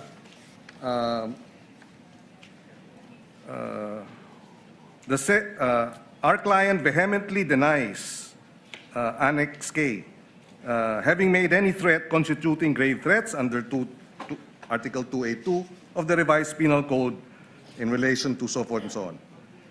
Since your office acknowledges, kayo yun, ano? That it has access to publicly available materials on the internet, diba? We are confident that the content will and context of the entire press conference subject matter of your investigation will bear this out. Yes po. So my question is, ito ba yung ginamit ninyong video? Yung sinasabi nilang it has access, since your office has access to publicly available material? I believe so, Your Honor. In fact, yung video na yan is existing up to May Yes. 2025. Okay, so in other words, kahit ang Vice President's office referred to the video in your possession as part of yung kanyang clarification and defense na hindi grave threats ang nangyari. Yes, Your Honor. Okay, thank you. No other question for this matter. Thank you. Chair declares. You want to do that now, Senator Judge Padilla? Yes, Senator Judge Padilla would like to interject before we go on a break. You may proceed, sir. Maraming salamat po, Ginoong Tagapamahala ng Hukom at sa ating Ginoong Pangulo. Maaari po ba makapagtanong sa ating mahal na saksi? Opo, Your Honor. Maaari po. Ang una ko pong katanungan sana ay taga saan po kayo na lugar, na probinsya? Tacloban, sir. Tacloban. Tacloban City, Opo. sir. Kayo po ngayon ay Regional Director ng NBI sa BARM. Yes, sir. Opo. Yun po ba ay isang promosyon para sa inyo na madala sa BARM? Dahil totoo po ba na kayo ang tinatawag na Golden Boy ngayon sa NBI? I cannot comment on that po, Your Honor. Kasi po ang... nasa BARM po ako. Wala ho ako ngayon sa main office, sir. Promotion po ba yun? Yung napunta kayo sa BARM? Balita ko po kasi ilang beses na kayo na-promote sa NBI. 12 years na po kayo, no? Sa NBI. Yes, sir. Opo. Ilang beses na po kayo na-promote? Since na pumasok ko ako sa NBI, Opo. sir. From investigation 1, 2, 3 noong 2015, 2016. Well, nung mula ako na pumasok ako sa academy, from investigation 1 hanggang ngayon sa regional director, sir. Ilang beses po yan? Sa isang taon po, Sa isang taon? Anong taon po, sir, ang tinutukoy nyo? Bago po kayo napunta sa BARM. Bago ho ako napunta sa BARM, regional director po ako ng Mimaropa. Mimaropa. Region 4B, sir. Opo. Kayo po ba ang pumili sa BARM? Na Hindi kayo po, sir. mapunta to? In the exigency of service, doon po kami nilalagay kung ano ang tingin ng direktor na makakatulong kami sa Bureau. Bakit po kaya naisip ng direktor na sa BARM po kayo? Kayo po ba ay may kaalaman sa Islam? Hindi ko po alam kung ano ang naging basis ng direktor, pero... Kayo po mismo. Ang BARM po kasi is Muslim Mindanao. Yes, Your Honor. Opo. Meron po kayong kaalaman sa Islam? In terms of what do you mean kaalaman, sir? Yung... Sa religion po ng Islam, kasi Muslim Mindanao. So, ibig sabihin, kahit basic po siguro ng Islam, no? Yes, sir. Kahit naman ho sino pwedeng i-assign kahit saang regional office dito sa Pilipinas. Di ba po parang autonomy ang autonomous region ng Muslim Mindanao. So, kailangan man siguro kahit paano meron kayong kaalaman sa Islam. Konti siguro, sir. Ano po yung konti na yun? Well, isa po akong Kristiyano at hindi ko ho malalaman yung kabuuan nung... Siguro po dapat meron kayong basic din na knowledge ng Islam, ano? Sa pangalawang tanong po, okay na po yun. Pangalawang tanong po, meron po ba kayong, sa tagal nyo po, sa NBI, 12 years, meron po ba kayong na-encounter na kaso ninyo sa NBI? Kayo po mismo na-filean ng kaso? Your Honor, normal ho sa mga NBI agents na makakasuhan, in fact, maging sa sinumang law enforcement agency. That's the price we pay for doing our job and for protecting the country. As a matter of fact, in the NBI, Your Honor, we avoid the noise. We just finish the job. So, ano po yan? Yes? Yes po yan? Yung sagot nyo? Yes? Normal ho yan yun sa amin. So, yes po? Attorney Loto, kindly answer the question. Yes, sir. Oh, yes. Ano pong, pwede po bang malaman kung ano pong mga naikaso sa inyo? Well, wala ho pa akong natanggap na official case galing sa ombudsman, pero may nakita na ho akong complaint na binigay sa akin from NBI. Hindi ko na ho maalala yung sa case na yan, pero nung chinek po namin yung case na yan, Your Honor, sabi ko doon sa mga kasama ko, tingnan nyo nga yung validity at authenticity ng case na to. Pinuntahan ho namin yung nagnotaryo, I think Makati Court yun. Yung Makati Court, nag-issue ho ng certification na fake yung notary. Diyan sa reklamo na yan. So sabi ko, huwag nyo nang pansinin, marami tayong trabaho. Kung fake yung notaryo na yan, mere scrap of paper yan. Huwag na nating pansinin. Although, nag-aantay po ako, Your Honor, na mag-notify sa akin ng OMB kasi sasagutin po namin na eto ho ang nakaalap namin, may dalawang Chinese na nagreklamo, chinek ho namin doon sa BI, yung dalawang Chinese na yan, I think, 9 months nang overstay at pinaghahanap din ng ano pong kaso po Bureau of yung Immigration. ipinatong sa inyo? Anong kaso? Hindi ko maalala, Your Honor. Meron ho, may mga kaso ho doon na nakalagay. Pero again, sabi Wala ko po nga, kayong isa kahit maalala na ipinatong sa inyo? if I'm not mistaken, arbitrary detention, may ganun ba? May unlawful arrest? Wala ho sa akin ng record kasi nga, sabi ko nga, nung makita namin na fake yung notary, hindi na ho namin binigyan ng pansin, Your Honor. Kasi napakakapal po nitong hawak ko. Wala akong problema, Your Honor. Sasagutin po namin yan. Apo. Sasagutin ko Hindi po niyo yan. pa po nasagot magmula noong February 29. Kasi wala pa hong official notice galing sa kung anong ahensya. Na nakarating po sa inyo, wala pa? Wala pa ho. Ang nakuha ko lang, yung kopya niyan, siguro may nagpadala sa akin. Sabi ko, teka muna, wala akong official na nare-receive from OMB. So, nung chinek ho namin, kung nag-i-exist ba yung kaso, fake yung notary, hindi na namin So, ibig niyo binigyan ng pong pansin. sabihin hanggang ngayon, hindi kayo sigurado kung nag-i-exist to? Dapat may notice na ako from ombudsman. Di ba po dapat ang reaction ng isang tao kapag may kaso, harapin? Precisely, Your Honor. Iniintay ko nga po yung notice from ombudsman. Pag meron na hong notice Wala ang po kayong ombudsman, notice hanggang ngayon sa wala pa ombudsman? po, Your Honor. Yun nga ang inaantay ko kasi sasagutin namin kasi meron po kaming certification na fake yung notary. Inaantay ko po, Your Honor. Mas maganda po, maharap nyo kagad. Definitely, hindi ko namin tatakbuhan yan, sir. Kasi napakahalaga po ngayon nito. Yes, sir. Oo, ito po ay ang pinag-uusapan natin dito ay napakahalaga. Yes, sir. Opo, at ito pong mga kasong ipinatong sa inyo, perjury, robbery, extortion, theft, mainam po ito As I've said, Your Honor, in the NBI, we avoid the noise. We just finish the job, sir. Opo, opo. Meron po akong tanong. Pangatlo. Opo. Kanina po na ang ganda ng talakayan nyo tungkol sa Romanov. Yes, sir. Opo. Alam niyo po ba yung istorya ng Romanov? At ang gaganda po ng mga sagutan ninyo, alam niyo po ba yung historical background ng Romanov? Ang alam ko lang po dyan, Your Honor, yun yung nangyari sa, I think, Tsar, kung hindi ako nagkakamali, sa Russia. Sa Russia. Opo. Sino po ba yung nakakalaban ng Tsar? Again, hindi ko po maalala, hindi ko po nakita yung buong... Yun. Kasi napakahalaga po malaman ng taong bayan kung sino po ang tinatawag natin na Romanov at sino yung nakalaban nila. Kasi po, katabi ko ang isa sa Marcos family. Yes, sir. Alam naman po natin lahat, batid natin lahat, na si Apo Lakay, Ferdinand Marcos Sr., ang #1 na lumaban sa komunista dito sa Pilipinas. Batid naman din po natin na ang nag-execute sa Tsar kay Nikolai at sa kanyang mga anak, sa kanyang pamilya, ay ang komunista. Alam mo po ba niyo? Yes, sir. Opo. Ngayon, sino po ba ang pangalawang pangulo na lumaban sa komunista? Sino po, sir? Ay di si Pangulong Rodrigo Roa Duterte.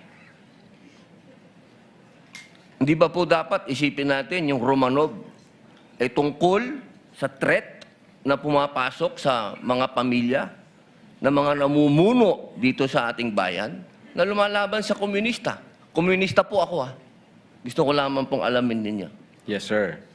Well, insofar as the investigation on the issue of whether or not may Romanov or operation of Romanov, ang sabi ko po kanina, nasa intelligence service po namin yan, at I think ang makakasagot po niyan, Your Honor, yung director po namin. Opo, kasi nabanggit nyo kanina sa usapan po ninyo, si Baste.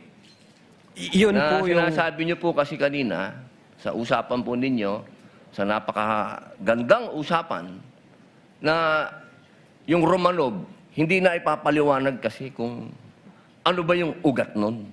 Napakahalaga po na alam natin yung ugat. Si Presidente Marcos Sr. ang lumaban sa komunista, kaya nagkaroon ng threat noong 1986. Yes, sir. Ngayon, sinasabi ni Baste na nagkakaroon ng threat sa kanila, pamilya, sapagkat alam naman nating lahat na ang nagpatuloy ng paglaban sa komunista pagkatapos ni Pangulong Rodrigo Roa Duterte ay si Inday Sara Duterte, ang ating Vice President. Sumasang-ayon po ba kayo doon? Wala po akong personal knowledge, sir. Ay, bakit po kayo walang personal knowledge? Yun po ang sumunod na assignment ng ating Vice Presidente pagkaupo niya. Siya po ang nag-take over ng NTF-ELCAC. Hindi po alam ng NBI yun. Well, nag-NTF-ELCAC siya, pero yung factual circumstances doon... Factual? Wala pa po akong... Pero alam niyo po, sagutin na lang po ninyo na siya ang nag-take over ng NTF-ELCAC. Yes, Your Honor. Opo. Isa na lang po, ginoong tagapamahalang hukom. Sabi niyo po kanina, ulitin ko lang po, gusto ko lang pong malaman uli. Inamin niyo po na wala kayong personal knowledge tungkol dun sa threat ng Pangulo? Ng pangalaw, sabi niyo po kanina, wala ang assassin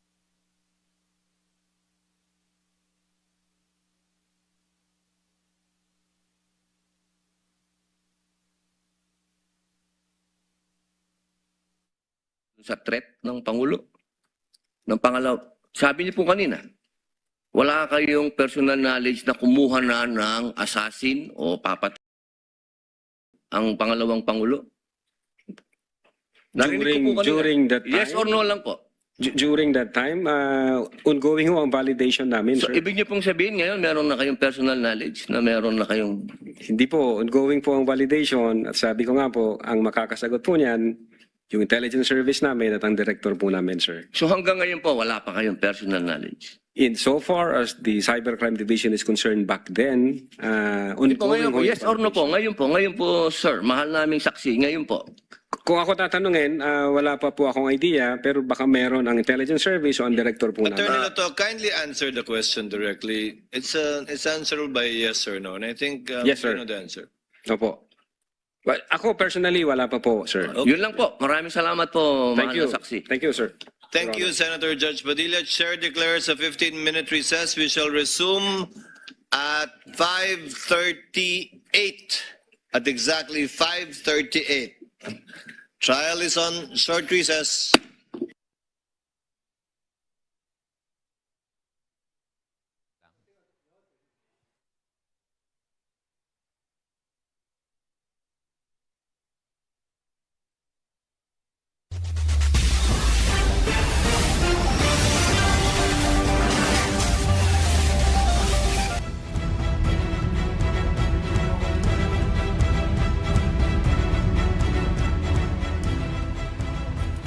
Bayan, ipinagpapatuloy pa rin ngayong araw ang cross-examination kay NBI Regional Director Jeremy Lotok habang inaasahan namang isasalang din bilang testigo ang Chief of Staff ni Vice President Sara Duterte na si Attorney Zuleika Lopez. Humingi tayo ng iba pang update ngayon sa Senado mula kay Bernard Ferrer live. Bernard. Kenneth, naka 15-minute break ang impeachment court na dumidinig sa mga kaso laban kay Vice President Sara Duterte. Kanina isinalang sa witness stand si NBI Regional Director Jeremy Lotok. Pero balikan natin, Kenneth, yung mga mahalagang detalye sa ikalimang araw ng impeachment trial ni Vice President Sara Duterte. Sa pagdinig ng defense ng bahagi ng video ng online press briefing ni Vice President Duterte noong November 23, 2024 kung saan tinalakay ang tinaguriang Operation Romanov at nang umano'y mga pahayag na naging batayan ng reklamong grave threats. Agad namang tumutos Attorney Amado Verhiligutan ng prosecution panel ng depensa ang pinagmulan nito. Tugunan man ng depensa na markahan na ang naturang video bilang ebidensya sa impeachment trial. Tinanong ni Vinluan si Lotok kung makukumpirma nito na naganap sa totoong buhay mga pahayag ni Vice President Duterte na nakapaloob sa video. Nalito naman si Presiding Officer Francis G. Escudero sa paraan ng pagtatanong ng depensa. Gayun man, sinabi ni Escudero na hindi maaaring mapatunayan o magpatunay ang testigo sa katotohanan ng mga testigo o magpahayag, katotohanan ng mga pahayag ng Vice Presidente. Nilinaw ni Escudero na ang saklaw lamang ng testimonya ni Lotok ay kung ginawa o binigkas sa mga naturang pahayag at hindi kung totoo ang mga ito. Iginit naman ni Vinluan na bagamat sinabi mismo ni Vice President Duterte na may kinausap siyang tao kaugnay ng umunoy banta laban kaya Pangulong Ferdinand R. Marcos Jr. Wala umunong personal na kaalaman si Lotok para mapatunayan ang naturang alegasyon. Tinanong din ni Senator Judge Rafi Tulfo si Lotok tungkol sa pinagmulan ng terminong Operation Romanov. Unaan niyang narinig ang salitang Romanov mula kay Davao City Mayor Sebastian Baste Duterte sa isang maisog rally sa Davao. Sinabi ni Lotok na batay sa kanilang investigasyon, walang napatunayang aktwal na Operation Romanov at naniniwala silang nagsimula ang paggamit ng naturang termino sa payag ni Mayor Baste Duterte. Sinabi rin ng depensa na si Princess Maui ang nagtanong kay Vice President Duterte tungkol sa Operation Romanov sa naturang online press briefing at wala umano silang kaalaman sa naturang pahayag ni Mayor Duterte hinggil dito. Samantala, pahayag sa pagdinig, ang Operation Romanov ay tumutukoy sa isa umunong banta laban sa First Family.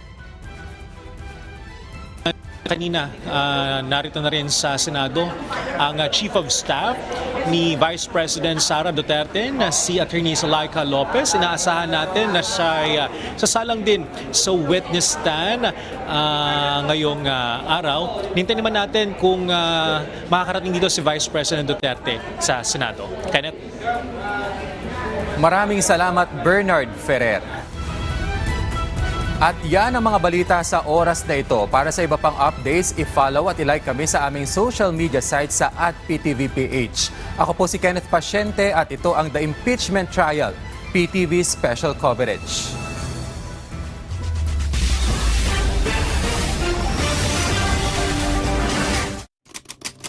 Ano nga ba ang impeachment?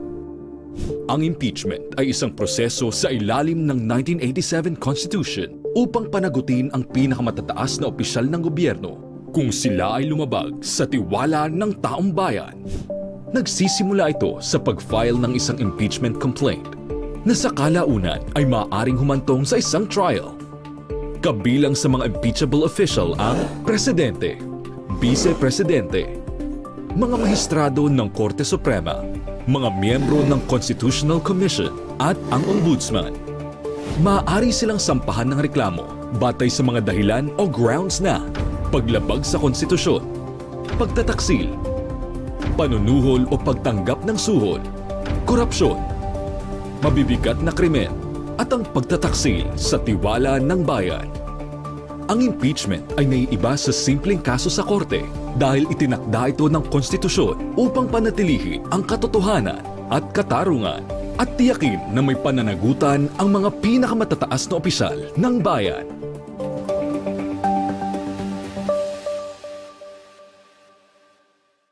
Ang mga balita at impormasyong napapanahon, komprehensibo at higit sa lahat, mapagkakatiwalaan, ihahatid para sa bayan. Kasama sina Ice Martinez, Dayan Kerem at Audrey Coriseta. Ulat Bayan, Lunes hanggang Biyernes, alas 6 ng gabi.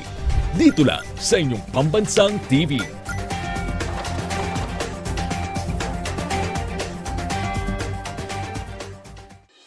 Lahat tayo nag-aantay ng sagot. Makakapit natin yung hustisya sa paraan ng pag-iimbestiga ng tama. Transparency. Pag wala sa proseso talaga yan, hindi natin talaga siya malalaman anong kaso nila. Mayroon pa rin katarungan at lalabas pa rin katotohanan sa pamamagitan ng paglilitis. So kung wala namang kamalian na dapat kinakatakutan, bakit magtatago po tayo? Walang pinipili ang hustisya. Dapat mahirap, mayaman, sumataas, sumababa, pantay-pantay dapat. Katotohanan, pananagutan, katarungan. Subaybayan ang live coverage ng The Impeachment Trial. On air at sa digital platforms. Dito lang sa inyong People's Television. Disaster Watch. Alamin ang Modified Tropical Cyclone Wind Signal System para sa mga parating na bagyo. Signal number 1. Isa itong tropical depression na nagtataglay ng bahagyang lakas ng hangin at tatama sa loob ng 1.5 araw. Walang pasok ang mga bata sa preschool. Signal number 2. Ito ay tinatawag na tropical storm na may dalang katamtamang lakas ng hangin at posibleng tumama sa loob ng 24 oras. Pinapayuhan ng lahat na isecure ang kanilang mga bahay at kagamitan. Wala ring pasok ang mga mag-aaral mula preschool hanggang high school. Signal number 3. Ito ay severe tropical storm na posibleng tumama sa loob ng 18 oras. Pinapayuhan ng mga residente na lumikas sa mababang lugar, baybayin at tabing ilog, at maghanda ng pagkawala ng kuryente at komunikasyon. Walang pasok sa lahat ng antas ng edukasyon. Signal number 4. Ito ay isang ganap na typhoon na maaaring tumama sa loob ng 12 oras at nagtataglay ng napakalakas na hangin. Bawal ang maglakbay at dapat ay nakalikas na mula sa mga mapanganib na lugar. Signal number 5. Ito ay isang super typhoon na nagtataglay ng napakalakas na hangin at posibleng magdulot ng malawakang pinsala. Manatili sa loob ng matitibay na gusali at mag-monitor ng mga weather update para sa inyong kaligtasan. Sa panahon ng bagyo, dapat laging listo.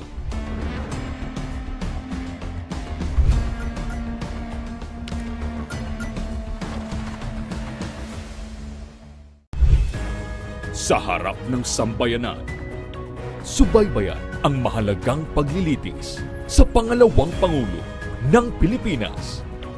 The Impeachment Trial, Katotohanan, Pananagutan, Katarungan. Isang special coverage hatid ng inyo, People's Television.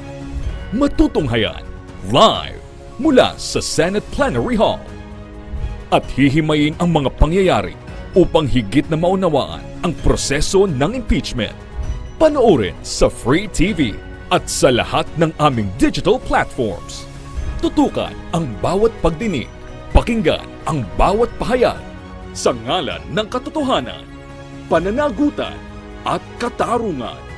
Dito sa inyo, PTV.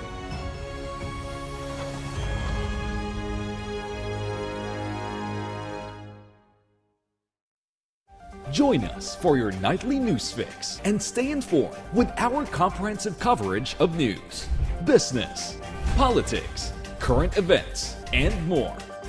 From our network of journalists across the Philippines and the rest of the world, anchored by Charms Espina and Jay Esteban. PTV News Tonight, Mondays to Fridays, 9 p.m. Only here on PTV. Simula na ng paglilitis. Haharapin na ang mga tanong ng taong bayan. Mahalaga ang pakikinig, lalo na sa mga usapin patungkol sa pamamahala sa ating bayan. Susubaybay talaga ako niyan. Siyempre, taong bayan tayo, kailangan nating makita yung katotohanan.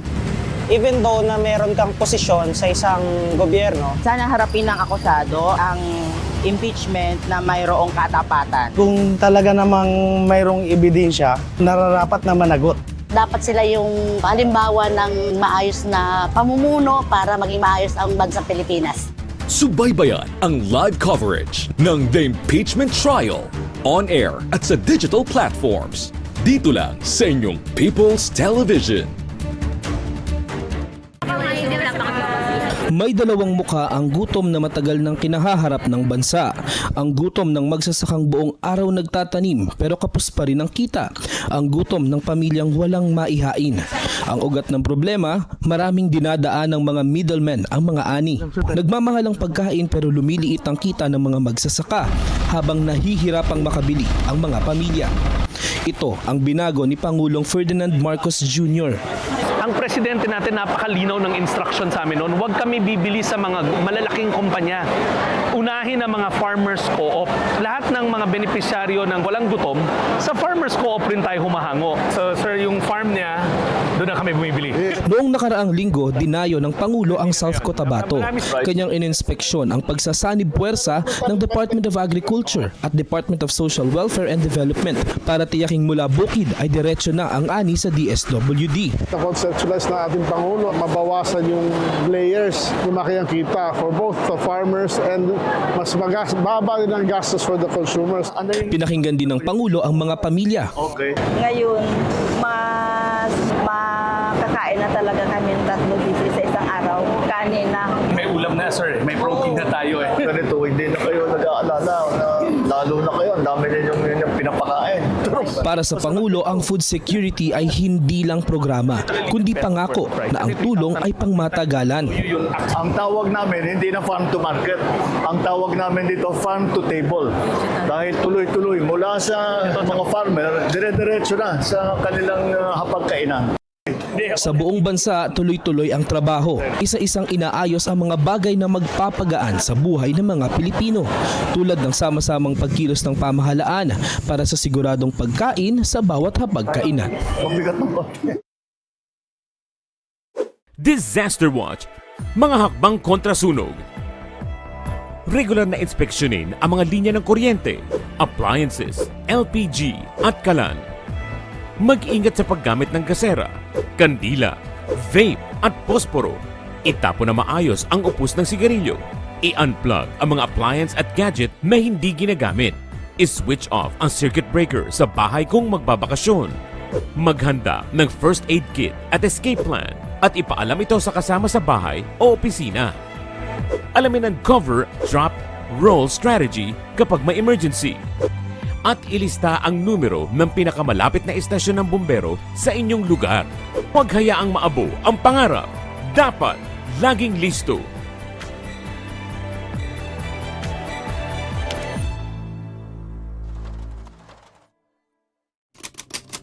Ano nga ba ang impeachment? Ang impeachment ay isang proseso sa ilalim ng 1987 Constitution upang panagutin ang pinakamatataas na opisyal ng gobyerno kung sila ay lumabag sa tiwala ng taong bayan. Nagsisimula ito sa pag-file ng isang impeachment complaint na sa kalaunan ay maaaring humantong sa isang trial. Kabilang sa mga impeachable official ang presidente, Vice Presidente, mga maestrado ng Korte Suprema, mga miyembro ng Constitutional Commission at ang Ombudsman.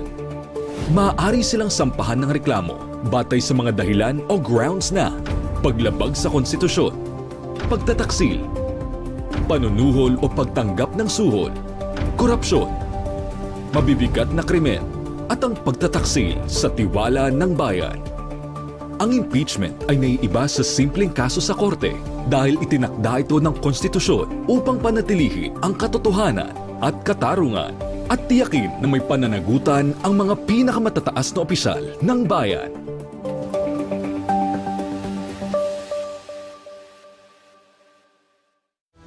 Dapat harapin natin kung ano yung nararapat para masolusyonan kung ano yung dapat na pananagutan natin sa taong bayan.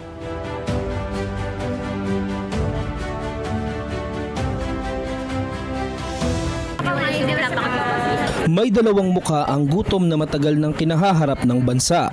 Ang gutom ng magsasakang buong araw nagtatanim pero kapos pa rin ang kita.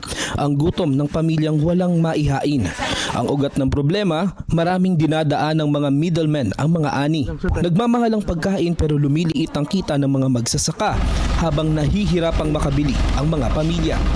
Ito ang binago ni Pangulong Ferdinand Marcos Jr.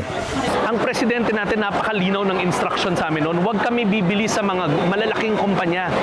Unahin ang mga farmers co-op.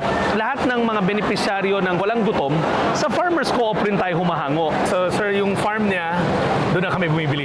Noong nakaraang linggo, dinayo ng Pangulo ang South Cotabato.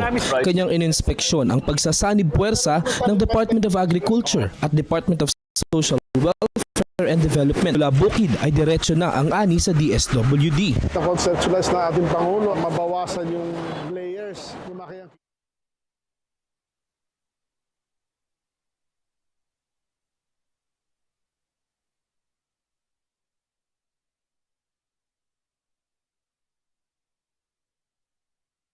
may proceed with your redirect if you have any.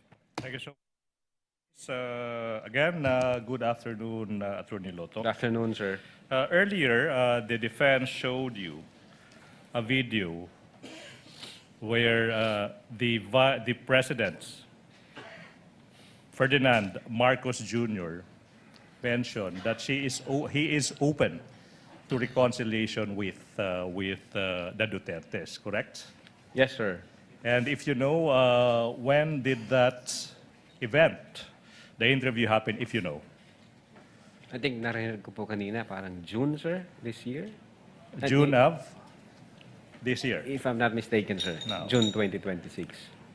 In your investigation, Attorney Lotok, okay, you mentioned during the Rex that you considered the statements of the President. Do you remember that? Yes, sir. And do you also remember that you considered a video of the President giving his statement? Objection, leading.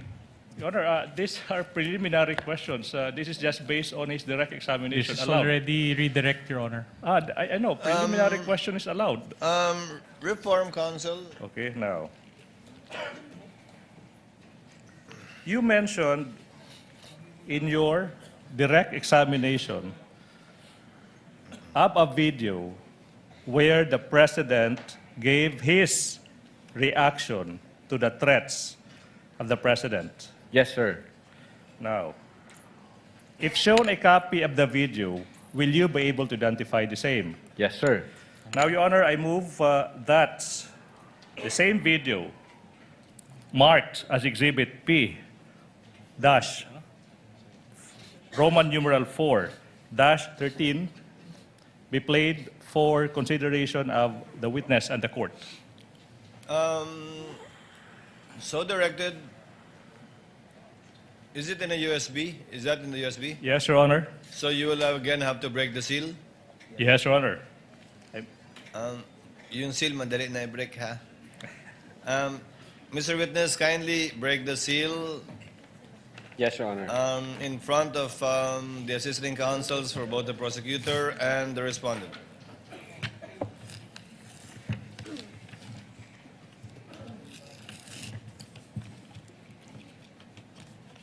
Counsel, do you know the timestamp? Your Honor, we will be showing only the first half of the video, Okay. Your Honor. It's not too lengthy, Your Honor, please. Okay. Ano ba ito?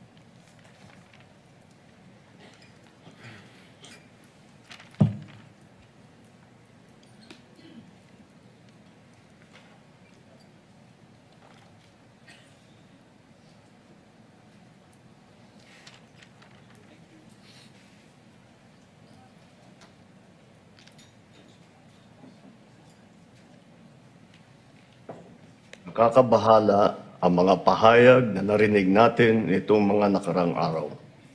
Nandyan ang walang pakundangang pagmumura at ang pagbabanta ng planong ipapatay ang ilan sa at kadali ang pagplano sa pagpatay ng isang presidente. Paano pa kaya ang mga pagkaraniwan na mamamayan? Yang ganyang kriminal na pagtatangka ay hindi dapat pinapalampas. Yan ay aking papalagan. As a democratic country, we need to uphold the rule of law. Ako, bilang pinuno ng Executive Department at lahat ng mga nanunungkulan sa pamahalaan ay may sinumpaang tungkulin na tutupdin at pangangalagaan ang konstitusyon at ang ating mga batas. Kaya hindi tama ang pagpigil sa mga halal ng bayan sa paghahanap ng katotohanan. Hindi na sanang hahantong sa ganitong drama. Your Honor, in fact, in the booth, we are satisfied. We may add at this point. The tech is instructed to kindly pause and cease the playing of the video.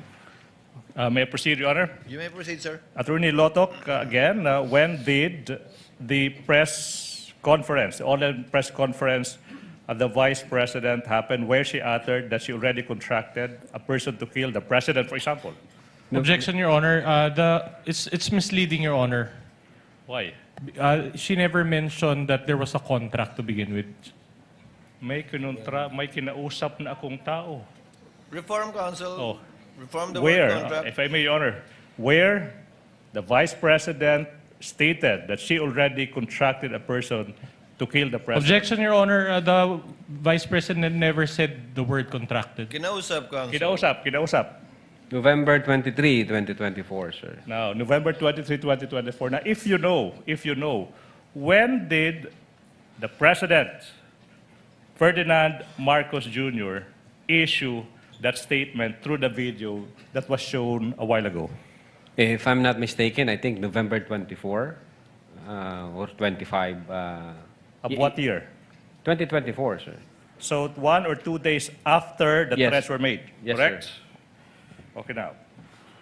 You also mentioned earlier, in fact, remember that instead of denying the threat. Objection, Your Honor. Wait, I'm not yet Objection done. on the use of the word threat, Your Honor. Kindly let him finish his question, Counsel. Counsel for the prosecutor, finish your Yes, question. Your Honor. Yes, Your Honor.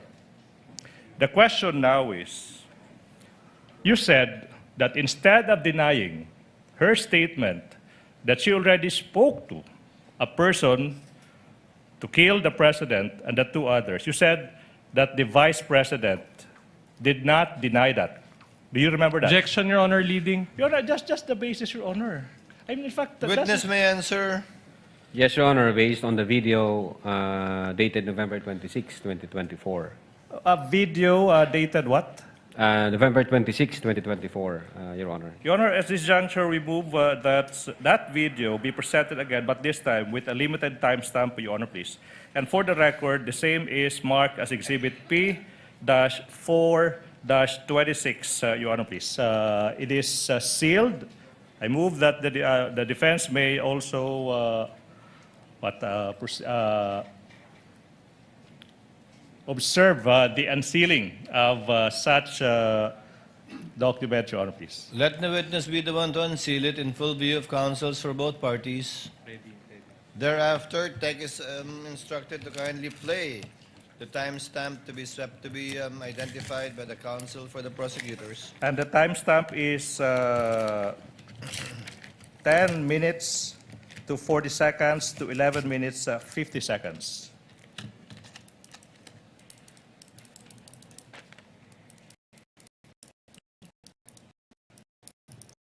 For the record, assisting counsel for the accompanying counsel for the respondent are bringing the USB to the tech booth to be played.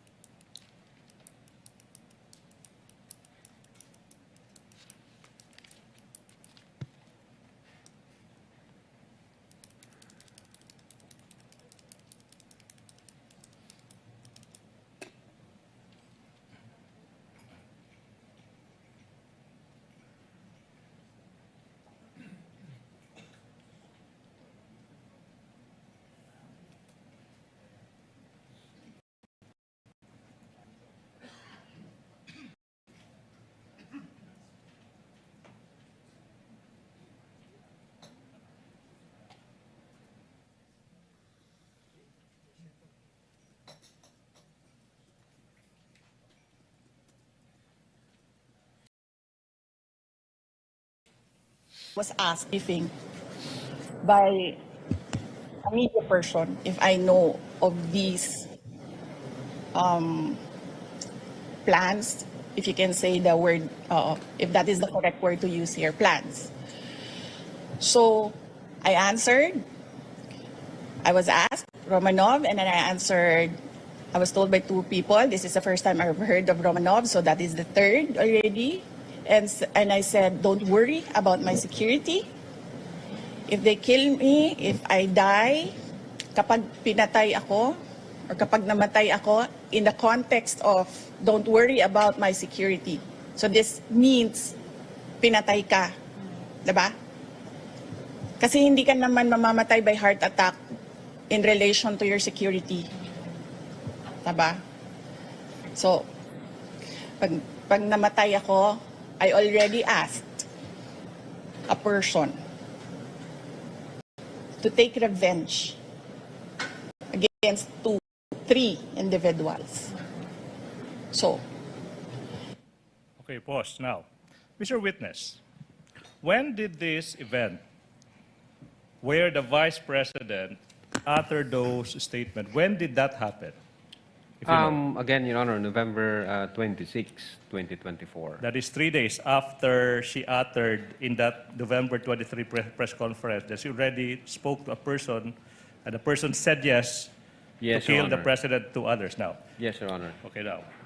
Mr. Witness, what is your impression, if any, as to the emotional state of the Vice President when she confirmed that, in fact, she uttered those threats? Objection, Your Honor. The witness is incompetent All to right, answer. good. Your Honor, I invoke Rule 130, Section 53 of the Rules of Courts.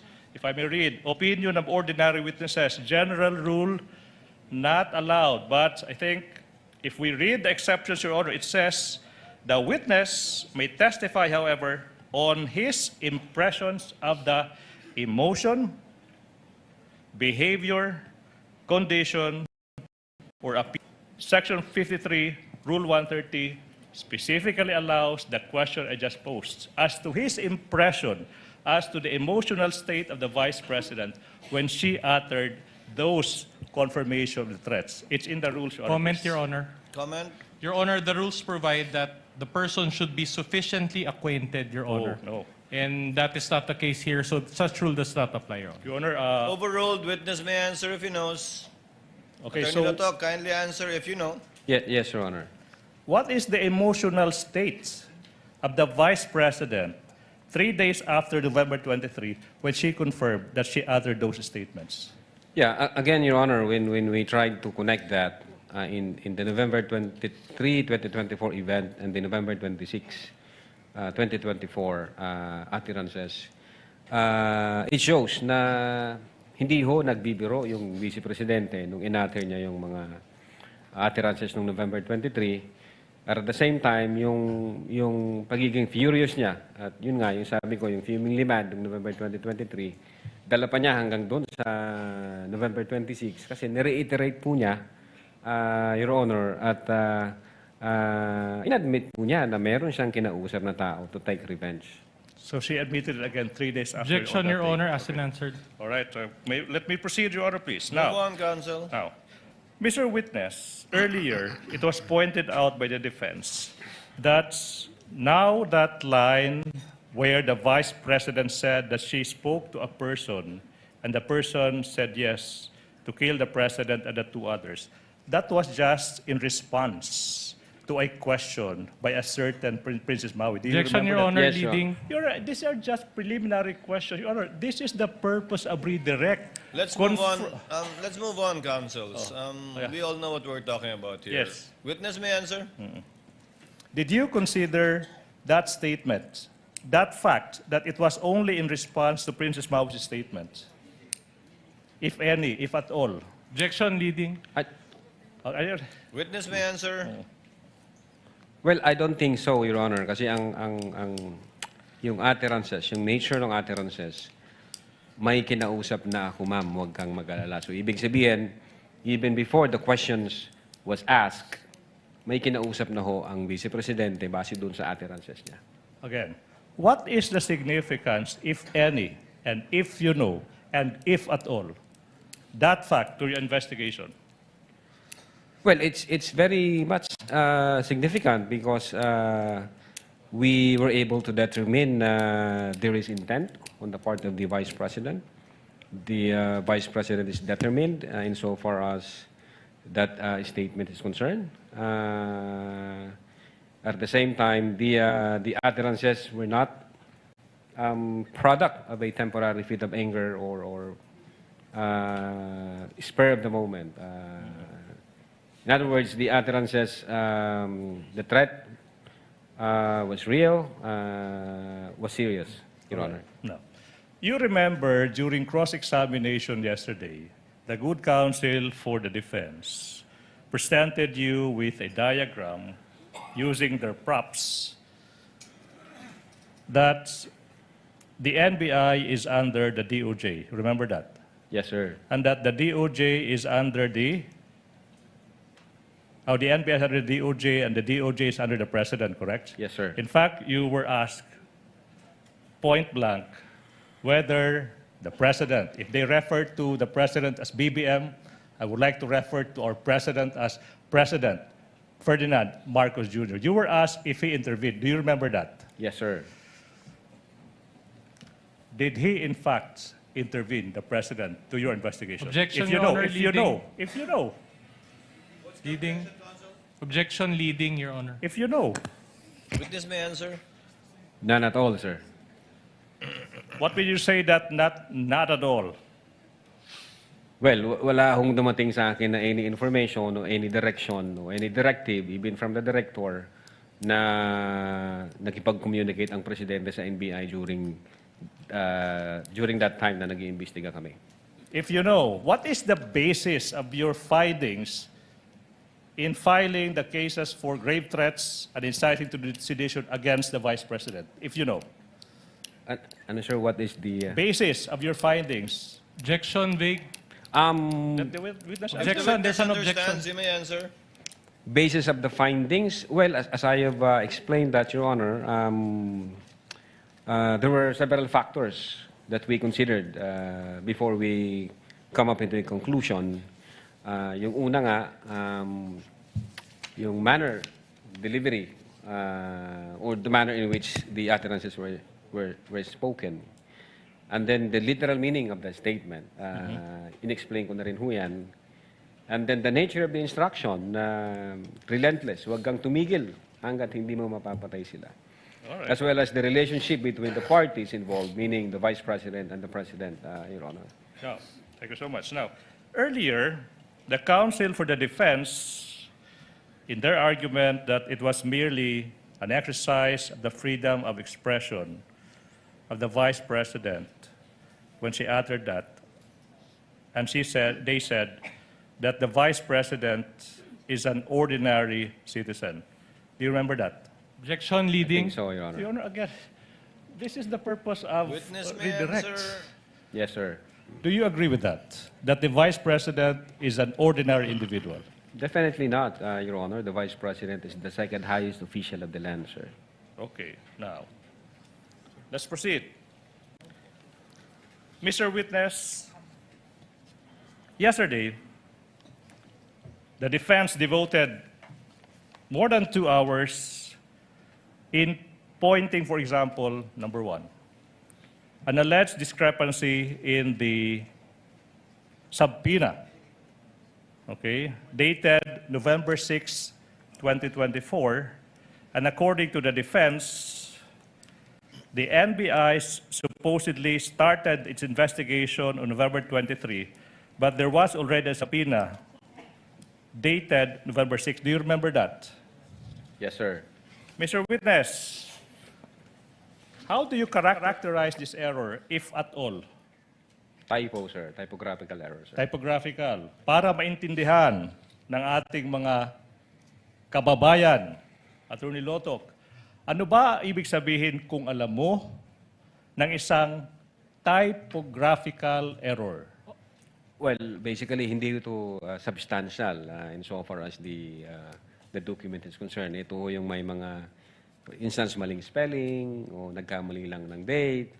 Then pag makita mo naman dun sa surrounding circumstances, ito naman ang tinutukoy na date. Ugaya ng mga case numbers. Case numbers. Now, what effect, if any, did this typographical error have on the statement of the Vice President threatening the President and the 2 others? What's the effect, if any, of these errors? They don't have any effect at all insofar as the findings of the NBI is concerned, sir. Why is that? Well, because those typographical errors does not alter the fact that the video exists. It does not alter the fact that the Vice President uttered those statements. And it does not alter the fact that the findings of the NBI is that the Vice President committed the crime of grave threats and inciting to sedition. Okay, Your Honor. now, the defense also mentioned that there is a lack of signature of Attorney Ria Asuncion on one of the several minutes of the interview, this time with a certain Jason Rubrico of SMNI. How do you characterize that error again, if you know? Typo, sir. Typo error. What effect, if any, does that typo error have on the statements of the Vice President threatening the President and the 2 others? Again, sir, hindi ho nabago yung utterances ng Vice Presidente. Hindi rin ho nabago yung video. Hindi rin ho nabago yung findings namin na indeed kompleto yung mga ebidensya at ang Presidente ay nag-commit ng crime of grave threats and inciting to sedition. Okay. Third point. What about the alleged discrepancy in docket numbers? How do you characterize that error? Objection, Your Honor. The witness already testified during cross-examination that he was not privy to the assignment of docket numbers as that is the function of the DOJ. So he won't be competent to answer. Your Honor, I do remember, despite that, the counsel asked several questions after that, and the witness was able to answer those questions. Your Honor, it's for the witness Your to answer Honor, that. He mentioned, Your Honor, that he does not have personal knowledge. In fact, Your Honor, Counsel, if he gives a different answer, then you can address that in your Yes, recross. sorry. Witness may answer. This discrepancy in the docket numbers. How do you characterize this error? Again, Your Honor. Objection, Your Honor. He won't be in- competent to answer that because docket numbers are assigned by the DOJ, not by the NBI. Exactly, that's the Again, point. again, counsel, let him answer. What if he answers that he's not competent, then that's his answer. Witness may answer. Well, kung docket number lang ho ang pag-uusapan, hindi ho nawala yung existence ng video. Hindi rin ho nabago na ang Vice Presidente ay nagsalita na meron na siyang kinausap na tao. Attorney Lotok, your answer is not responsive though. Kindly answer the question of the counsel. Okay, how do you characterize that error? Typographical error. Okay, next sir. question. What effect, if any, does that typographical error have on the statements of the Vice President threatening the President, Ferdinand Marcos Jr., His Excellency, and the two others? No effect at all, Your Honor. Hindi ho na-alter yung utterances ng Vice Presidente. Okay, now, let's go to the affidavits of investigation, which the good counsel mentioned in yesterday's cross-examination. During your cross-examination, you were asked questions concerning the January 30, 2025 affidavit of investigation. After that affidavit was submitted, now the question is, what action, if any, did the Department of Justice take, and if you know? The Department of Justice evaluated the referral by the NBI. And then after evaluation, nag-issue po sila ng certification na kulang pa, insufficient yung inyong sinubmit. So dapat i-comply niyo muna itong mga requirements na to. So nagbigay ho sila ng, I think 7 ho ang nandoon. Yun po ang ginawa ng Department of Justice. All right. Now, what did the NBI do, if any, in response to that recommendation from the DOJ? The NBI complied the requirements of the Department of Justice, and as a matter of fact, nung na-comply na ho namin, the DOJ issued a certification stating to the effect na you have complied all the elements of the crime charge and you are now good for preliminary investigation, sir. In fact, you also remember yesterday that you mentioned that the NBI also submitted a letter to DOJ. Do you remember that? Yes, sir. Why did the NBI submit a letter to the DOJ, if you know?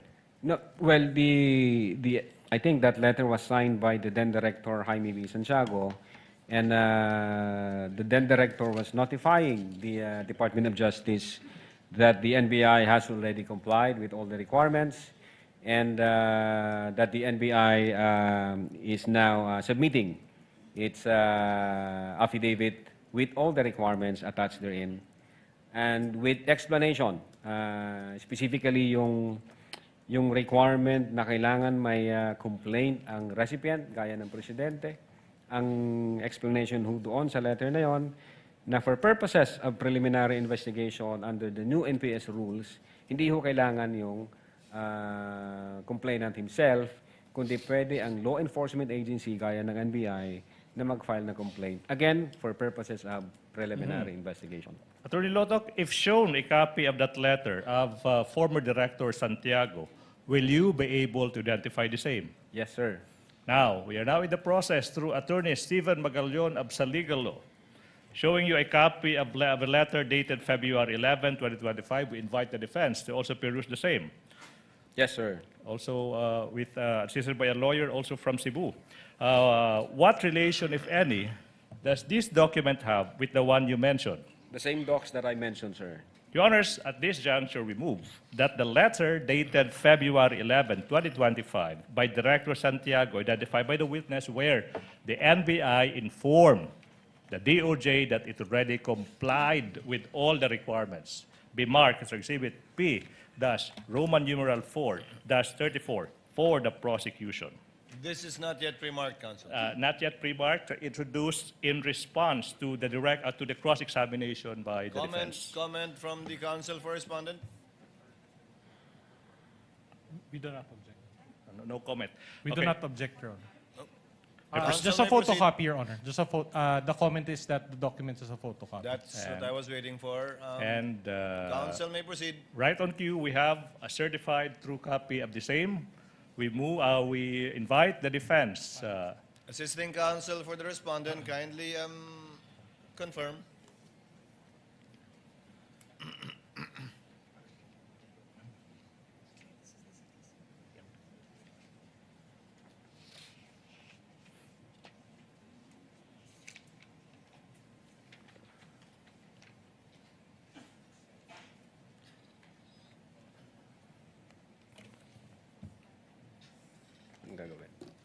May we have a stipulation from the defense? Is the certified true copy or is the photocopy rather a faithful reproduction of the original or certified true copy presented by the assisting counsel for the prosecutor? For the record, Your Honor, it's a photocopy. Is it a certified true copy, counsel? It is a certified true copy compared with a photocopy, so we are moving for stipulation that the photocopy is a faithful reproduction of the certified true copy of the same document. Same manifestation, Your Honor. Noted. All right, now, Mr. Witness, which part of the attached letter did the NBI explain that no law requires the offended party to execute a complaint to conduct preliminary investigation for grave threats? I think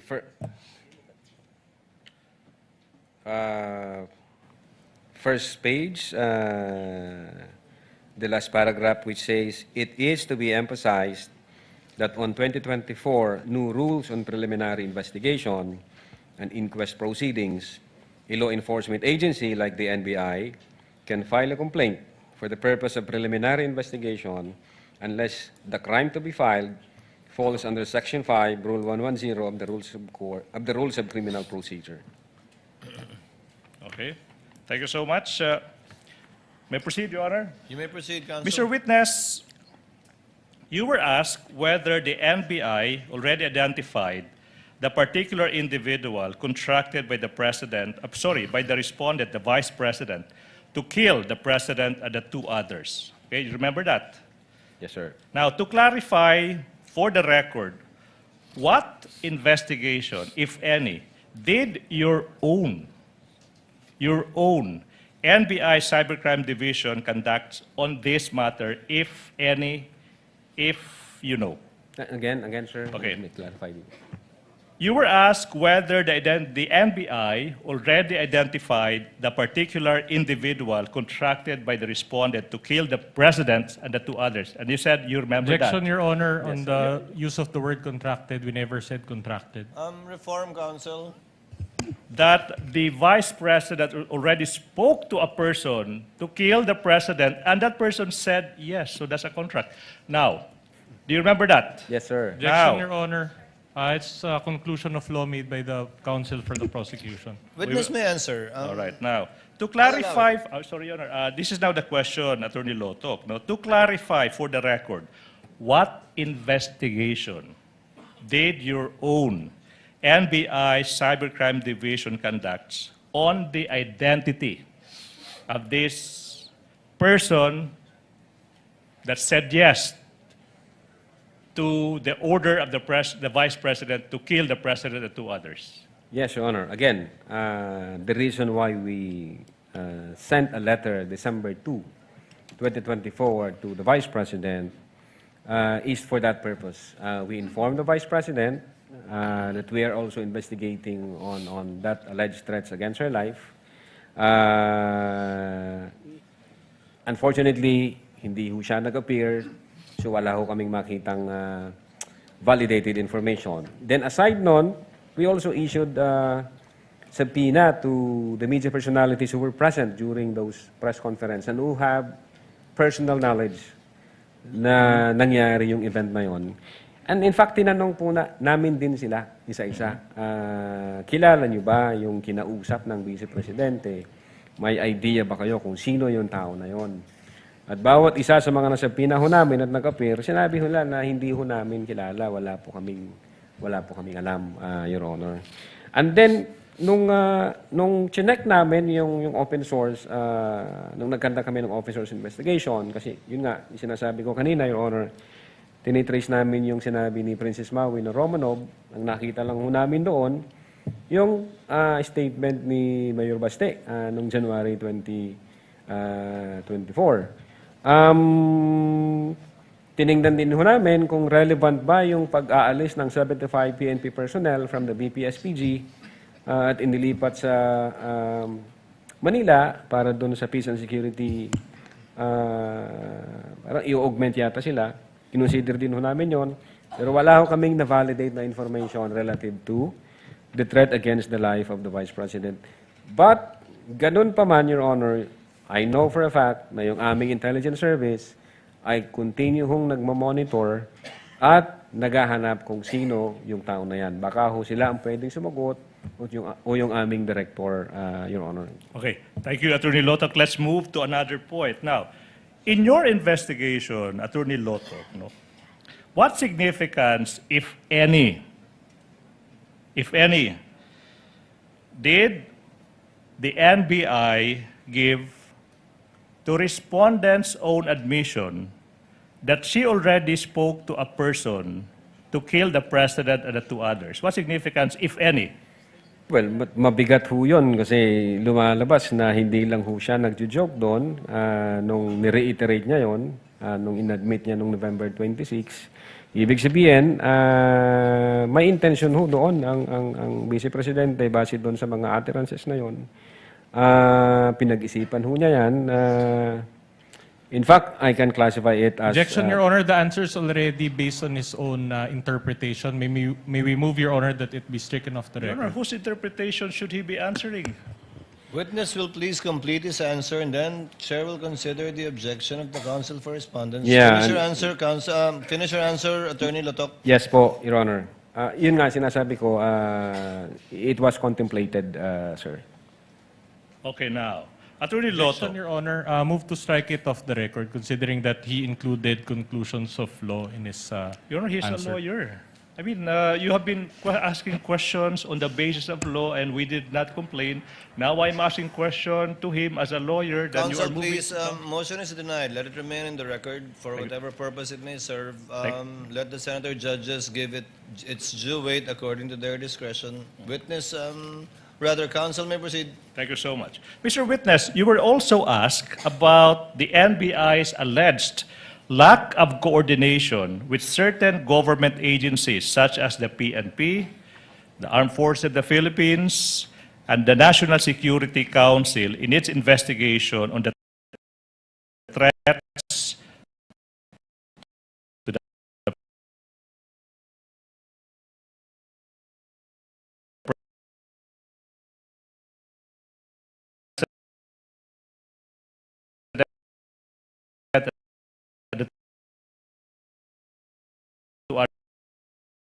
Do you remember being asked that? Objection, Your Honor. It was a query from one. Now, Cybercrime aspect. Now, pagdating doon sa security ng highest officials, again, for a fact, I know na may ginagawa yung aming intelligence service in so far as communicating with other relevant agencies gaya ng AFP, PNP, PCO, and even National Security Council. Your Honor, nakafocus po kami doon sa investigation. Ngayon, kung may binababaho ang direktor, base sa mga impormasyong nakalap niya from different agency, mag-i-instruct po siya sa amin. all right, now, let me proceed. Mr. Lotok, you were asked during cross-examination about the investigation that you conducted on the alleged threats to the life of the Vice President. You were asked whether there was an affidavit of investigation or report on such investigation that you conducted, and you answered there was none, correct? You remember having said that there is no affidavit of investigation? For the Vice President? For the Vice President, Yes, okay? sir. Yes, sir. And you said, but there was an investigation, but there is no affidavit of Yes, investigation. sir. Then the question now is, so whatever happened, what happened to that investigation? Again, Your Honor, since wala ho kaming ma-establish na validated information, hindi ho gaya dito nung sa Presidente na may apparent commission of crime. Dito ho kasi wala kami mapagsimulan. Hindi ho na kami pwedeng mag-produce ng affidavit of investigation kung that's the case. Ang ginawa ho namin, although nag-aantay kami ng validated information at nangangalap kami, continue ho na nagmo-monitor yung aming intelligence service. I know that for a fact kasi yun yung trabaho nila. Siguro ho pag sila ang tinanong natin, baka meron silang masabi kung ano yung nangyari dyan, ano yung update niyan. Maging ho ang aming director. All right, now.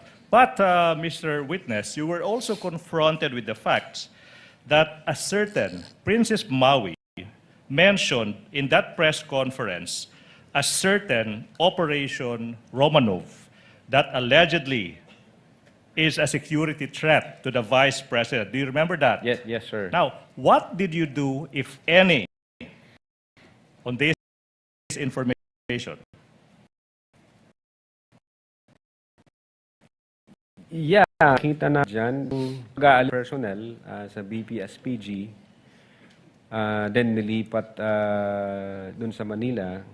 Then aside from that, base ho kasi sa record ng COA, ring 335 more or less na naiwan na security personnel ng Vice President.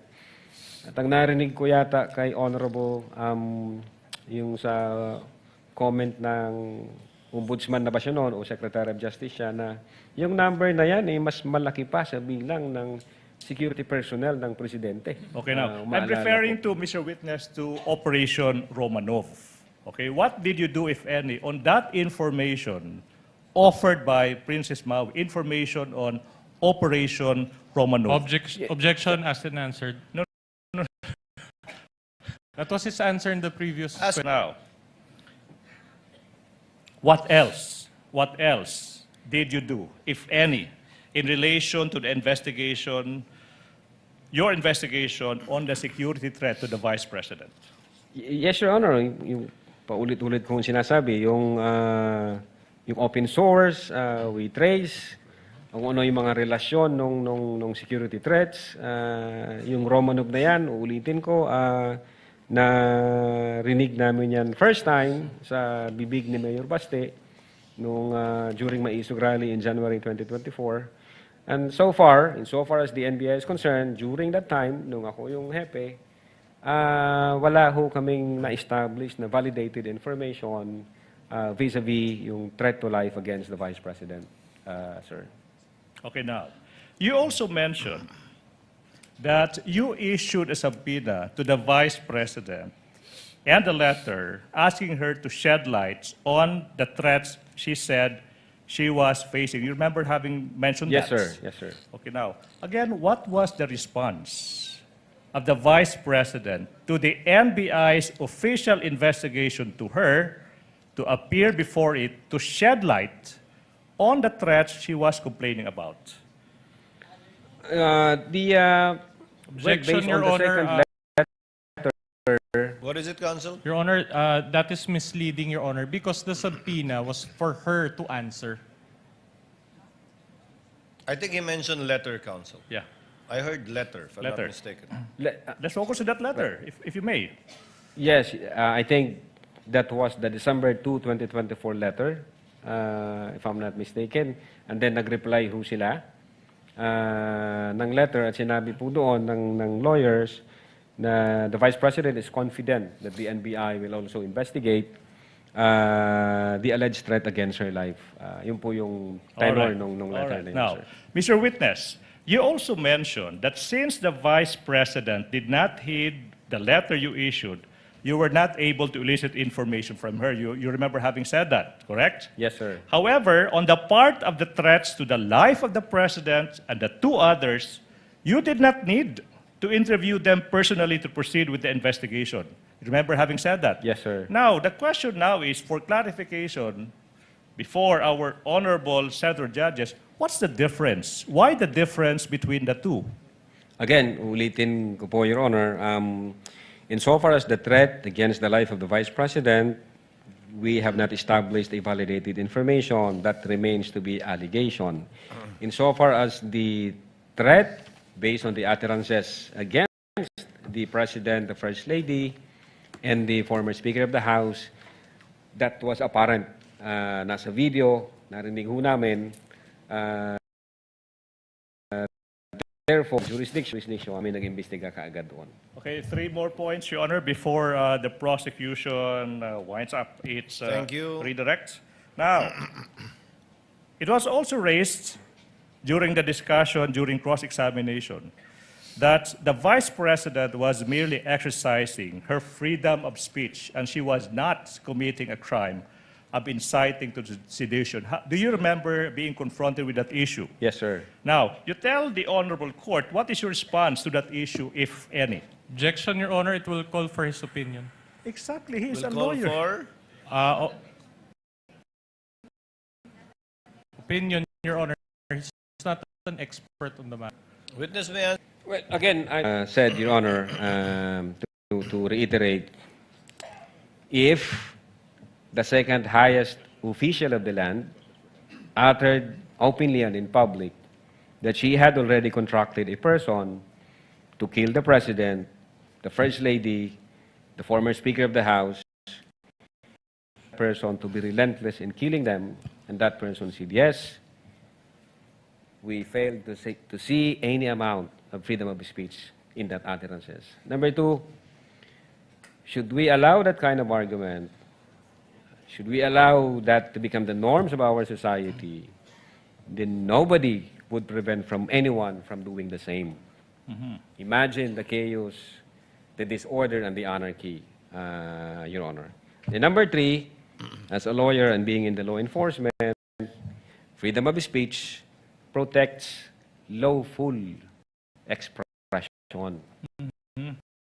But it does not, utterances satisfies the elements of a criminal offense, Your Honor. A criminal offense like this one. Now, as a lawyer, Attorney Lotok, when the Vice President utter in public that she, First Lady,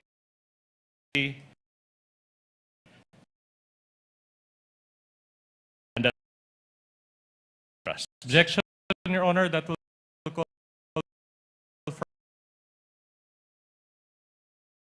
The counsel were propounding Your Honor, may we get sauce for the goose for the gander, Your Honor. A similar question was asked by the counsel for the respondent, and the witness may answer if he knows. If he knows, Yes, Your Honor, as a lawyer. She betrayed public trust. Yes, Your Honor. Last question. Listen, Attorney Loto.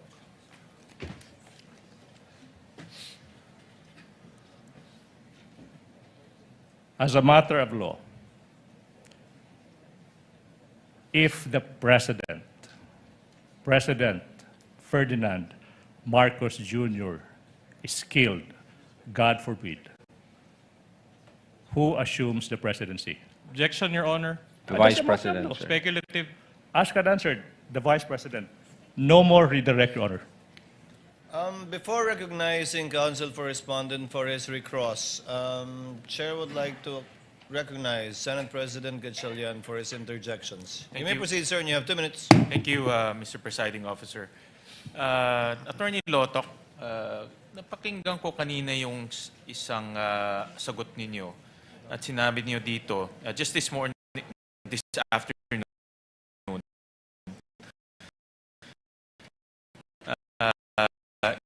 yes, we do believe that the Vice President contracted. Naputo lang siya, but had someone to the President.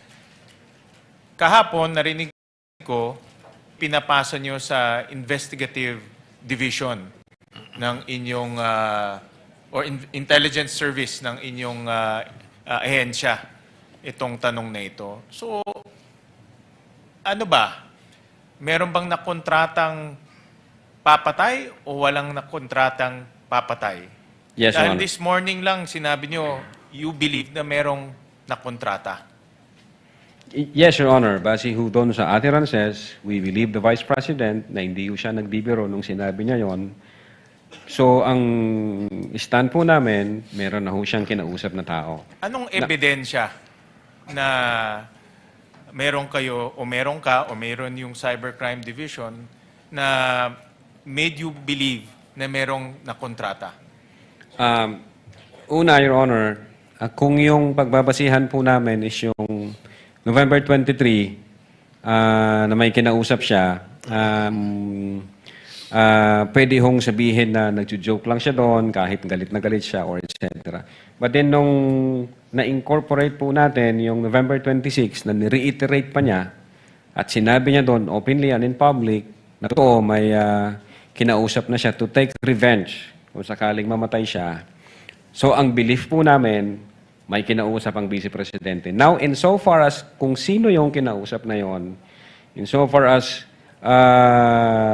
yung existence ng tao na yon, ang makakasagot po, Your Honor, since trabaho nila yun, yung aming intelligence service po, o kaya yung aming So director. yung belief mo ay nanggaling doon sa mga statements Yes, ni Your Vice Honor. President Sara? No more? Statements and admission, sir. Yun doon lang nanggaling? Wala nang iba? In so far as the Cybercrime Division, Your Honor, yes. Okay. And then, meron din siyang reply. Na sinabi niyo nga kanina, nagpadala kayo ng letter dated December 2, Your Honor. December 2. And may reply rin si VP na dinideny niya na merong grave threat. No? So pag dineny niya na ginawa niya yung grave threat, obviously dineny niya na may kinontrata siya. Di ba? So bakit pa rin ninyo i-file o recommend na mag-file ng grave threat and inciting to sedition kung may denial na? Hindi ho, Your Honor. Ang na-establish po namin doon yung the elements of the crime of grave threat. So nung nakita namin na nasatisfy siya at na-comply siya, nung na-refer po namin ito sa Department of Justice, nag-concur sa amin ng Department of Justice na indeed na-comply ninyo and therefore tuloy yung proseso. But what made you not bakit hindi nyo tinanggap itong paliwanag ni VP Sara sa kanyang letter? Dahil kaagad dito sa letter niya, may denial na ginawa niya yung grave threat and therefore wala rin na kontrata, no? Kasi magkadugtong yun. Well, Your Honor, mere denial would not discount the fact na na-utter niya yon at may kinausap na siyang mga tao. Yun nga ang problema doon. Kaya namin siya gustong makausap personally para makapag-tanong pa kami ng other questions para makita namin, totoo ba itong kinontrata ng Vice Presidente o kinausap o hindi. Kaya lang, Your Honor, wala ho doon, hindi ho siya nag-appear. Yung kanyang sagot is mere denial lang, walang mga basihan, even circumstantial na basihan. So, hindi ho namin siya sinama sa factor in considering whether or not a crime of grave threat has been committed by the Vice President. With your permission, Mr. Presiding Officer, just one last question. Nakita nyo ba kung merong capability si Vice President Sara? Definitely po. Ano ang nakita nyong mga ebidensya kung meron siyang capability gawin yung kanyang sinabing pagbanta at yung kanyang gagawin? Well, for one, she is the Vice President of the Republic of the Philippines. And number two, hindi naman porket Vice President ka, may capability ka gumawa nun. Di ba? Yes, Your Honor, not necessarily. But alam naman po natin yung background, naging presidente ang... Hindi ka naman porket Senate President, may capability ka gumawa nun. Yes, Your Honor. So, anong ebidensya na meron kayong nakita na kaya niyang gawin yun? Alam naman po natin yung background na yung tatay niya na dating presidente ay hinaharap ngayon yung kaso sa ICC dahil sa mga extrajudicial killings, etc. So, tiningnan namin yon na indeed being in that situation, may capability ho, aside from the fact na Vice Presidente siya. Thank you, Mr. Presiding Officer. Senator Judge Ejercito, thereafter Senator Judge Ontiveros for their interjections. You may proceed, sir, when you're ready. Thank you, Mr. Presiding Officer. Attorney Lotok, given that the Vice President repeated her alleged threats as presented kanina, sabi niyo, twice or thrice sa mga videos. Yes, sir. Did you consider her persistent in making the threat or in going through with the threat? Because these two are different. Yes, Your Honor. I think yung in-explain ko po yan yung nature of instruction. Kasi yung nature of instruction niya, sabi niya doon, pag namatay ako, huwag kang tumigil hanggat hindi mo mapapatay sila.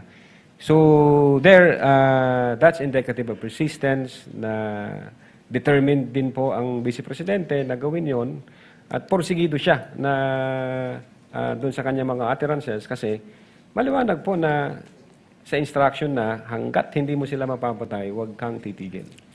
So hindi ba ito tinatawag na persistent lamang doon sa threat kung may mangyari sa kanya? If something happens to her, di ba? Parang yun yung nasa... Yes, Your Honor.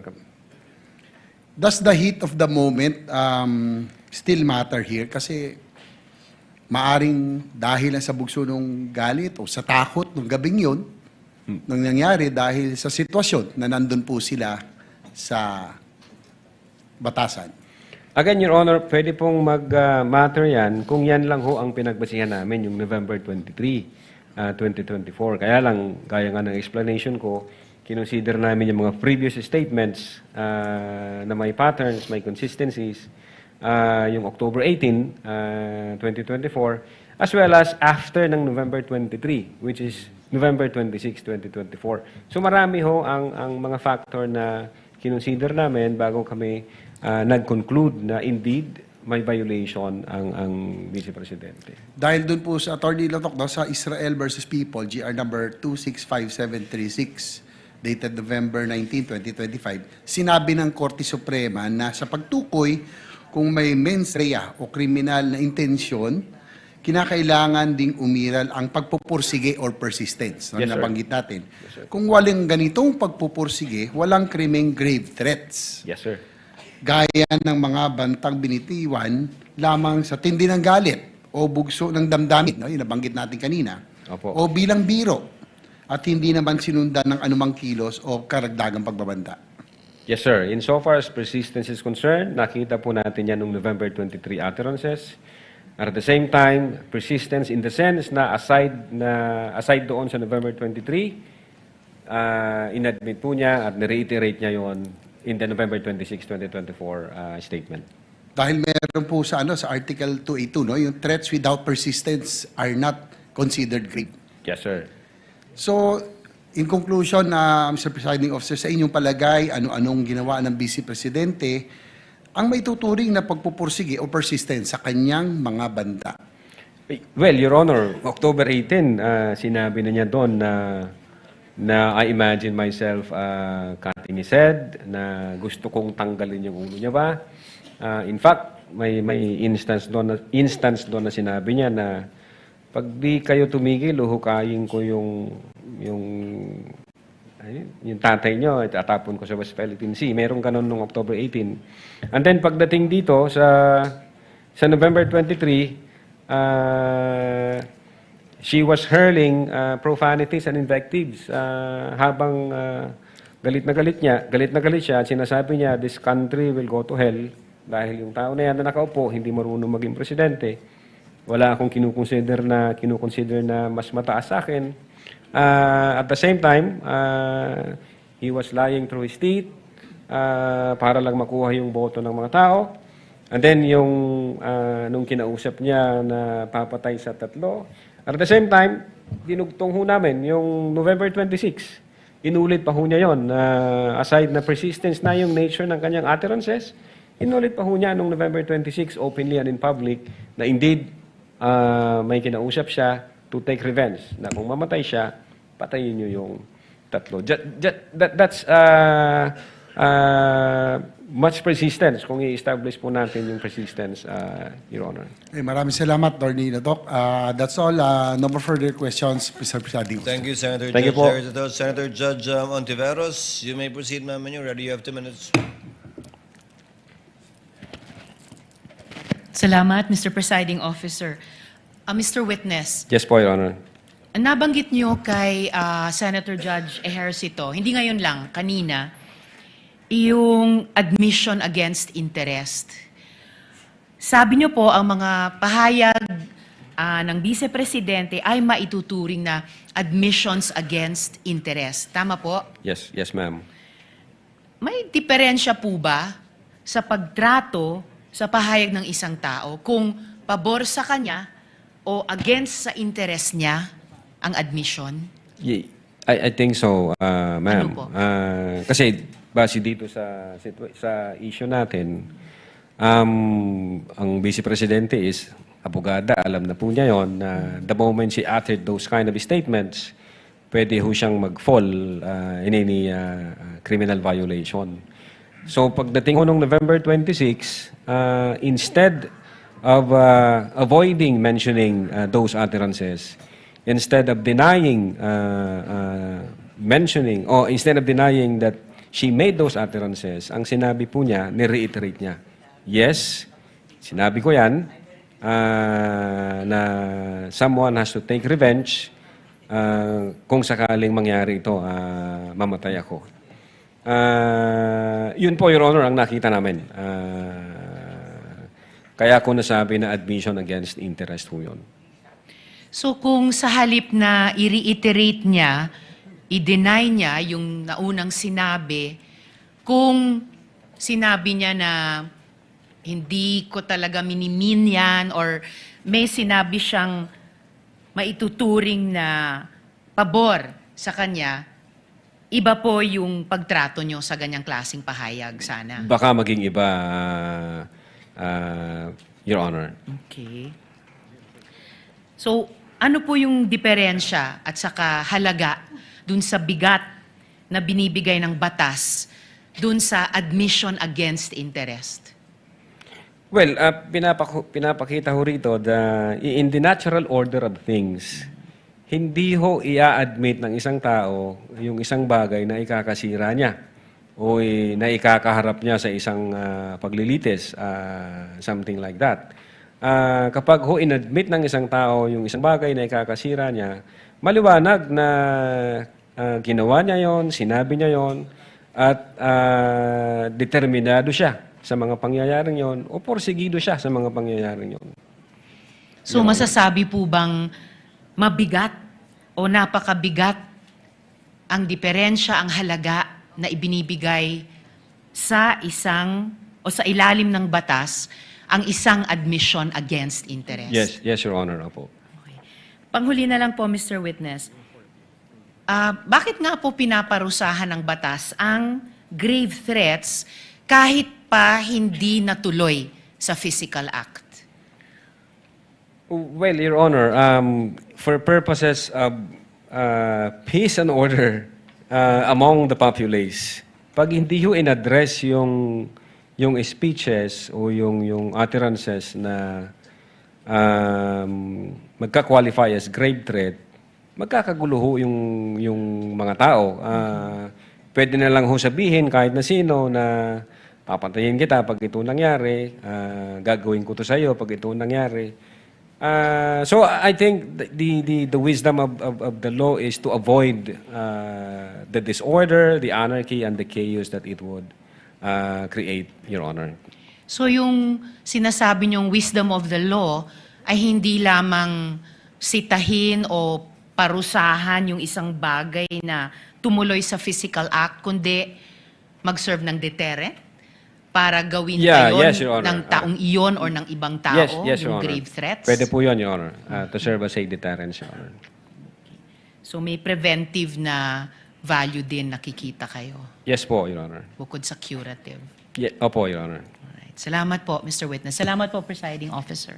Thank you, Senator Judge Ontiveros. Senator Judge Rafi Tulfo, thereafter Senator Judge Alan Cayetano before the recross of counsel for respondent, if any.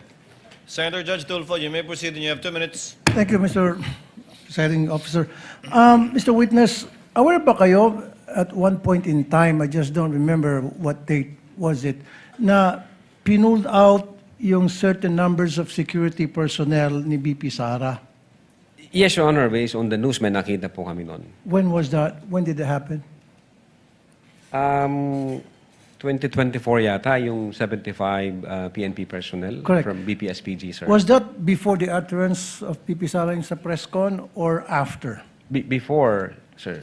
Before. I think that's before, sir. So would it be possible na because of that, nakapag-isip siya na meron threat against her life because yung security niya being pulled out and walang binigay na reason kung bakit, kaya maaaring iniisip niya na, well, medyo sabi nga sakali na praning at...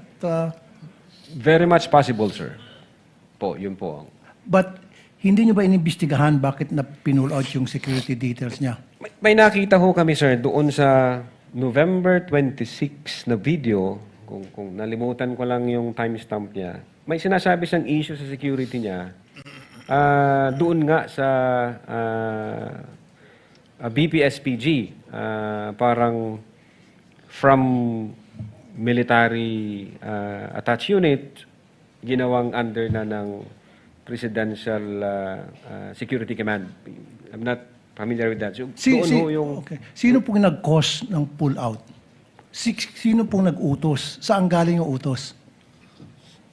Hindi ko ho siya masyado. Pero I think part ng reorganization, Your Honor, ng PSG, if I'm not mistaken. Part ng reorganization. So, ilan po yung na-pull out? 75?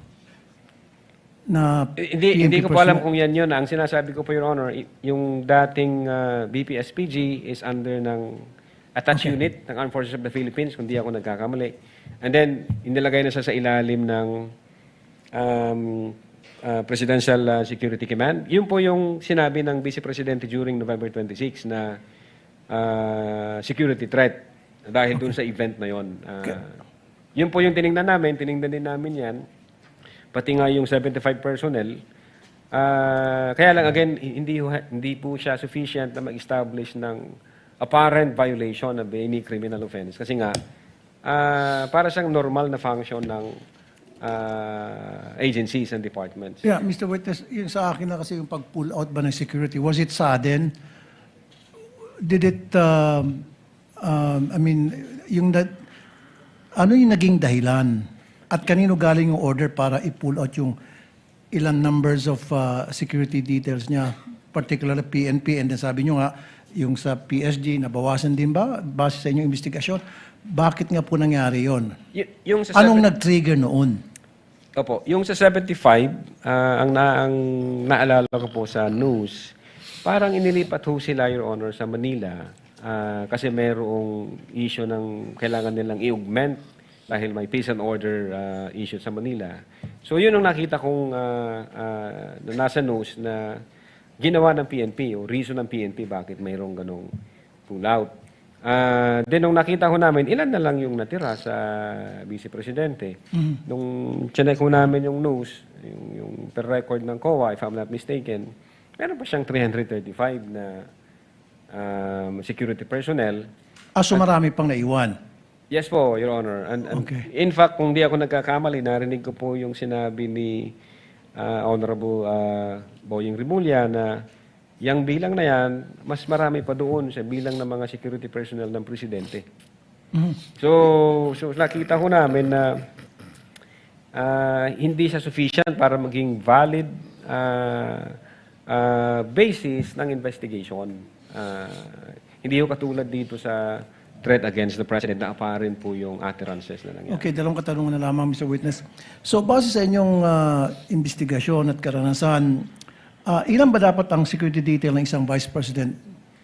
Sorry po, Your Honor. Wala po akong idea kung ilan po dapat yung... Last na lamang. So, nung na-pull out yung ilan sa mga security personnel niya, sabi niyo nga 75, right? Sa PNP, and then meron pa atay sa PSG.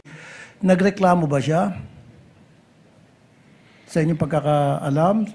Doon sa November 26, Your Honor, I think ang isa sa issue niya na may threat sa security is yung paglipat ng BPSPG from attached unit ng AFP na maging under siya ng Presidential Security Command. Yun po yung narinig namin. Pero yung dito sa 75 personnel, insofar as I'm concerned, wala akong nakita sa reports, sa news, sa social media na nagreklamo siya na nawala yung 75. Pero baka maliho ako, baka mayroon akong hindi nakita. Pero insofar as I'm concerned, Wala ho akong nakita sa news na nagreklamo siya dun sa 75 transfer ng PNP personnel from BPSPG dinala dun sa Manila, Your Honor. At hindi na siya nag-request ng augmentation o dagdag doon sa mga nawala na security detail. Mukhang hindi na po, Your Honor. Wala ho kaming nalaman kung may nirequest ba siyang dagdag. So is it possible na dahil doon sa pag-pull out ng security details, nasabi ko na kanina, tanong ko na again one more time, na yun probably ang tinitingnan na reasons ng mga sumusuporta sa kanya, siya or anybody sa circle niya na eto na siguro yon. Tama po kayo, Your Honor. Thank you. Senator Judge Alan Cayetano, you have 2 minutes, sir. You may proceed when you're ready. Mr. Presiding Officer, dear colleagues, susundan ko lang po yung kay Senator Risa, Senator Judge Risa at Senator Judge JV at yung ibang nagtanong sa admission against interest. You stated this already, but just for the record, you viewed the whole video, right? The whole 2-hour video. The November 23, Yes. Sir. Yes. Yeah, isang beses, sir. Isang beses lang? Yes, sir. Okay. And how many times there has the Vice President made admissions against her interest?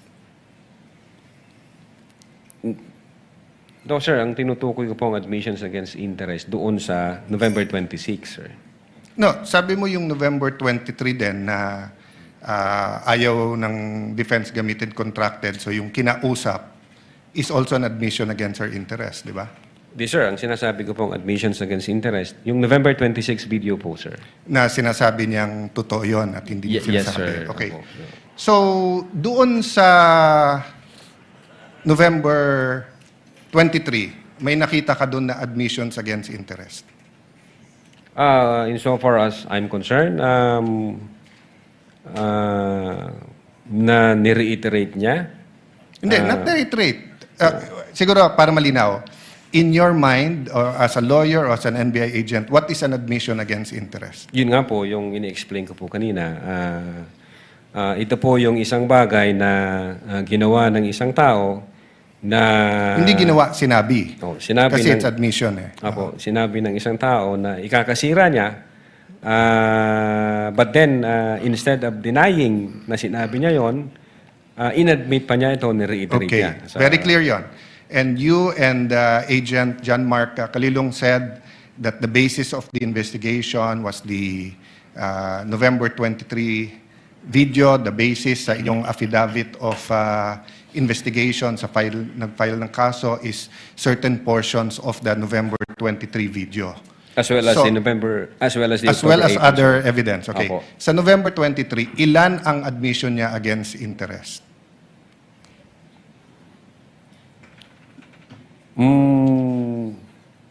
Ang sinasabi ko pong admission against interest, This yung is a new November question. 26. This is a new question. If you evaluated well the November 23 video, is there any circumstance in that video that you believe that the Vice President made admissions against her interest? Plain ho yung utterance niya doon, Your Honor. Yung nakita lang ho namin, yung utterances niya. Insofar as I'm concerned, yung admission against interest nangyari nung November 26. Mr. Witness, sagutin niyo na lang ako. Lahat ng admissions are utterances. Yes, sir. Okay? Admissions is verbal. Diba? Hindi ito yung parang admission sa court. Pwede mo i-admit yung documentary evidence, pwede yung object evidence, pwede yung statements. When we talk about admissions against interest, especially in context of what we're talking about, may statement na laban sa interest niya. Yes, sir. So tinatanong ko, dun sa buong video, meron ka bang nakita? Wala. Yes or no lang yun, meron or wala? O meron at wala, hindi yes or no? Kayo nag-evaluate nun eh. Meron o wala? Admissions against her interest. Yes, sir. The fact na in-utter niya yun. Which one nga? So meron ilan at ano yun? A little leeway, Mr. Presiding Officer, kasi hindi natukoy masyado yung tanong. Senator Judge Alan may proceed. Yeah. So which statement that? That one you're mentioning now. So yung sagot mo, meron. Ang understanding ko, sir, nung sinabi ko yan, I'm referring to the November 26, 2024. Mr. Witness, paulit-ulit tayo. Yes, sir. Burahin mo na yung pinag-uusapan natin you're referring to. I'm asking you a direct question. Yes, Sa sir. November 23, meron o wala bang statements na you will consider in your professional as a lawyer and as an NBI agent in charge of investigating this? Meron ba siyang admissions against interest? Ang tinutukoy ko lang po again, Your Honor, yung 26. No, I don't care. Wala po yung 23. I'm sorry. I don't care, Mr. Presiding Officer, kung anong tinutukoy mo. I'm asking you a direct question. November 23, video. Meron o wala siyang admissions against her interest doon? Attorney Lotok, yes, no, I do not know, I do not remember. We're referring to November 23, not 26. I do not know, sir. Ang you do not know. nire-refer ko na... Don't tell me na. So you do not know. Okay. When she said, kung papatayin ako, may kausap na ako, patayin niyo yung tatlo. Is that an admission against interest? Yes or no? Based on that utterance, sir, yes, I think so. Yes. O kakasabi mo lang kanina, I don't know. Ngayon, yes. O ano pa? Ano pa sa video na yon na admission against interest? Meron o wala? Or I don't know? Yung utterances na yun, sir, Sir, bukod nga doon. To me, sir, yung utterances na yun, that's admission against Sir, interest. klaro na yon. Tinanong ka na ng presiding officer, sagot mo, I don't know. Tinanong kita ng diretso na sa video, biglang you know, biglang sasabihin mo na yun utterance na yon. So ang tanong ko na ngayon, bukod doon, aside from that. Sir, ulitin ko po yung sagot ko. No, you don't need to answer. Yung sinabi ko po na No, I'm admission asking against you, interest. aside from the utterance, the statement, na kung papatayin nila ako, patayin sila, is there any other utterance during in that video that you would consider admission against In interest? so far as I remember, wala na po yun. Wala na, okay. When the Vice President said, yung pinamigay sa DepEd, isn't that an admission against her interest kung may pinamigay? Siya po yung namigay, sir? So, ikaw ang nanood ng video, ikaw nag-evaluate, ako pa magsasabi sa iyo kung ano laman ng video. Akala ko ba, tinignan nyo ng mabuti yung video? Bakit hindi mo alam yung laman ng video? Yung DSW, sir, pwede ko pong tingnan yung sinasabi No, niyo. so you do not know what the alaman ng video? Again, tinignan ko po ang video one time, and ang nag-review po ng video yung agent on case. Yes, but you're the agent in charge and you're the one who filed the affidavit. Okay, Yes, sir. next question. Nung sinabing mag-people power, tapos ang sinabi niya, hindi yun yung solusyon. O kung nag-people power, sino magiging presidente? Kung nag-people power at mawawala ang Pangulong Marcos, sino magiging presidente? Siya, sir. O, so hindi ba admission against her interest din? Siguro sa interest niya, maging presidente. Pero ang sinabi niya, what? I think so, sir. Okay. So I mentioned 3. So my next question. When you have an admission against interest, do you take the whole admission or you can cut it up into parts? Again, Your Honor, yung... If my admission against interest is 1 sentence or 1 paragraph or 3 sentences, can you take one lang yung admission and the 2 other sentences are not? Can you divide I think it up? it should be the whole, sir. The whole sentence. So the whole sentence niya, nung sinabi niyang kung papatayin ako, is pinagbibintangan niya yung tatlo na papatayin siya. So if you say it's an admission against interest and you believe it, you also have to believe na papatayin siya nung tatlo. The same thing, if you're going to say na namudmud siya sa DepEd, ang sinabi niya galing sa First Lady yung pera. So you're also going to have to believe that. So if you're going to believe her, na yung ibang sinabi is seditious, ngayon sinabi nga niya, hindi solusyon ng people power. So as the evaluator, bakit hindi consistent yung evaluation niyo nung video? No, I think yung in so far as people power is concerned, I think sinabi niya yata na, yes ma'am, natutuwa ako dun sa ginagawa niyo. Hindi. Pwede ko pong ulitin. Let the record speak for itself. It's on Yes, Your page 26. Same paragraph nung sinabi niyang papatayin, no? But having said that, last question, no? Bakit sa cybercrime ni-refer? Ba't hindi sa anti-terrorism or sinabi mo meron intel group? Bakit sa cybercrime? Your Honor, my cyber aspect po kasi yung violation. Okay. What are the aspects of the alleged threat? One is the cybercrime grave threat. The other one is a possible assassination threat, right? No, Your Honor. Yung sinasabi kong my cyber aspect, the utterances was made through cyber. And the utterance, in accordance with you, constitute grave threat. Yes, sir. But if she meant it, and if it is true, and if it is accurate, it's also an assassination plot, isn't it? Kung totoo yung utterance niya, napapapatay kita, may kausap na ako, hindi ba assassination plot yun? Maybe, sir, yes. No, hindi maybe.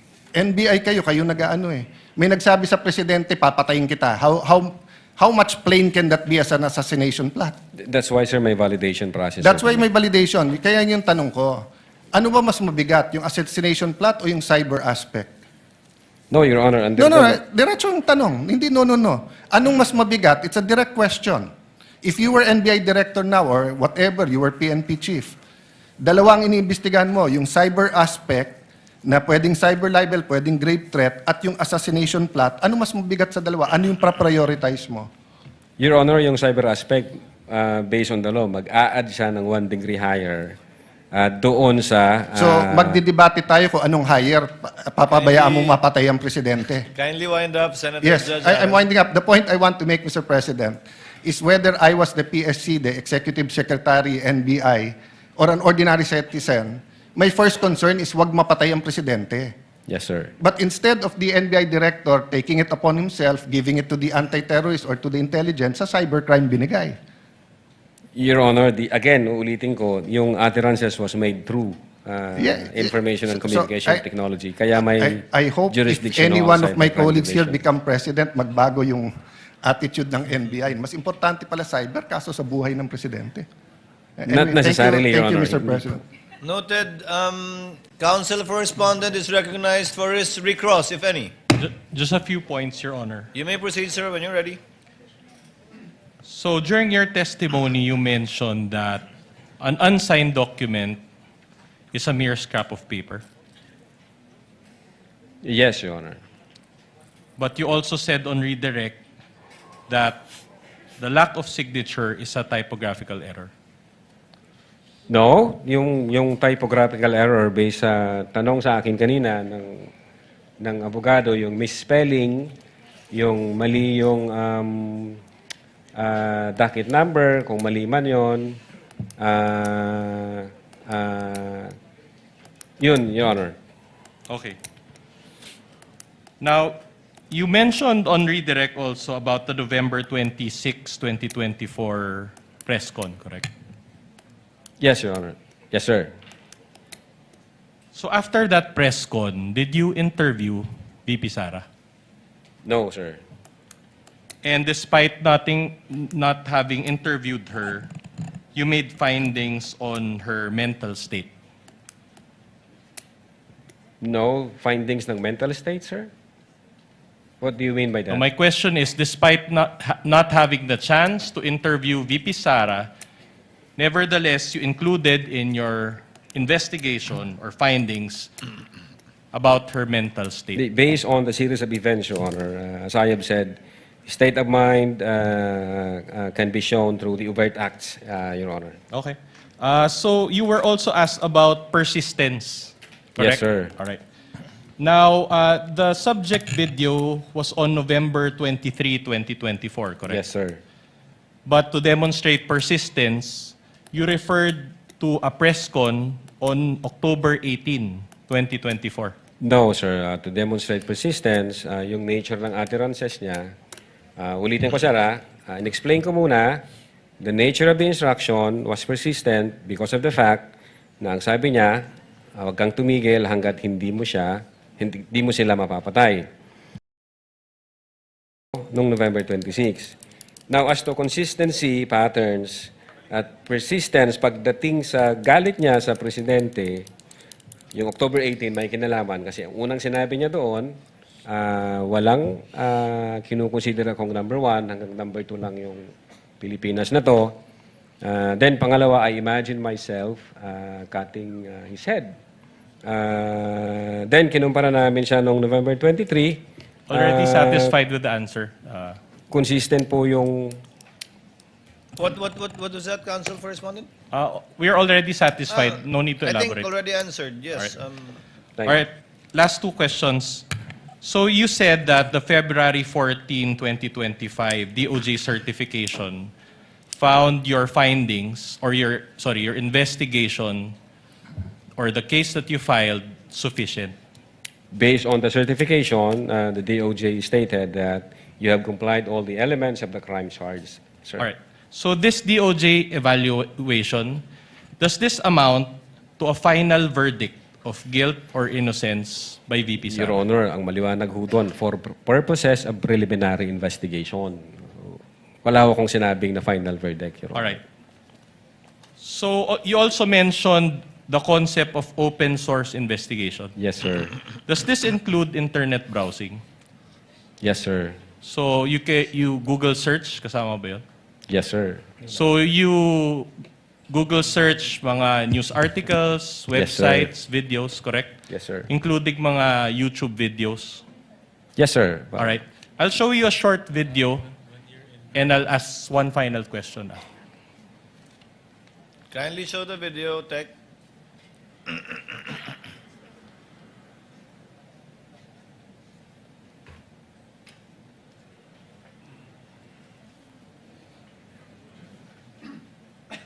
Worry ko lang is yung mga anak ko dahil hindi talaga yan sila sanay na wala ako. Nasanay kasi sila, lumaki kasi sila na katabi ko yan sila sa tulog. Yan yung worry ko, yung aking mga anak. Dahil nawalan sila ng nanay, yan yung hindi ko kasi magawa remotely, yung pagiging nanay. Pero yung trabaho dito at trabaho dyan sa Pilipinas, kung saan man ako, ay magawa ko siya remotely. So in the course of your open source investigation, did you encounter this video? Hindi ko po na-encounter yan, sir. Nothing further, Your Honors. Before we let go of the witness, the presiding officer just has a few points. Number one, to clarify, Attorney Lotok, Yes, sa po, pagtatanong po ni Senate President Wen Gatchalian kanina, sabi niyo po, maliban sa mga salitang binanggit o sinambit ng ikalawang Pangulo na may nakausap na siya na gagawa ng kanyang kautosang patayin, di umano, ang tatlong opisyal ng bansa, wala po kayong hawak na ibang ebidensyang may kinausap na nga siya. Insofar as the Cybercrime Division is concerned, sir, opo. Pangalawa po, sabi niyo po, sa ilang katanungan pinukul sa inyo, na hindi nyo alam kung totoo o hindi ang ilang mga sinabi ng ikalawang Pangulo. Sa video na napanood po ninyo ng isang beses, yung mahigit 2 oras, sa kabuuan po, totoo po yun. Ang kaya nyo lang pong sabihin na sinabi niya yon, pero kung totoo man yun o hindi, wala po kayo sa lugar sabihin na totoo nga ba lahat ng mga sinabi niya. Well, una, since Vice Presidente siya at base doon sa sirkumstansya na galit siya at nagbabato siya ng mga pagmumura, we believe na totoo yung mga sinasabi niya, Your Honor. And as an advisement perhaps to the senator judges and the public as well, an admission against interest, as mentioned in the rules, is nothing really special. An admission against interest under the rules is simply an exception to the hearsay rule, where a person who is about to die or is unavailable to testify, his statements against his or her interest may be admitted, testified to by another person, not the weight we seem to be giving admission against interest na parang umami na dahil labag sa interest niya yun. The rules are specific and the purpose also is specific. It is an exception to the hearsay rule. If there are no other points or questions to be raised by any of the senator judges, Attorney talagang photo finish. Senator Judge Padilla is recognized for his intervention. Pwede po bang magtanong? You have 2 minutes, sir. Yes, of course, sir. Apo. Kanina po nabanggit kanina ng isang senador na meron pong 2 kaso sa panahon ni Pangulong Rodrigo Roa Duterte na inimbestigahan niyo po, isang 150 million, tsaka ano po yung isa? Ang naalala ko, Your Honor, yung kay Mas yata, yung sa... Hindi ho ako may hawak noon, Your Honor, hindi ho ang Cybercrime Division. I think ibang unit ang nanghuli, although ang Cybercrime Division yata yung nag-file. Pero hindi ako may hawak. Hindi po panahon nyo. Pero ano po nangyari doon? Na-dismiss po ba yun?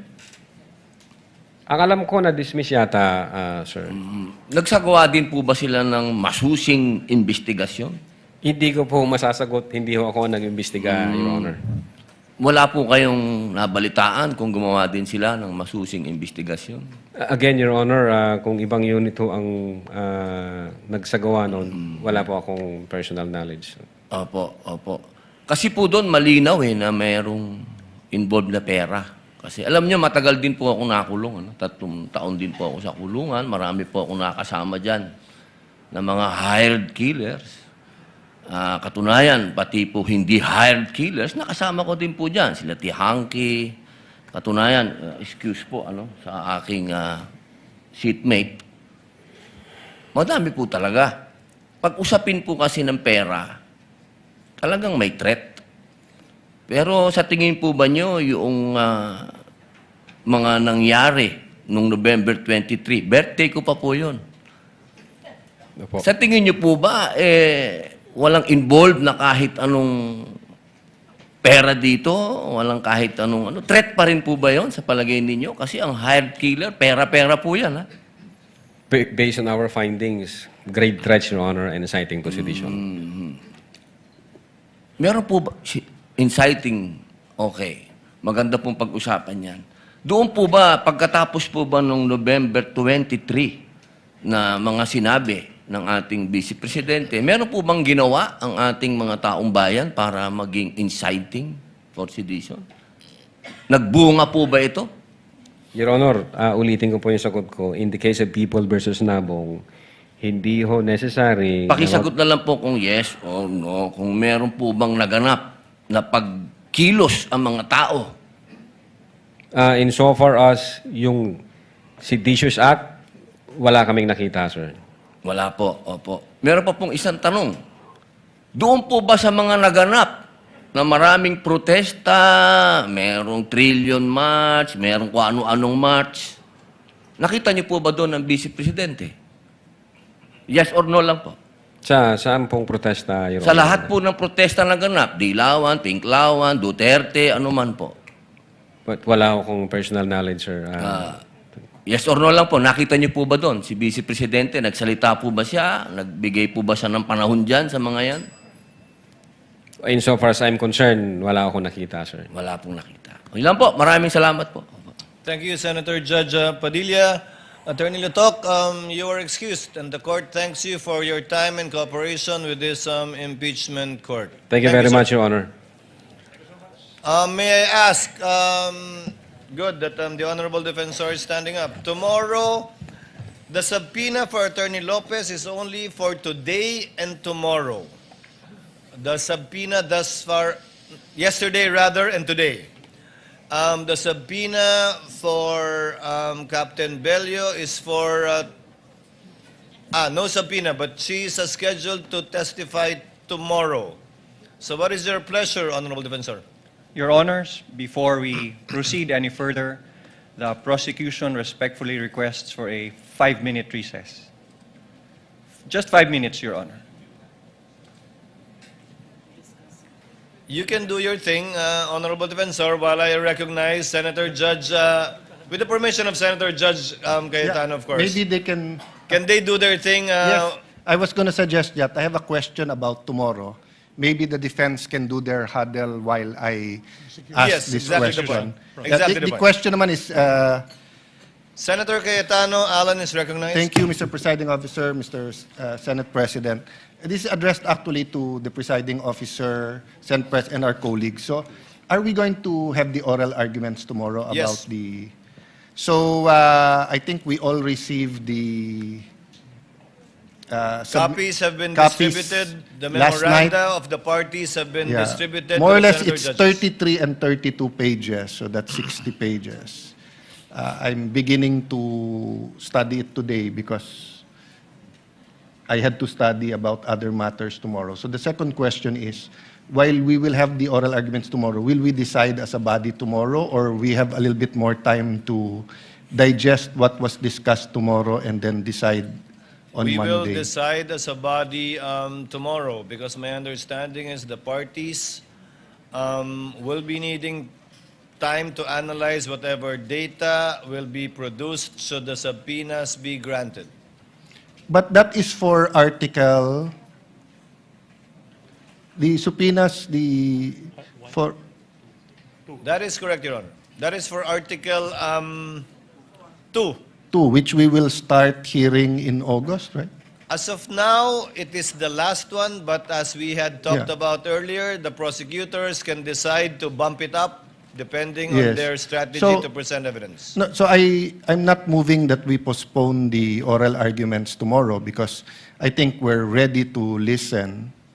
But I do want to make an intelligent decision, and there are many, many issues from the test nga of if it's definite, is it a fishing expedition, 20 years, or, so there's so many issues. Would it be possible that we also have our own huddle tomorrow before we decide, just in case we're not, I mean, if everyone's ready to do tomorrow, who am I to stop the decision? But I just don't want to make a mistake in deciding at medyo makapal tong assuming we read it once tonight, maybe once tomorrow. The presiding officer yields to the Senate President with respect to the calling of a caucus tomorrow and what time. Para siya magpakain, hindi ako. Yeah, well, let me leave it to the presiding officer and Senate President. My proposal is after the oral arguments and after all the senator judges have asked their questions, just so that we have one more night or one weekend to go through it and to, if we're not going to vote on it and we have a consensus, then no problem. And there's a precedent because we did this during the time of the late Senate President Enrile when it came to issues that were of utmost importance that could decide the impeachment trial results one way or the other, but that do have implications in terms of precedents, especially ito pinag-uusapan natin AMLA at saka BIR. The Senate President is recognized to respond. I share the same feeling with Senator Judge Alan Cayetano. I started reading both memos, and indeed it's quite lengthy and complicated, and we need to also consult our legal teams. So may I propose, Mr. Presiding Officer, to have a caucus tomorrow at 10 a.m. So that we can thoroughly discuss this. After. Mr. Senate President, I mean, I really thank you that twice already during impeachment, without talking, we have the same wavelength. May I propose that if we have a caucus after, just so that we can, for all we know, maganda yung discussion and we're enlightened by the prosecution. And, So during the break. And to be honest, I'll probably still be reading this at 10 a.m. If that is the pleasure of the body, we can have a caucus maybe after. No, during the break. After the oral arguments, we'll pause for a break and have a caucus. We can call a longer break, Senator Judge. Thank you, All right. Senate President and Senator. Is the Honorable Defensor ready after his 5-minute huddle? Yes, Your Honor. Your Honor, may I request the court to recognize the counsel for the panel of prosecutors, Attorney Lorna Pataho Kapunan, Your Honor. Attorney Kapunan, counsel for the prosecutors, is recognized. What do you have for us, ma'am?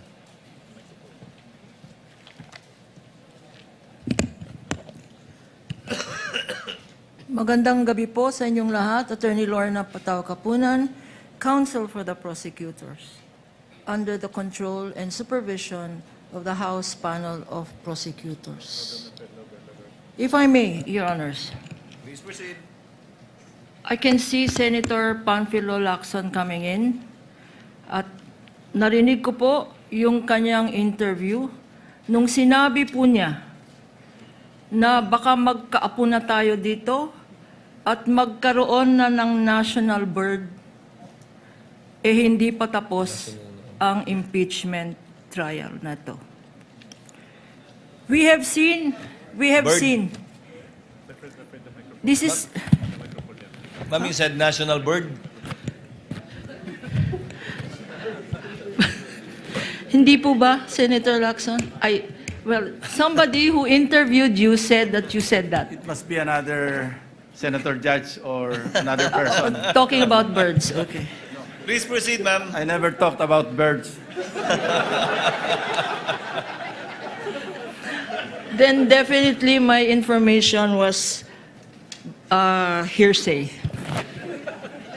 In any event, in the last 4 trial days, we have had several hours of legal calisthenics, direct examination, cross-examination, and today we also had redirect and recross.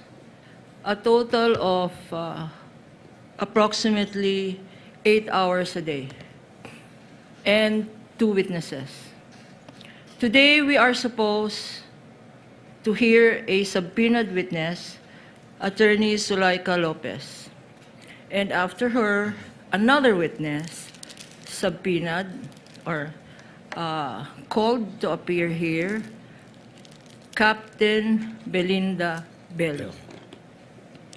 After hearing the 2 competent and credible witnesses, not expert witness, but through their credentials showed that they were competent to testify on the matters that they were asked to authenticate. After evaluating through these 2 witnesses, 19 documentary evidence from Agent Kalilong and 45 documentary evidence from our recent witness, Attorney Lotok. And after the very clarificatory and probing questions of our senator judges, after evaluation, and not only during this 5-minute huddle,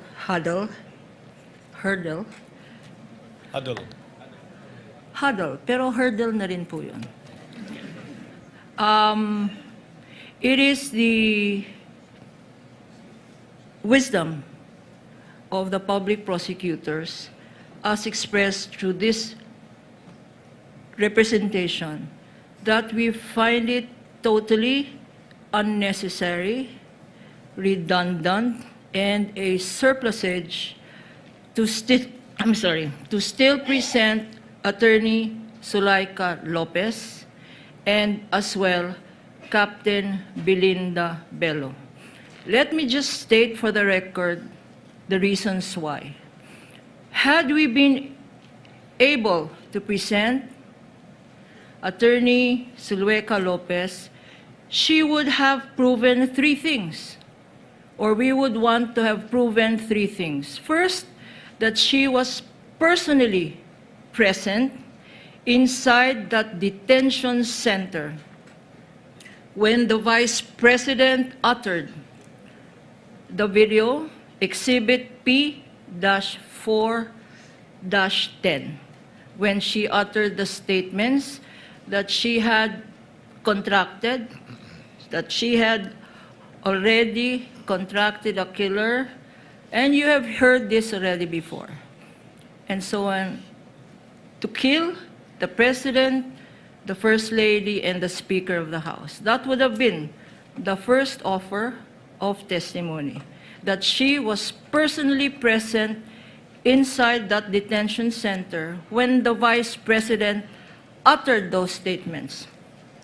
Admitted already, admitted by no less than Attorney Vinluan here, who in his closing remarks or opening remarks mentioned more than 10 times that that press conference occurred, Attorney Zulueta and the Vice President was there, and that in that press conference or a live broadcast, the Vice President did utter the statements we have heard time and again, Exhibit P-4-10.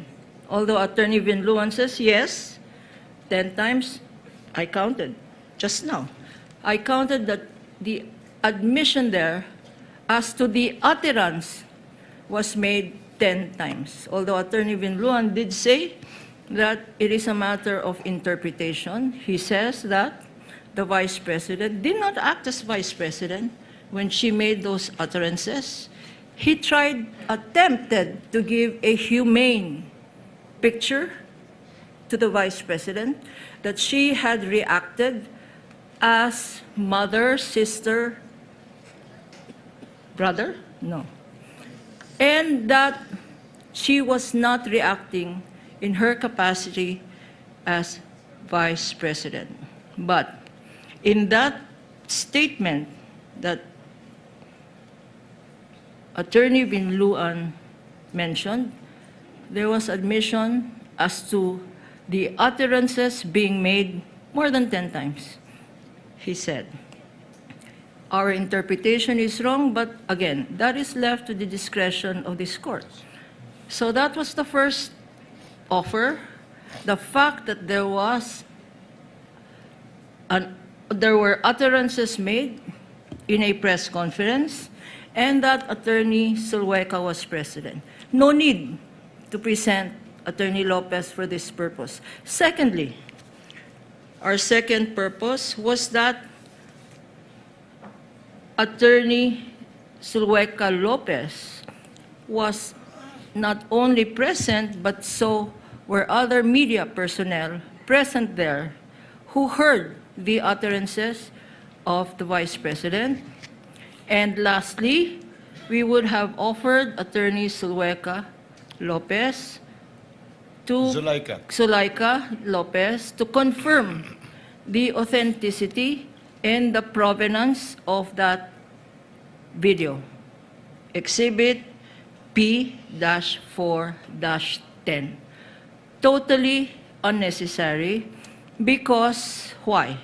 Because the defense themselves used the very same video, said exhibit, in their defense when they showed Attorney Sulhueca crying and allegedly complaining about the violation of our human rights. So by their own admission, there is no question about this video.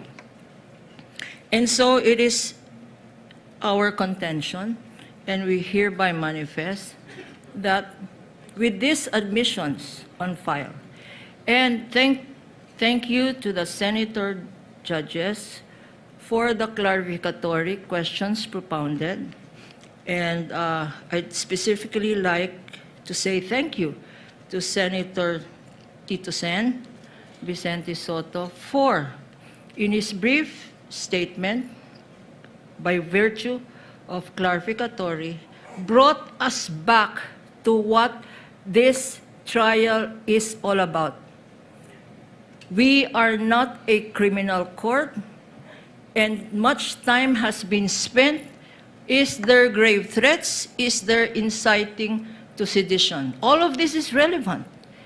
But in the context of, is it by doing these grave threats and by inciting to sedition, does it make the Vice President a violator of the Constitution? Does it make her a violator of her solemn oath of office? Is this a high crime? Is this betrayal of public trust? That is what this impeachment is all about. It is not what Attorney Vinluan says. If it is grave threats, by all means, we admit. Prison, correctional, 6 months to 6 years. And that's a fine of 2,000 pesos. If it is sedition, the same. MTC should be trying these crimes, or the RTC. But that's not what this is all Attorney about. Gapunan, Okay. with your indulgence, kindly Last sentence. take up the matter of the presentation of witnesses. Correct. Because that is the subject at hand. So going back to that going back to why we are making this manifestation, we have said, and I have said on behalf of the public prosecutors, Your Honors, that we will no longer be presenting Attorney Sulweca and Sulaika Lopez.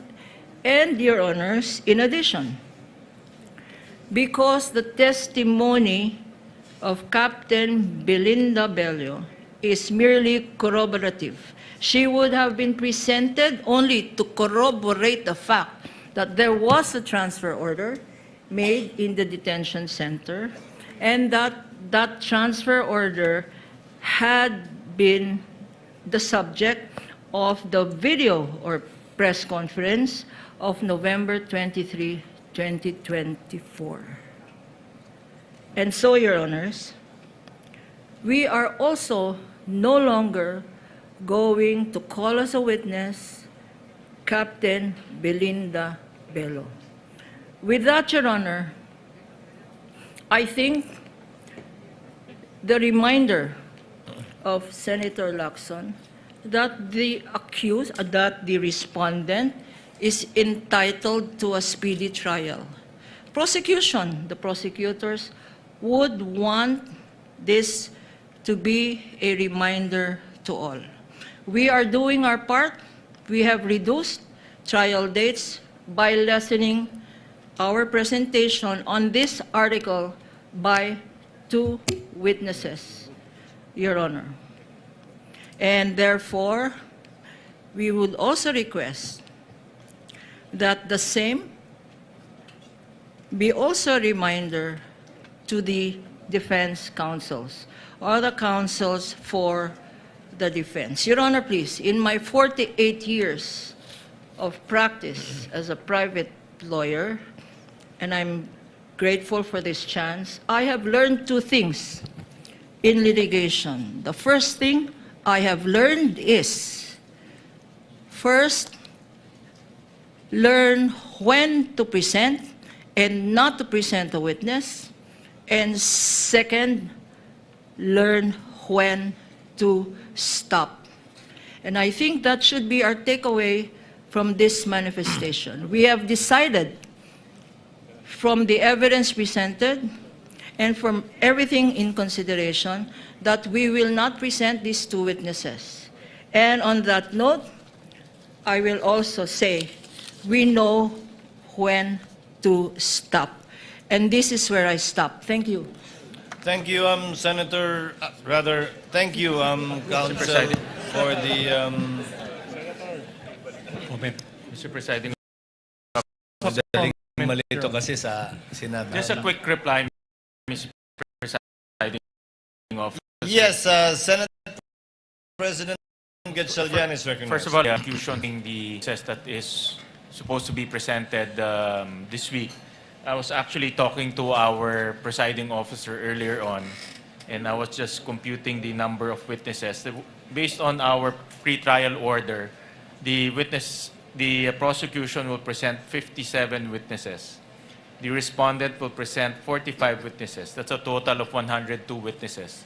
At the rate we are going, of 2 days per witness, we will finish in 17 months.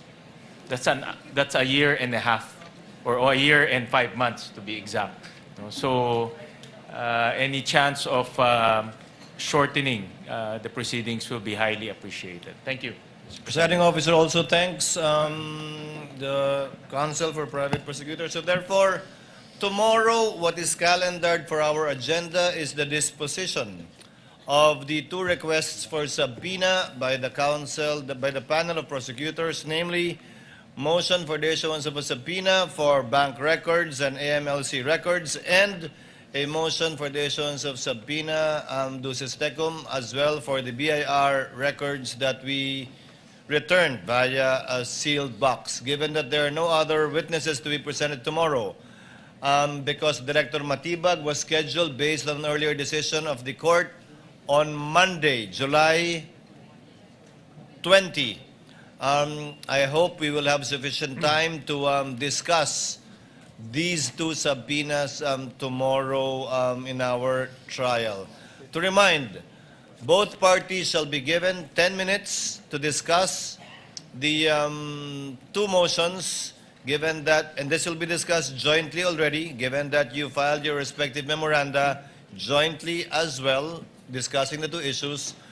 You will be given 3 minutes by way of rebuttal and 3 minutes by way of sur-rebuttal, should it be necessary.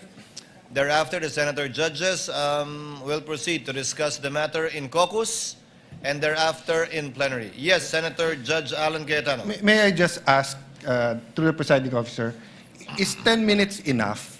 Your Honor, we will be Because- raising our request to make it at least 15 minutes Yes, per party. because, sorry, I'll just use myself as an example now. I want to draw the line between a fishing expedition and this is definite, di ba? And of course, if you can answer it in your presentation, better. I don't have to ask questions anymore. And I can tell you very honestly, I'm really interested in this issue. So may I ask my dear colleagues, can we, since we don't have any other witness tomorrow, I think it will go faster if we give them more time and ourselves less time. Maybe 15 or 20 minutes each, and then 15? maybe, Mr. President, Mr. Presiding Officer, you said 3 minutes rebut. I mean, can we give them more time to rebut each other? I'd rather they be rebutting each other than rebutting us. But I think this will really be an issue that will educate all of us, and it'll really be good for the impeachment court and the Filipino people. So, may I ask The Honorable Defensor, 15 minutes. Yes, Your Honor, 15 minutes per argument and 10 minutes per party on rebuttal, Your Honor. So 15 and 10? Yes, Your Honor, if How the about defense will counsel for agree. respondent? We will just submit, Your Honor, to the discretion of this honorable court. 15 minutes for the oral arguments in chief, and then 10 minutes by way of rebuttal and sur-rebuttal. And a reminder to the senator judges. Each senator judge can speak for a maximum only of 10 minutes and for a total of 1 hour for each side. Meaning to say, the side to grant the motion and the side not to grant the motion. So kindly discuss also among yourselves to make use of the time with respect to taking up and tackling your position if you are for or against the motion, so that the period of time will be maximized. Senator Judge Soto is recognized. Yes, sir. Did I hear you right, Mr. Presiding Officer, that you're going to allow us each 10 minutes? But in no That's, case to exceed I'm sure a maximum of 1 hour, Senator Judge Soto. for everybody, but I'm sure not everybody would avail of 10 minutes. But if we do, that's 240 minutes. Again, to reiterate, Senator Judge Soto, a total of 1 hour for each side. But a maximum of 10 minutes per Senator Judge each time they stand to speak. So it will be a maximum of 2 hours for this interlocutory issue of the motion for subpoena. Yes, Senator Judge Allen. With the permission of former Senate President Soto, let me clarify. 2 minutes to ask clarificatory question. You're referring to the 10 minutes, 1 hour, when there's a motion already. Yes. So that assumes, dear Senator Judges, that we don't have a consensus after the caucus, and then we're going to debate it. Yeah, yes, that's why it won't last that long. I mean, assuming we all have questions na 2 minutes, so it's 48 minutes, If give I or may take. correct, Senator Then Judge. the 10 minutes and 1 hour is if we have a debate whether or not to grant. If I may it, correct, diba? Senator Judge Allen, the 2 minutes, if at all, applies to evidentiary issues and questions that we can throw to either party or the witness. But in this case, after an elongated oral presentation by both sides, both in chief and on rebuttal, we should just listen and then go into caucus and decide if we can agree. If not, Yes. then we go out and debate for a maximum of 2 hours, 1 hour on Agree. each side. Each side, but those are different subpoenas, different for the BIR and the As I said, AMLA. Senator So, Judge Allen. to your point, former Senate President Soto, that's times 2 pa. No. Senator Judge Allen, as I said earlier, since the memoranda was submitted by the parties jointly on these twin motions, we will be deciding on it jointly as well. But would it be possible that we all agree, let's say, on the AMLA, but not agree on the BIR, or vice versa, or we both agree on both? Because there are different laws governing AMLA and BIR. Anyway, that's why we'll have a caucus. Yes, may I suggest, Mr. Presiding Officer, and of course, my esteemed colleague, may I suggest that we decide on how long each senator would be given after we caucus? Yes. Instead of setting it now, let's set the prosecution and the defense and and then we'll go into caucus, and then we decide in caucus how long will we be giving each member if we so decide to still debate here instead of getting into a consensus in the caucus. Senator Judge Soto, I completely agree. However, the presiding officer was merely citing what's written in our rules right now.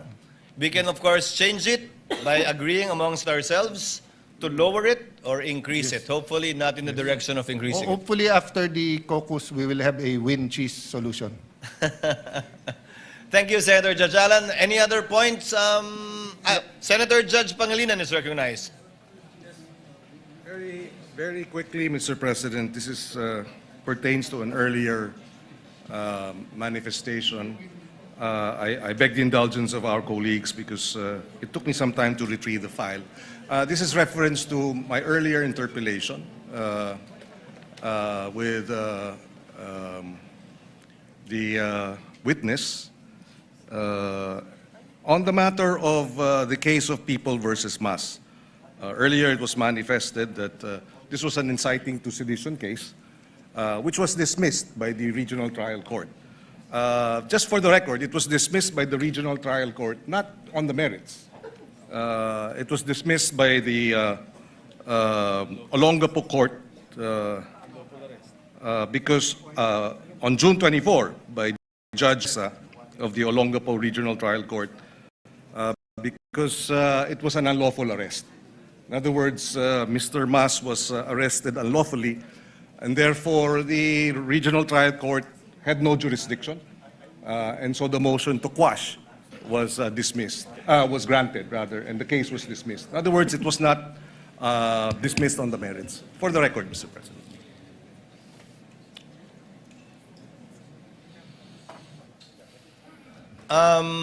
Yes, Honorable Defensor, just to remind you that tomorrow, kindly give us a list of your witnesses for the following week for the information of the court as well as for the other party. We will, if necessary, Your Honors. And will you be needing a subpoena for Director Matibag for Monday? We won't need a subpoena anymore for Director Matibag for Monday's testimony, Your Honor. Okay, then no need to issue a subpoena. Any other points the council for respondent would like to raise? No, Your Honor, just to, before we end, can we Yes, request Honorable the Defensor. clerk of court to reseal the evidence, especially... Yes, after we adjourn, may I request the council, assisting councils for the parties to kindly meet and reseal the USBs